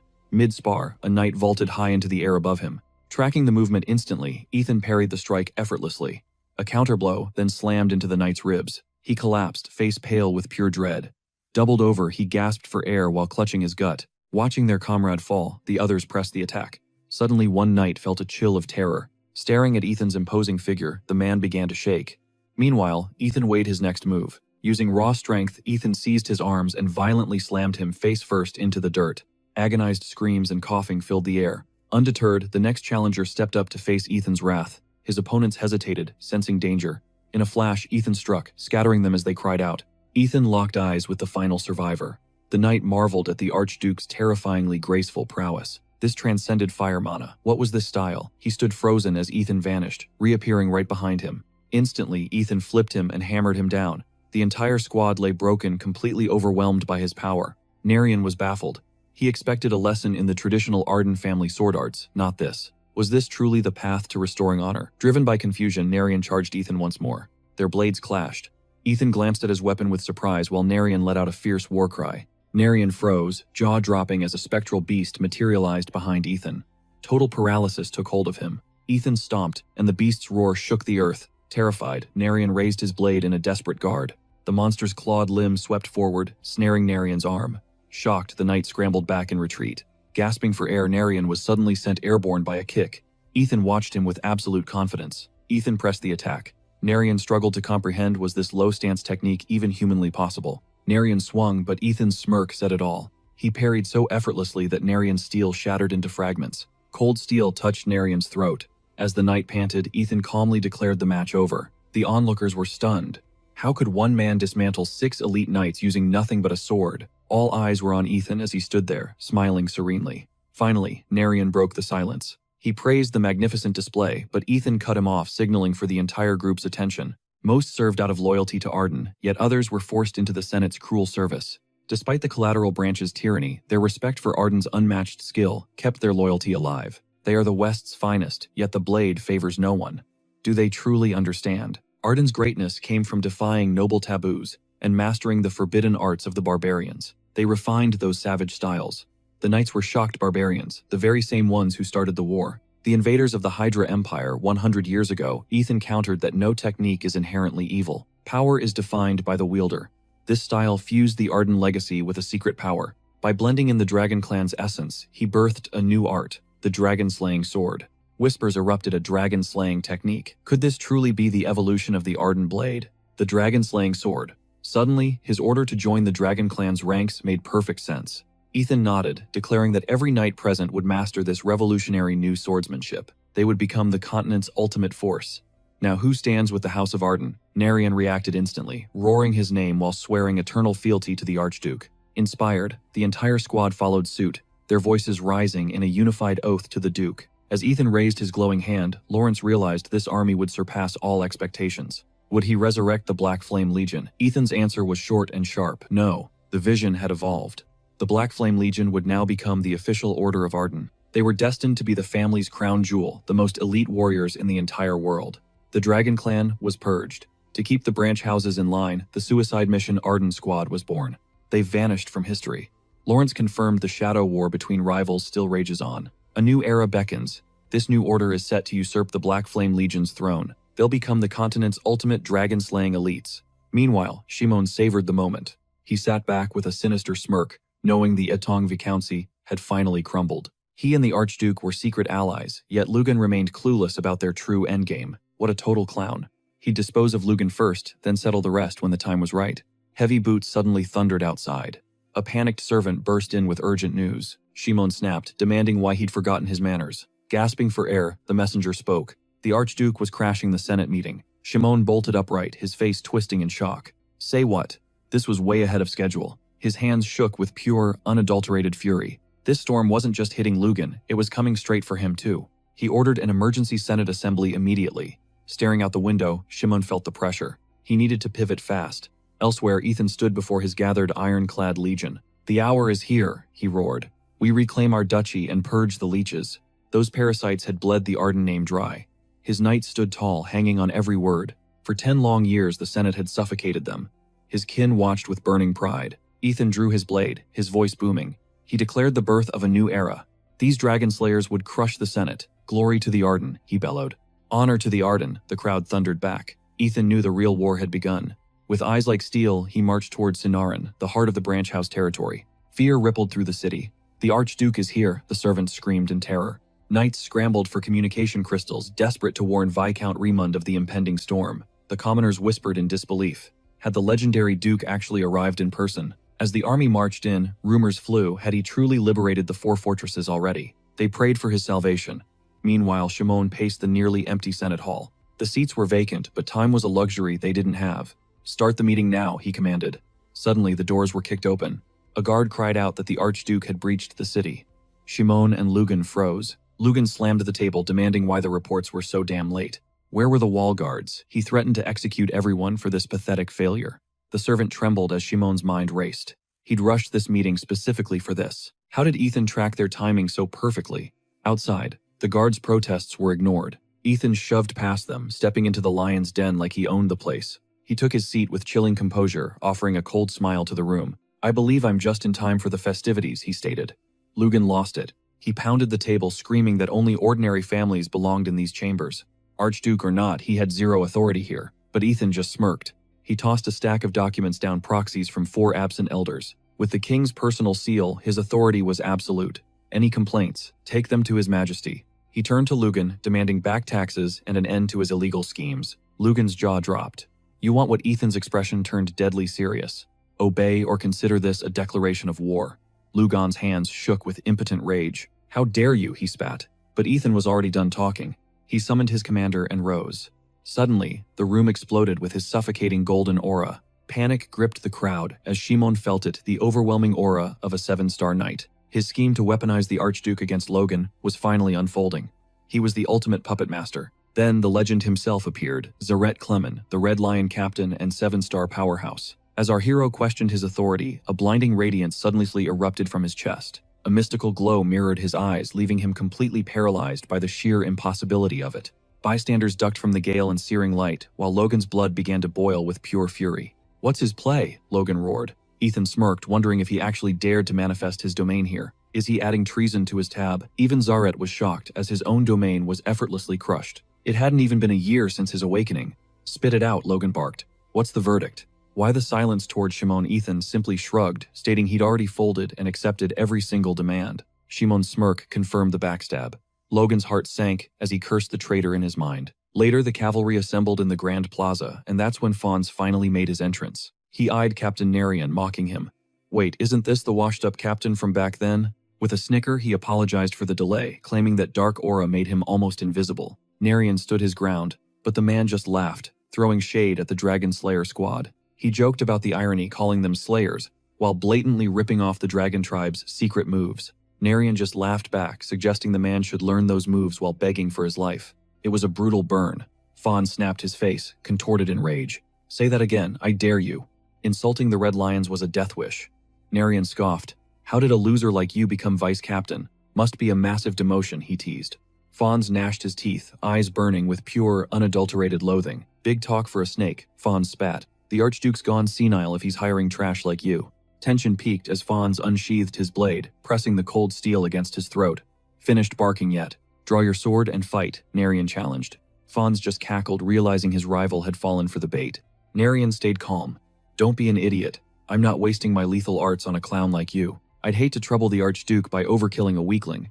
Fons let out a mocking, hysterical laugh. Mockingly, he bowed, thanking him for the concern. Oh, don't worry. I've got a special plan for you. You'll spend a decade rotting in bed just like your pathetic master. Then he ignited his mana. As he lunged, Narian countered, promising to make him spend his remaining days licking dragon boots. Blades clashed in a flurry of sparks. Fons's sanity snapped as he screamed for Narian to shut up. Mid-swing Fons, paralyzed in terror. This wasn't normal steel, this was the legendary Dragon Tribe's lethal swordsmanship. He'd heard the rumors, but seeing it was different. This hypocrite already possessed their entire forbidden arsenal. He charged, but a monstrous hulking shadow suddenly manifested right behind him like a nightmare. Pure horror washed over Fons. He spun around and let out a blood-curdling scream at the incoming strike. This was no ordinary skill. Narian reached out his hand, seemingly dragging the very air toward Fons. What the hell is this? Fons shrieked desperately, yanking his hand away from the invisible grip. Time to pay for that mouth, Narian roared. Fons felt a suffocating, lethal bloodlust paralyze his heart. Fons begged for mercy, but Narian ignored the pleas, burying a devastating fist deep into his chest. Fons crumpled to the dirt, his sword clattering nearby. Logan watched as the secret domain was finally exposed. Level 6 mana, but where was the black flame? Shimon just leaned back, looking smugly confident. He grinned, thinking the boy was simply too weak to wield the black flame's true destruction. His aura paled compared to a 7-star master. Our hero caught Shimon's eye with a piercing stare. He smirked internally. Let them enjoy their little fantasy of control. Their downfall was already set. Finally, Ethan stood up, demanding Logan account for his defiance. Are you going to follow orders or not? With a shaky, furious voice, he stalled for time. I need 1 week to discuss the terms. Ethan's fist cracked the table. Enough games. You really expect me to wait 7 more days for garbage? If they've spent 10 years bleeding, the villagers dry, perhaps war is the only answer. Suddenly, a monstrous pressure erupted from him, chilling everyone to the bone. Shimon stiffened, sensing pure, unadulterated bloodlust. Could he actually be serious? He knew the man was cocky, but this reckless pace was insane. Lugo's blood boiled, seeing this lunatic play by his own rules. Victory wouldn't allow him to slay the Archduke, but total submission meant the certain death of his faction. Realizing his predicament, he froze, gnawing his lip in desperate hesitation. Seconds later, he dropped his head in defeat, whispering his surrender. The entire room gasped at the sudden white flag. Whispers filled the hall. Was he really folding that easily? Their profits would vanish by half. Ethan rose, declaring that the new order began immediately. With his business concluded, he turned to depart. He strode toward the exit without a backward glance. As the tension broke, Shimon signaled to his men, noting that with the deal sealed, the meeting was over. It was time for them to vanish as well. Zareth glanced at the Count, finding him trembling with fear. The sight ignited a fuse, and he exploded in rage, slamming a fist onto the wood. That Archduke trash. He only struts around because his title protects him. Ethan ignored the outburst and barked at Zareth to move. They had a war to prep for. Lugo halted mid-step, his eyes widening at a shocking sight. Nearby, Narian had just utterly crushed Fons in a duel. What the hell is this? He roared. Fons spun around, dazed as Lugo screamed for him to get back up. Move it, Zareth jumped in, trying to restrain the Count while demanding a moment to assess the situation. Zareth rushed to Fons, searching for answers. Vice Captain, were you jumped by these cowards? I'll summon the entire order, but Fons shook his head. It wasn't an ambush, he'd simply been outclassed. Zareth reeled in disbelief. What the Dragonslayer army was supposed to be a pack of stray mutts, hired from the gutters, yet they took down the Red Lion's second in command. It was an impossible nightmare. He snarled at Fons to stand ordering a retreat to the main castle. Just then, Ethan sauntered over with a smirk, mocking the Count's elite knights as a total circus act. Lugo's jaw hit the floor, completely speechless. Ethan chuckled while walking past, taunting their hollow title of Red Lions. Truly pathetic. Lugo's face contorted, turning a sickly shade of blue as his fury reached a breaking point. Ethan climbed into the carriage with Lawrence, who assumed the meeting was a success. Ethan nodded. Everything went exactly as planned. But now they had to watch Lugo's next move. Spies needed to flood the region immediately. The trap was being set. Back at his estate, Lugo paced like a caged animal, bashing his desk in a panic. Keston had ghosted him, that traitorous snake. He glared at the crystal ball, lost in a daze of uncertainty. How were the peasants taking it? Surely they were satisfied now. With taxes slashed in half, they should be grateful. But his servant delivered grim news. A nasty rumor was spreading, claiming the tax cut was proof of his defeat by the Archduke. Lugo lashed out in a frenzy, roaring for his guards to drag whoever started these lies before him. Right now, a glass bottle shattered near the servant's feet, sending him trembling as Lugo's scream echoed. condemning him for listening to such trash, and casually reporting it as if it were nothing. Find them or pay the ultimate price, the terrified servant scrambled back, vowing to fix the mess immediately, before fleeing the room in a blind panic. Left in the silence, Lugo collapsed into his chair, gasping for air. Suddenly, a mysterious voice cut through the air, mocking his pathetic situation. Fear gripped his heart, as he spun around, demanding to know who was there.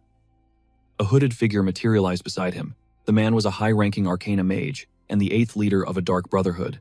Lugo hit the floor, his own screams choking him until his eyes snapped open in shock. The Noraxis Brotherhood. The figure nodded. They knew the Archduke was crushing him and offered a deal. Why would you help me? The stranger smiled. The Archduke was a common enemy that needed to vanish. Slaying him would clear their path. He revealed a sacred token, the crest of the Rimdell Kingdom. Border disputes had kept them at each other's throats for ages. The plan was in motion. This secret card was his only ticket out of this mess. If it worked, they'd deploy the Knight Captain and a dozen elite killers. The mage's lips curled into a smirk, praising the plan.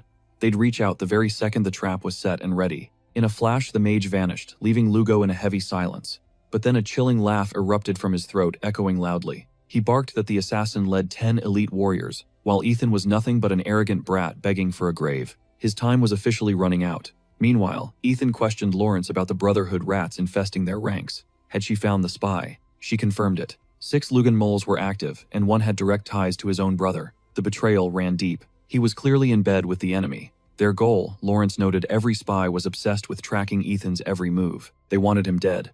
Ethan requested the intel immediately, as he was headed to a classified tower for a surprise inspection. He was stepping into unsecured territory alone. Lawrence's eyes widened. She knew he was a beast, but the Brotherhood played dirty. This mission smelled like a death trap.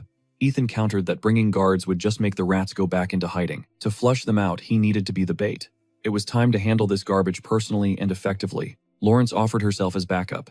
Ethan paused, completely caught off guard. You. But before he could respond, help arrived. Boom, Ilya burst in with heavy footsteps. She slammed the door open, shouting, "Archduke, I'm here to save the day." She claimed word was that he was desperate for her world-class help. So being the legend she is, she appeared. After a dry silence, Ethan reminded her this was a literal war zone. He acknowledged her magic, but saw her as a tinkerer. Could an inventor survive a bloodbath? Ilya just gave him a wicked grin, practically vibrating with excitement for the carnage ahead. She promised he'd eat those words once she flipped the switch. Ethan raised an eyebrow, repeating her strange phrasing with pure skepticism. Battle mode. Ilya nodded. It was the absolute peak of a great mage's power, a state of pure, unadulterated destruction. She brandished her staff, her eyes glowing with mana. You better get front row seats because this is going to be legendary. Sometime later, they were riding through a dense forest. Ethan led the way, his senses dialed to 11, scanning for danger. Ilya complained they'd been patrolling for a month without a single shadow in sight. Was an ambush even happening? Ethan stayed sharp. This was the enemy's golden opportunity, and he knew they wouldn't miss a chance to strike his throat. Suddenly, Ilya stiffened. She used a mental link to scream at him to listen, but kept her body moving to avoid suspicion. Ethan was impressed. A mana frequency whisper, that's high-level stuff. Up ahead, the air felt heavy. It was definitely a trap. A massive magic circle lay hidden 50 meters ahead. Whoever set this up had some brains. The mana density was insane. But to Ilya, it was child's play. Spatial interdiction magic, she noted. One step inside and they'd be completely locked down. She asked for the plan, but Ethan already knew the score. They'd been waiting for him. Why disappoint them? Without hesitation, his horse crossed the threshold. The trap triggered instantly, dragging them both into the center of the kill zone. Blinding pillars of light erupted as a horde of knights materialized surrounding them. From the shadows, a hooded mage stepped forward. He sneered that they'd fallen for it. Ethan, unfazed, asked for a name. The man bowed mockingly, introducing himself as Eric. He was the 8th leader of the Noraxis Brotherhood. Ethan hopped off his horse, his eyes narrowing. So the Brotherhood finally shows. He admitted they were pros at assassination. Suddenly, Zareth stepped up beside the mage, a murderous glint in his eyes. Zareth unsheathed his blade, the steel humming with killing intent. Magic circles flickered around him as he prepared to strike. He spat that the decade Ethan spent in a coma was the only peace they had. Your tyranny ends today, Archduke. Mana exploded from the group. Eric boasted that their impenetrable barrier was superior to any magic circle. There was no escape. The Brotherhood had them cornered. He told Ethan not to even bother struggling, this was his final resting place. Ethan's hand found his hilt. You talk too much for a dead man, he cold-eyed them. Let's get to the point. Eric laughed at his boldness. He'd killed countless people, but he thought breaking the Archduke would be much more fun. He glanced at Ilya, pitying the poor child who had to die too. The Brotherhood didn't care about age, only results. Ilya didn't even flinch. Eric just shrugged and shouted that she should blame her terrible luck for being his companion. He unleashed a wave of magic toward them. But Ilya just smirked her mana, beginning to swirl violently around her body. "Fool," she hissed, raising her staff. "Get ready to taste the true overwhelming power of the great mage Ilya." Now, none of these villains were leaving alive. Without her even lifting a finger, the magic circle suddenly erupted in a blinding golden radiance. The knights stood frozen in shock. Eric's eyes widened as the weight of the situation finally hit him. He demanded to know if she invented this. Ilya simply smirked, claiming he was coming with her. She unleashed her mana, causing his physical form to dissolve into thin air before their very eyes. His men screamed for their leader, but Eric was already trapped in a completely different dimension. Confusion gripped him. He was stuck in a spatial pocket severed from the outside world's reach. This realm was forged by a master mage. Desperate, he roared, unleashing light magic to push back. He planned to carve out his own zone. He grinned, ready to strike until a sudden presence chilled him. Ilya stood there, mocking him. She teased that waiting would have been a total snooze fest otherwise. She sat perched on her staff like a queen, laughing at his pathetic attempts to struggle. Eric begged for a moment. He explained that their entire organization had been hunting her down. He claimed meeting her was fate. He even offered her a high-ranking spot in their brotherhood. Ilya scoffed, calling his group pure trash. Did he really think she would join those villains? How tragic, he whispered. His disappointment turned into a lethal surge of dark obsidian energy. Ilya just laughed, finding his tantrum hilarious. She dared the boy to give it his best shot. Surrounded by 6 elite warriors, Ethan stayed calm. He calculated their power, all high-ranking 6-star knights. This was the ultimate test. Since his reincarnation, he had never faced such an overwhelming force. But fear wasn't in his DNA. A true swordsman never flinches. He remembered the nightmares of his past. A chilling smile crept across his face as he beckoned the knights to come get some. Meanwhile, Ilya bombarded her foe with a barrage of spectral blades, forcing him into a desperate retreat. She mocked him for scurrying like a cornered rat. Eric was sweating, realizing he was outclassed. He knew she was a monster, but how could he bridge the gap? Suddenly he reached for forbidden power. He channeled the ancient dragon's essence, forcing the primal mana to flood his exhausted body. Fueled by the dragon's soul, he roared with insane joy. Ilya watched her curiosity finally peaked. A terrifying beast with razor-sharp claws emerged, possessing Eric's body in a half-dragon transformation. The beast snarled for her to leave. Ilya didn't flinch, fascinated by his rare dragon tongue magic. Eric screamed that he would tear her pride to shreds. He was lost in the draconic rage. He vowed she would die within her own creation. Ilya just chuckled at his desperate threats. "Now things are getting spicy," she whispered, sketching a complex magic circle into the air. Eric launched his monstrous assault, but Ilya countered instantly with a massive wall of crackling lightning. As she defended, Ethan unleashed a crushing aura. The knights felt the atmosphere grow heavy with mana. They realized the Archduke had played them for fools. His true power was far beyond their imagination. Despite their pride, they couldn't deny his overwhelming strength. Ethan stared them down with cold confidence. Zareth lost his cool and ordered a full-scale charge, screaming for the knights to kill him. As they closed in, Ethan whispered Solar Prominence fourth form. He ignited his blade in hellfire. His eyes glowed crimson as an explosion of fiery lightning blasted his attackers back into the dirt. The battlefield turned into a furnace. The elite knights were literally drowning in a sea of flames. Zareth screamed for a retreat. He couldn't believe Ethan could actually turn his physical body into fire. Panic spread through the ranks. Zareth tried to rally them, searching for any sign of weakness. He pointed out that even the secret arts of Ardent couldn't make a man truly invincible. "Aim for the chest wound," he barked. Ethan raised his sword, blocking the incoming strike with ease. Zareth noticed the gash on Ethan's neck. He knew they only needed one perfect opening to win. He ordered them to pour every drop of their mana into their blades for a final strike. Ethan acknowledged Zarath's sharp instincts. A level 7 knight was indeed a dangerous opponent to have. But the body of fire was no mere trick, it was the ultimate defense of the Arden House. In a shared realm, their strikes would be useless. But this secret art has heavy costs. It drains his mana reserves. With only 50% left, he must blitz through them immediately. Fury ignites. He unleashes the Solar Prominence spell, his devastating first move. The knights watch in horror as the protagonist activates Fire Fist Dance, lunging at his prey. Enemies crumble under his might. One is obliterated instantly, painting the ground crimson. He clears his throat. Ethan notes he's down to 40% mana. Zareth bellows that the strategy worked, it's their chance. He orders a relentless coordinated assault. Spinning the hero triggers his fourth spell phase. Heat Fracture Attack. A blinding laser incinerates another knight, leaving nothing but an explosion. Terror grips the survivors. Seeing another comrade fall, Zareth and Fawns charge forward in a blind rage. But the protagonist smirks, it's just a curse. Their desperate strikes barely even grazed him. Ethan soars through the air, diving into the remaining knights, despite having only 30% mana left. He invokes his third art, Ultimate Explosive Sword Strike. As the incantation ends, a massive inferno engulfs the battlefield, claiming another victim. Fawns realizes the terrifying power gap. He can't even get close. Planting his feet, the protagonist activates his second spell, the Detonator Sword. Pure confidence radiates from him as thick dust chokes the dimensional cube, blinding his desperate foes. Zareth screams about a curse, terrified of losing sight of their target within the smog. He freezes. Emerging from the haze, the hero grips a knight's throat. Zareth's jaw drops in utter disbelief. Blood sprays as he fails to react.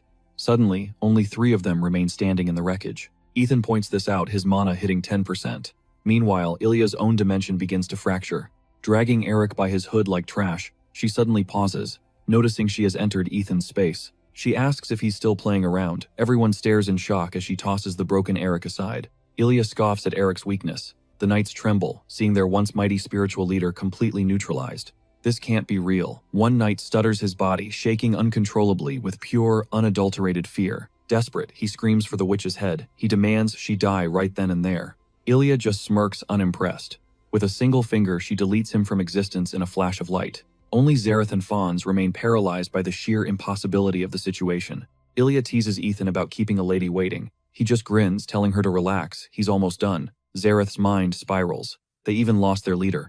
Defeating the Duke seems like a hopeless pipe dream. Ilya asks if she's intruding. She promises to stay back and leave the Duke to his own devices. She won't interfere in their little dance. Zareth's pride stings as he realizes they are being underestimated. Gritting his teeth, he turns to Fawns. When Fawns asks what's wrong, the captain's expression hardens. He decides to tank the Duke's hits, ordering Fawns to find an opening and strike the killing blow. If he falls, the Red Lion order belongs to Fawns. Fawns yells for his captain to stop, but Zareth lunges, executing the secret lion attack technique. Ethan raises his blade to parry. He notices the shift in their tactics.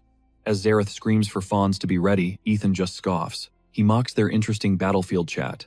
Zareth vows not to waste the sacrifice of his men. Betting that even the Duke has mana limits, he kicks off the ground with everything he has left. He thinks a total mana burn might give them one tiny opening.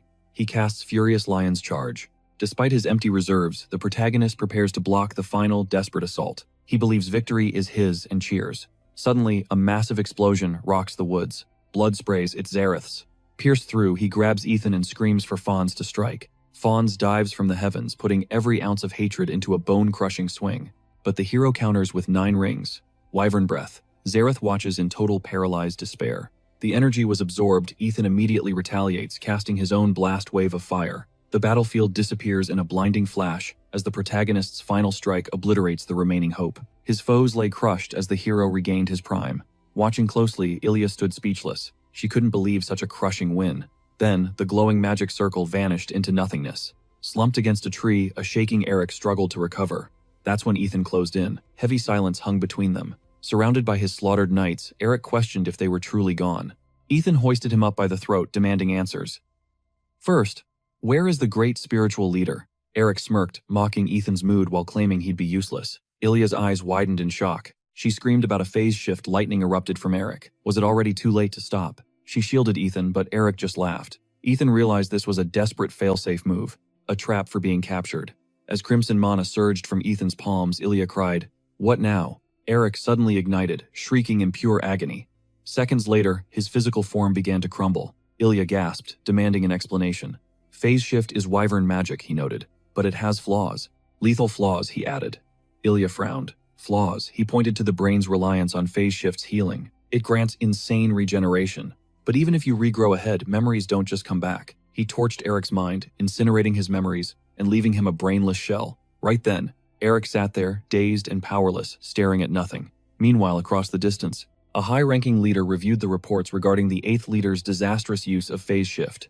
"Explain this," he barked. The servant bowed, promising answers once the investigation finally concluded. They'd report back as soon as possible. Apparently, everything traced back to that brutal clash with the Archduke. The great leader pondered.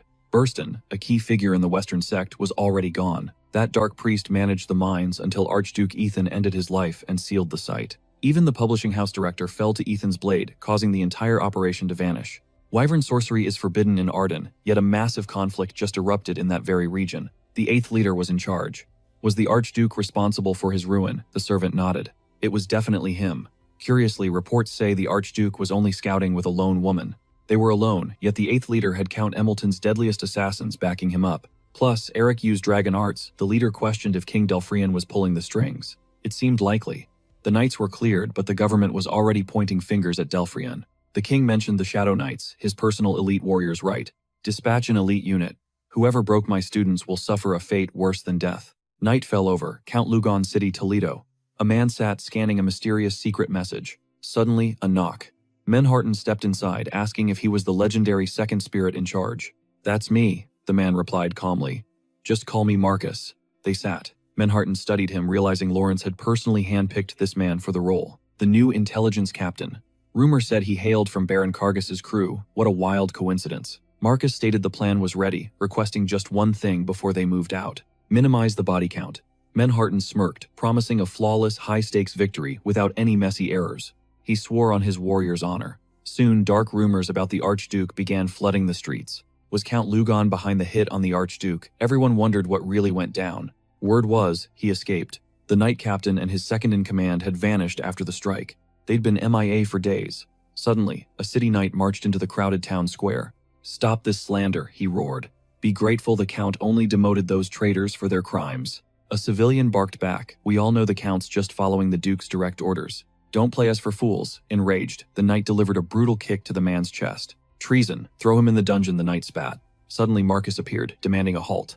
"Stop! This man is a liberator warrior." The knight froze. "A liberator warrior." He spotted the mastermind behind the rebel rats. "Traitors," Marcus roared. "She needs a reality check.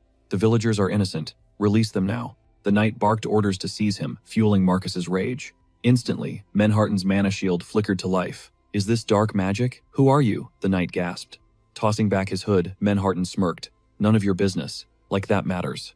Fuming, the man stared at the stranger, desperate to unmask this mysterious powerhouse. High-tier rankers hiding among rebel trash. Unbelievable. Form the vanguard. Prepare to strike. Using the Red Lions formation, they swarmed Menharton. He was cornered one man against an army. Menharton unleashed Dragon Sword Art First Form. A shockwave erupted, sending armored bodies soaring through the air. "What is this? That's not a wyvern technique," the leader stammered. But Menharton wasn't finished yet. Dragon Sword Art Second Strike. A devastating blast of mana tore through the remaining knight ranks. The leader lunged, but Menharton blurred. Third Form. A blinding flash of steel ended the fight. In an instant, weapons were shattered, and the leader was slammed into the dirt, defeated. The Archduke's hidden technique was absolute perfection. Menharton caught his breath, sensing the shift in power. They were both level 6, but Menharton was on a different level entirely. He'd evolved far beyond his past self. Back in the Kargas days, he was the legendary Battle Dragon, the infantry's fiercest commander. Marcus signaled for silence. "The Red Lions aren't the target. Our true enemy sits in the Count's throne." He exposed the Count's tyranny, sparking a fire in the crowd. "Hero, our savior," they roared. "Liberator," they cheered. Lugon hissed at his guards. "Why is that peasant still breathing? Seize him." "Sir, he's no ordinary man. He has powerful backers," the servant trembled. Logan snapped. "What kind of backers?" The guards have flipped, and the Red Lion Knights have been utterly crushed and humiliated. Lugo's blood ran cold. The Arden Knights were already at his doorstep. Zareth and Fawns were a nightmare come true. Communication was dead. A full week of silence, he smirked, though sweat beaded on his brow. They were definitely dead. Logan lost it, slamming his fist down and shattering the heavy table. The crystal ball rolled away. "We outnumber the Duke's forces. We still hold the advantage." He needed a new commander now. A suppression force had to be dispatched to crush this little rebellion. A frantic knock interrupted them. "Lord Logan, disaster, Archduke Arden is moving. Toledo Fortress has fallen." Lugo froze, his face pale. "Repeat that." "What did you say?" The Archduke was leading the charge himself. Furious, Lugo screamed at his butler to mobilize everyone. "Rally at the palace. We fight until the last man." Outside, a sea of citizens flooded the streets. A knight sneered at the growing crowd. "Is this a joke? Have all the city's lowlifes come out to play?" Narian stepped forward, his presence commanding. "Throw down your weapons and surrender," the captain bellowed. The people roared in unison. "The true king is here for the traitor's head." The atmosphere was electric. Cheers erupted as hands were raised in defiance. The enemy captain wavered, his confidence crumbling. "What's the plan?" a soldier whispered. The captain gritted his teeth. "Hold steady, we aren't pushovers." A squad of rank 4 mages stood ready. Not even the legendary Archduke could survive a concentrated magical barrage. "Steady your hearts," the knights raised their enchanted weapons, locking onto their targets. A volley of arrows rained down. Panic surged through the crowd as screams of terror filled the air. They were actually slaughtering innocents. Suddenly, a massive aura exploded onto the battlefield as our hero arrived. "Mana shrapnel wave," he chanted with a smirk.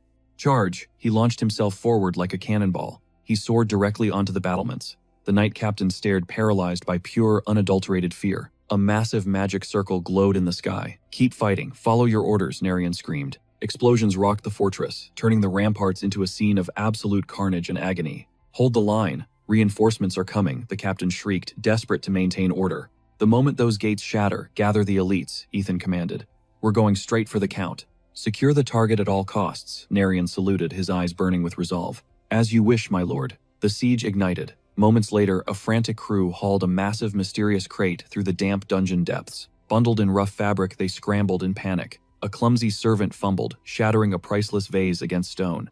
Lugon snarled, calling him a brainless idiot. Does he crave death? He better clear that mess instantly. Trembling, the servant stuttered his compliance. Earlier, a loyal soldier had begged the Count to make a final stand. If the defenses crumble, thousands of rebels will flood in. The Archduke himself is spearheading this brutal onslaught. Surrender was the only logical path. Lugon spat that he was a fool. Has he forgotten the Archduke's mercy? He raises every city he conquers. Let the soldiers die holding him back while the Count makes his escape. He's fleeing to the Marquis of Altarnus. The butler and several servants will smuggle his vast treasures away. Total secrecy is paramount. Deep in the shadows of the tunnel, Lugon suddenly locked eyes with his butler. He nervously asked if they were being hunted. The butler shook his head, constantly scanning the dark path. Suddenly, Lugon shrieked, paralyzed by chilling terror. His servants froze, sensing an ancient, suffocating curse taking hold. With the castle fallen, he hadn't expected such weak resistance. They had to sprint. The exit was finally near. As they neared daylight, Lugon spotted several hooded figures blocking their path. One man wore a sinister smirk. He mocked, questioning if this pathetic man was Count Lugon. A loyal knight roared, charging at the intruder. Lugon screamed for him to halt, but it was too late. The stranger grinned, and with one strike, obliterated the knight instantly. He savored the kill, decapitating the man and drenching the horrified family in blood. Shaking with fear, Lugon gasped, "The Brotherhood! What on earth did these monsters actually want with them? What's their next move?" The assassin replied coldly.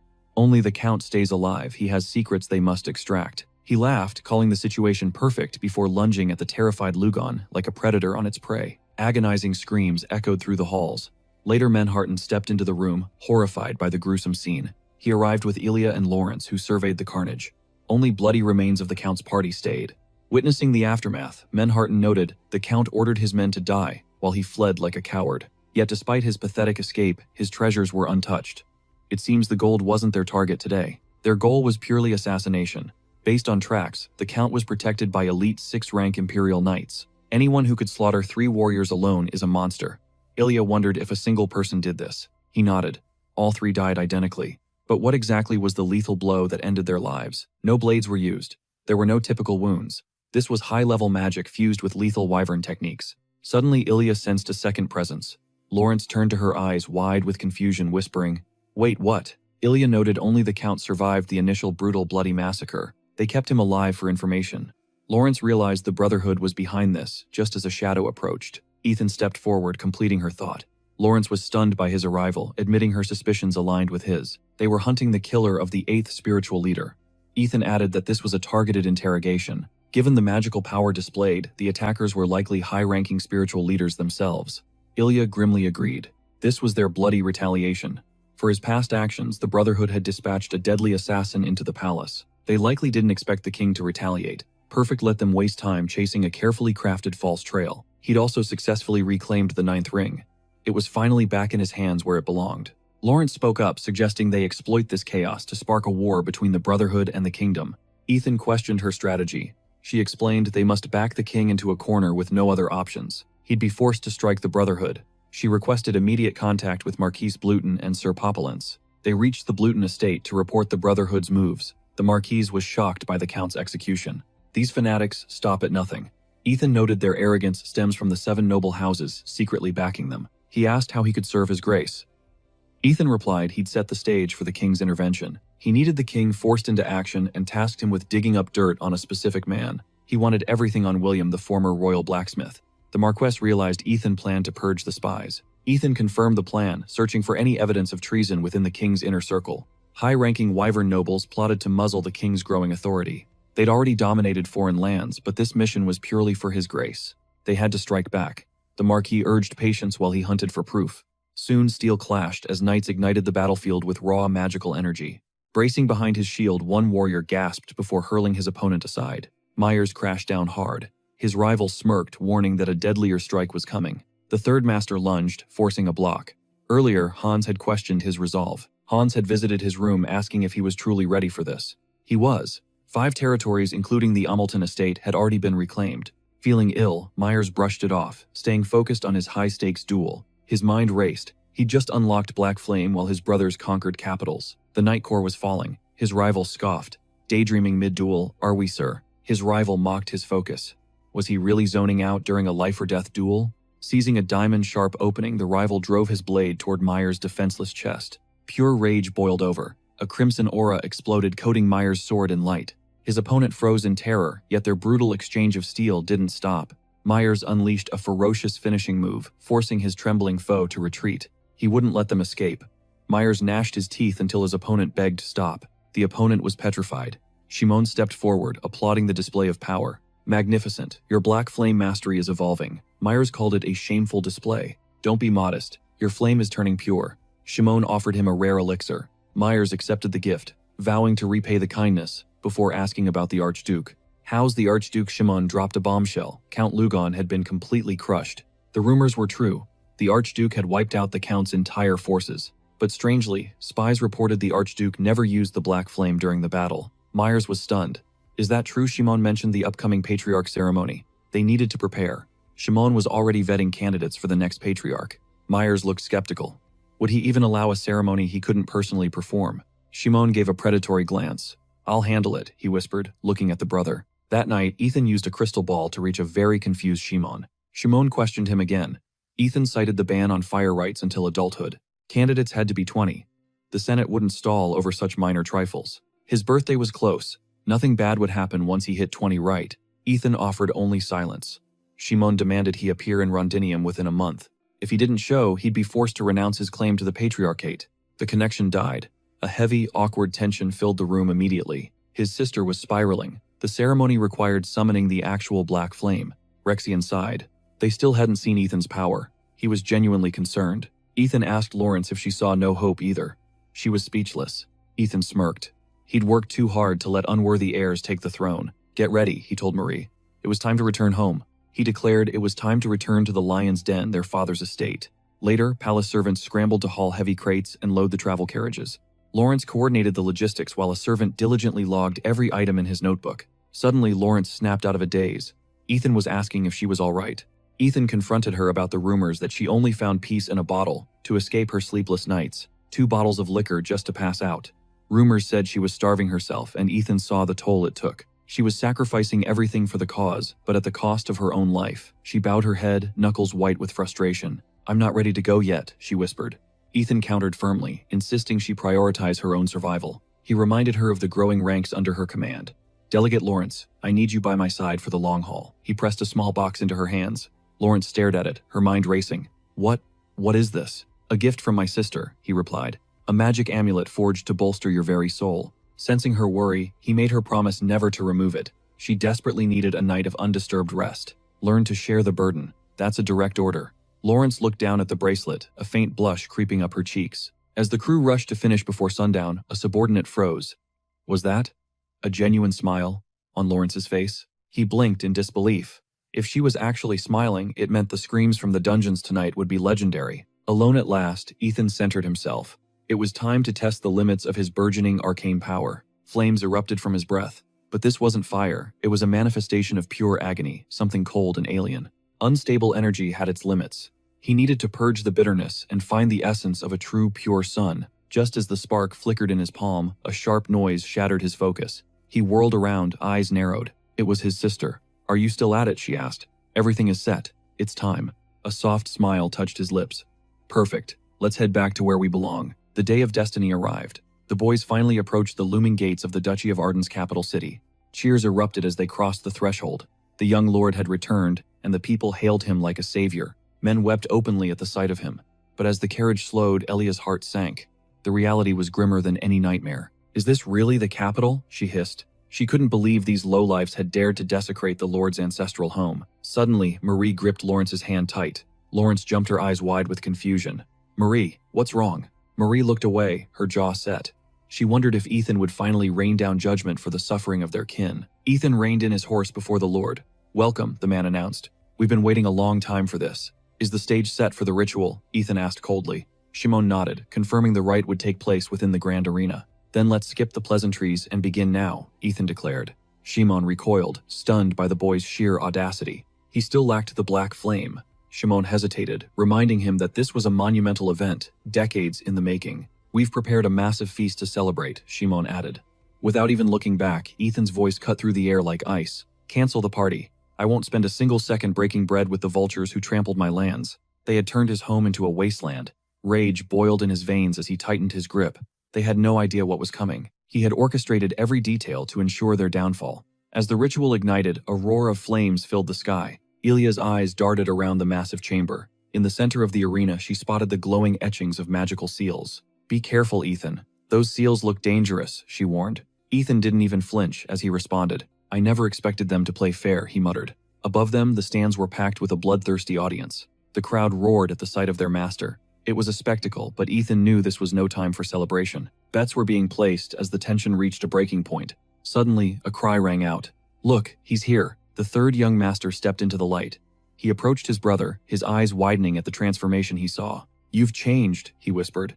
They stood toe-to-toe, a heavy silence falling as Shimon announced the start. "Wait," Ethan interrupted. "Where is Terran?" Three shadows stood between the crown of the Arden family. "He vanished," Shimon replied. Silence is his only answer.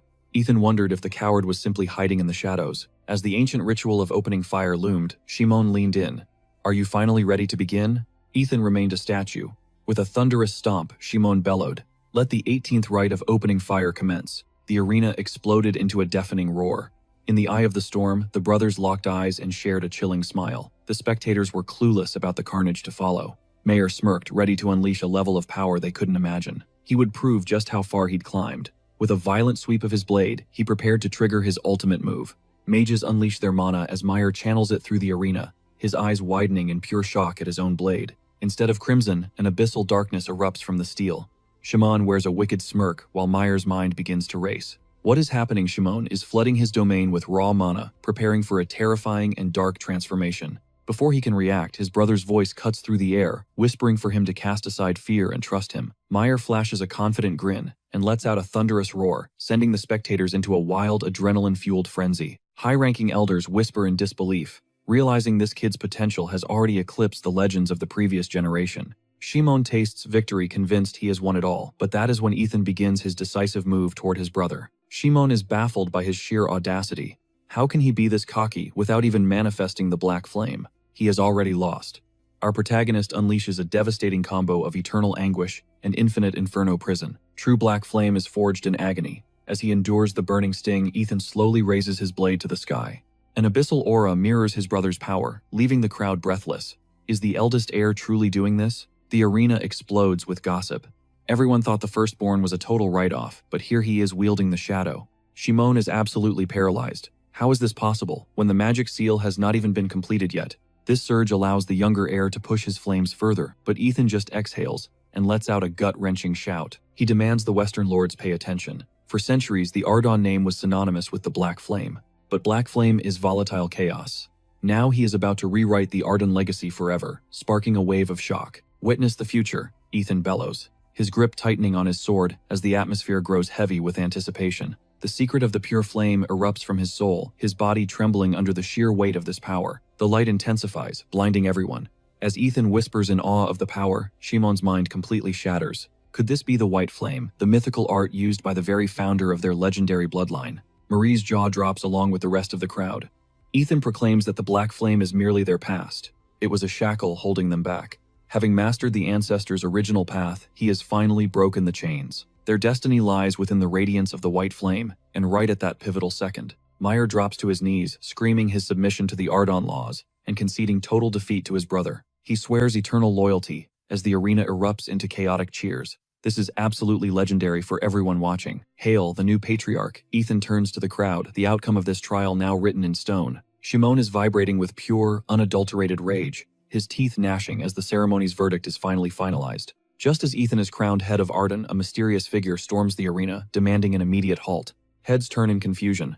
A menacing mage sneers, asking who dared to appoint a leader in his absence. Ethan feels a chilling, sinister pressure. Marie gasps, her face turning pale as she whimpers one name, Tehran. She rushes toward him, while he declares himself the only rightful heir to the Ardon throne. Ethan locks eyes with the newcomer. Tehran stands tall, brazenly claiming the title of patriarch for himself. He lunges at our protagonist with lethal speed. Sensing a foul curse, Ethan raises his steel just in time. A brutal clash ignites. As steel rings out, Ethan wonders if this man's mana is truly as pure as it seems. The guy has clearly lost his mind. Ethan deflects the heavy blows, but Tehran's assault remains relentless. Those 7 cursed families. What did they do to his brother? Suddenly, Tehran's dark energy begins to dissipate. It is working. The black flame is devouring the corrupted energy, turning the curse back on the intruder. As the white flame purifies the lingering darkness, Ethan continues his intense struggle against his own flesh and blood. While Tehran groans in agony, the crowd whispers that this younger heir has truly surpassed their father's legacy. He is so young, yet the second heir is even more formidable.